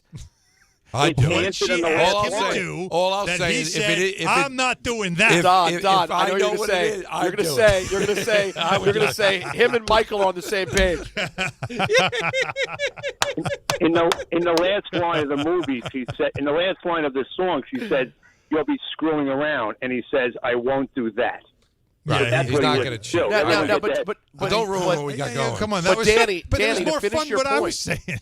But Danny, to finish your point, though, the point about Don's list, you could come out and say that I Would Do Anything for Love is a rock song. I mean, it's Meatloaf. But it's not a rock song. Well, see, you're changing the rules. We're back on. You're changing the rules. But you know what? You can change the rules when you bet, too, if you want, right? Oh, you could. Oh, well, you're so good. You're such a professional. That's right. You're talking about FanDuel Sportsbook, of course, and you can bet the winner games there. You got game lines. You got medal counts. You find all your angles on the big events that you care about most, all right? They give you more ways to stay connected to the action. The winter games are on, and there's no better way to follow them than a bet on FanDuel. Curling matches that start slow but somehow get tense fast, speed skating decided by inches, hockey games that feel different from the opening faceoff, and so much more. All right, I love betting USA hockey. Okay, that is the way I'm going tonight. I already missed it, didn't I, for today? I'm going to have to run this back in a couple of days. Yeah, they won. But I would have won had I bet them, and you can do it on FanDuel. Play your game. 21 and over in Fisley Present, New York. For help with a gambling problem, call 877-8-HOPE-NY or text HOPE-NY 467-369. Last call, crew, 1-800-919-3776. Don, Hahn, Rosenberg till 7. Then it's Dan Gross on ESPN New York. Guys, quick PSA. Forgetting Valentine's Day flowers is not the move. Trust me. This is why I go to the Books Company every time. Books delivers modern bouquets fresh to her door. Plus, with my code CANTY, you get 25% off. Books flowers are cut fresh from the best farms in the world, so you get bigger, brighter blooms that last way longer. They've got incredible flowers, even roses grown on the side of a volcano. And the best part? Books makes it easy. Pick the bouquet, the delivery date, and you're done. No last-minute panic. That's why Books has over 50,000 five-star reviews. And listen, even if she says, don't get me anything, that doesn't mean no flowers. Flowers still score every time. Valentine's Day is February 14th, right after the big game, so don't fumble this. Order now. Go to Books.com, use my promo code CANTY for 25% off. That's BOUQS.com, promo code CANTY. Books, promo code CANTY. If you've been injured in an accident that wasn't your fault, then you need a lawyer who knows New York's unique personal injury and workers' compensation laws. At the Parisman Firm, they have decades of experience handling all types of accident cases and a proven track record of delivering huge results. Their team has already recovered nearly $1 billion for injured New Yorkers. From construction to car accidents and slips and falls, they've got you covered. Call the Parisman Firm now at 718-WORKERS, where your case is their cause. Get the justice you deserve today.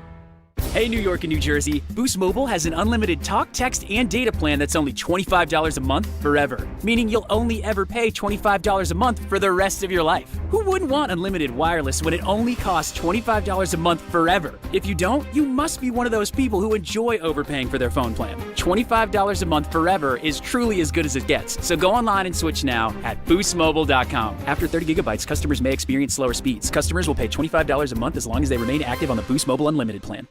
Want to know why betting the winter games on FanDuel makes sense? Well, from game lines to medal counts to finding your angle on the events you care about most, FanDuel gives you more ways to stay connected to the action. The winter games are on, and there's no better way to follow them than with a bet on FanDuel.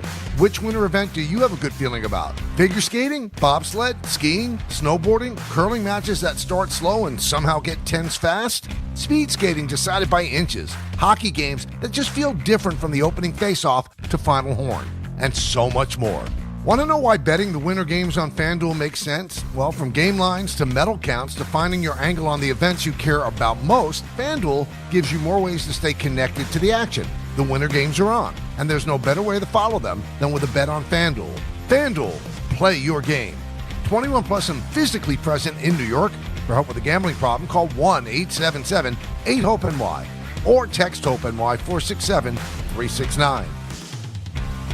Get in the zone, AutoZone. Jeff's day is off to a slow start. So he heads to AutoZone, America's #1 battery destination, where Sammy, a local AutoZoner, tests his battery for free. Looks like he just needs a charge. And Sammy does that for free too. In no time at all, Jeff is back on the road, ready to finish the day strong. Free battery testing and charging at every store. No hassles, just help. Get in the zone, AutoZone. Restrictions apply. Time is valuable. That's why Lowe's Blueprint Takeoffs turn blueprints into quotes faster. Bring us your plans, and we'll generate itemized material lists to make quoting easier, so you can get back to building. Plus, at the Lowe's Pro Desk, you get access to thousands of building materials not sold in store. And when your order's ready, we'll deliver everything to the job site. Improving is easy at Lowe's. In the city that never sleeps and never stops talking sports, ESPN New York is always on. Now you can live and breathe everything New York sports wherever you are. On your radio dial, on the ESPN New York app, and streaming live on YouTube. However you watch or listen, ESPN New York is always on for you. Hear us, stream us, watch us. This is ESPN New York.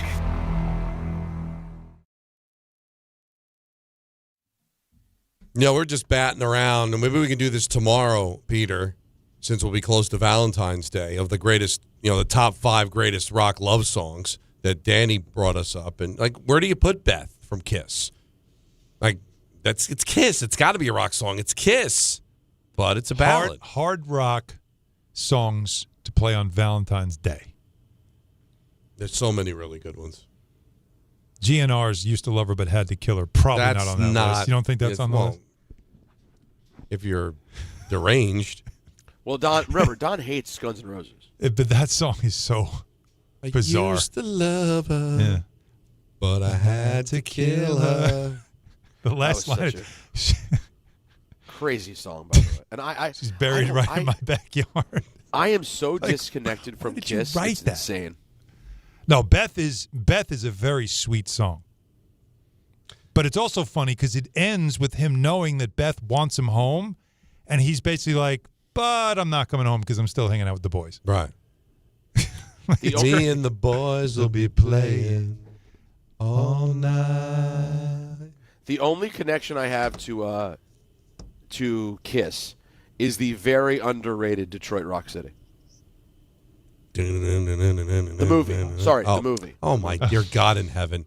The movie Detroit. It's not a bad movie. No, it's a fun movie, man. It's a fun movie, but it shows the significance. What's that? The movie Detroit Rock City, where these kids were all trying to go see. Yeah. Kiss is such a phenomenon. The band is humongous. I'm glad they finally got in the Rock and Roll Hall of Fame. I would never consider them like the greatest sound. Like they're great live. Their studio albums, if you listen to them, I agree. Then they got a little better once they got rid of the makeup and the studio stuff. But or the early stuff like Hotter Than Hell and Dressed to Kill. It all felt very performant. It all felt. But Alive and Kiss Alive and Kiss Alive too. Just amazing. And then you find out that a lot of that was studio and it was kind of enhanced. But of course. And Kiss Alive, Nassau Coliseum, supposed to be. I did not If you know open it up, that's at Nassau Coliseum. But Kiss, it might have missed you, Peter. It certainly missed you because you were born in 79. By then, that was kind of cooling off. But they were like the hottest thing ever. But people didn't take them seriously because they wore makeup and it was kind of clownish.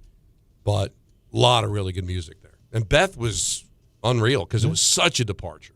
I think the first time a band really went against type. Yeah. And that would have to be up there as a great song. It's a good one. Let's go to Brian in Sleepy Hollow. You're on ESPN New York. How's it going? It's all Something going. by the Beatles. That's my. We just talked about that. Would be Don on my said list. that during the break. Terrific. Absolutely. It's probably my favorite Beatles song. Yeah, I think it's mine as well. I just want to talk about, I think we're in the midst of the purgatory of the sports year. I know July could suck too during the All-Star break when there's literally nothing going. Maybe Wimbledon's on, but yeah, you just got to get through this. I always say get me to March Madness already, because then that leads up into baseball. Because pitchers and catchers, who cares? What am I going to watch? February is tough sled. Now this is our break. We're on a break next week. Brian, the Mets and Yankees are going to play their first exhibition games. There'll be a little bit of a buzz, and then it's these games don't matter, and then you're done, right? We can't. But February's tough sled. Now, this is our July. This is our winter. However, if the I've been watching the Olympics every night. Good point. And I've been getting into the figure skating. Sure. My wife likes it. There's been some compelling stories. The Americans settled for a silver last night. Curling got our medal. But I think the hockey could be really cool. If we get to a Canada-U.S. final, I'm all in. I think that can create a little bit of a We buzz. do a whole show around that if that's the gold medal game. But whole show. when the hockey comes back, Rangers are dead, Devils are near dead. I mean, the Islanders will create a little something there. Yep. And we'll have the Knicks. Yep. But let's be honest, you're going to get to a point with the Knicks. It's like, all right, wake me up in the postseason. Well, I'll say this: after the break, the first 10 games after the break, 8 against teams that are 6th place or higher in the West and East. You're talking about right out of the gate: Detroit, Houston. You're playing Cleveland. You got the Lakers. You've got Denver on the road. You've got OKC, and you've got the Spurs. Like, there's some games where you're like, okay, this is now real. But be honest with me. You think they're catching Detroit? No, I don't think they're catching Detroit. And I think they'll hold but off. second place Can is they play important. a competitive game with Detroit? Well, The only question, because you weren't here when we talked about Tatum playing in the G League 6 weeks before the season is over. He practiced. But he's going to eventually play in the G League, right? All right, but if Tatum were to come back, that you might have something. Can they get the 2 seed? Cleveland now with Harden. So there is, I think, some relevancy to finishing second. I think, but they're not catching Detroit. No, I think second right now is very important. Let's go to Jose in the Bronx. You're on ESPN New York. What's up, Jose? What do you got for us, Jose? Yeah, I'm interested in this. Hey, can you guys hear me? Yes. Of course. What's up, fellas? Hey, first off, Don. Don. Happy birthday. Oh, thank you. Happy birthday. Tomorrow? Yep. Tomorrow. I'm from the Bronx. My ex-wife is Canadian. I lived in Toronto for 10 years. Lived in Long Island for 19 years. Oshawa is the armpit, as Alan knows, Mastic Beach. They're the armpits. Apparently that armpit stinks. Wait. Yes. You're saying Mastic is the armpit of Long Island? Is that what you're saying? Oh, man. I was a franchise for 19 years. Mastic, that area down there. Oh, my God. I don't like to disparage. Wow. Areas. Oh, God. I can't say I've spent a lot of time there, so I don't know. I won't confirm nor deny. I'll let you, since you have experience, say that. Well, I lived there for 19 years, and then once I went there, so I don't want to go back. All right, fair enough. I do have a stump DHR for you guys. All right, hurry up. We only have like 50 seconds. Quick. Where did Babe Ruth hit his first home run? Professional home run. It's probably somewhere like all right, Hoboken. You know what I mean? Like, it's something like that. Well, where did the Red Sox play before Fenway? Now, when I say professional, I don't mean minor league is professional. He said professional. Havana. No. Where? Oh. Now, my ex-wife is Canadian. I lived in Toronto for 10 years. If you take the ferry from Rogers Center to Toronto Islands, he hit his first professional home run in Lake Ontario. Oh, How about that? They have the black and everything. And Jackie Robinson played in Montreal in the minor leagues. Yeah. Look at that. I'd love being Canadian, Peter. Good stuff. And are you seeing the troubling text from John Winter? Yeah, I'm ignoring. I'm going to put the phone down. Tomorrow we might have to explore it. Boys, I'm going to miss you tomorrow. Have miss a big you tomorrow. Weekend. Back at Happy 3. Happy birthday, Donnie. Thank you, Dan Grossenek. Good Karma Brands is proud to be an equal opportunity employer, providing equal employment, development, and advancement opportunities to all teammates and applicants.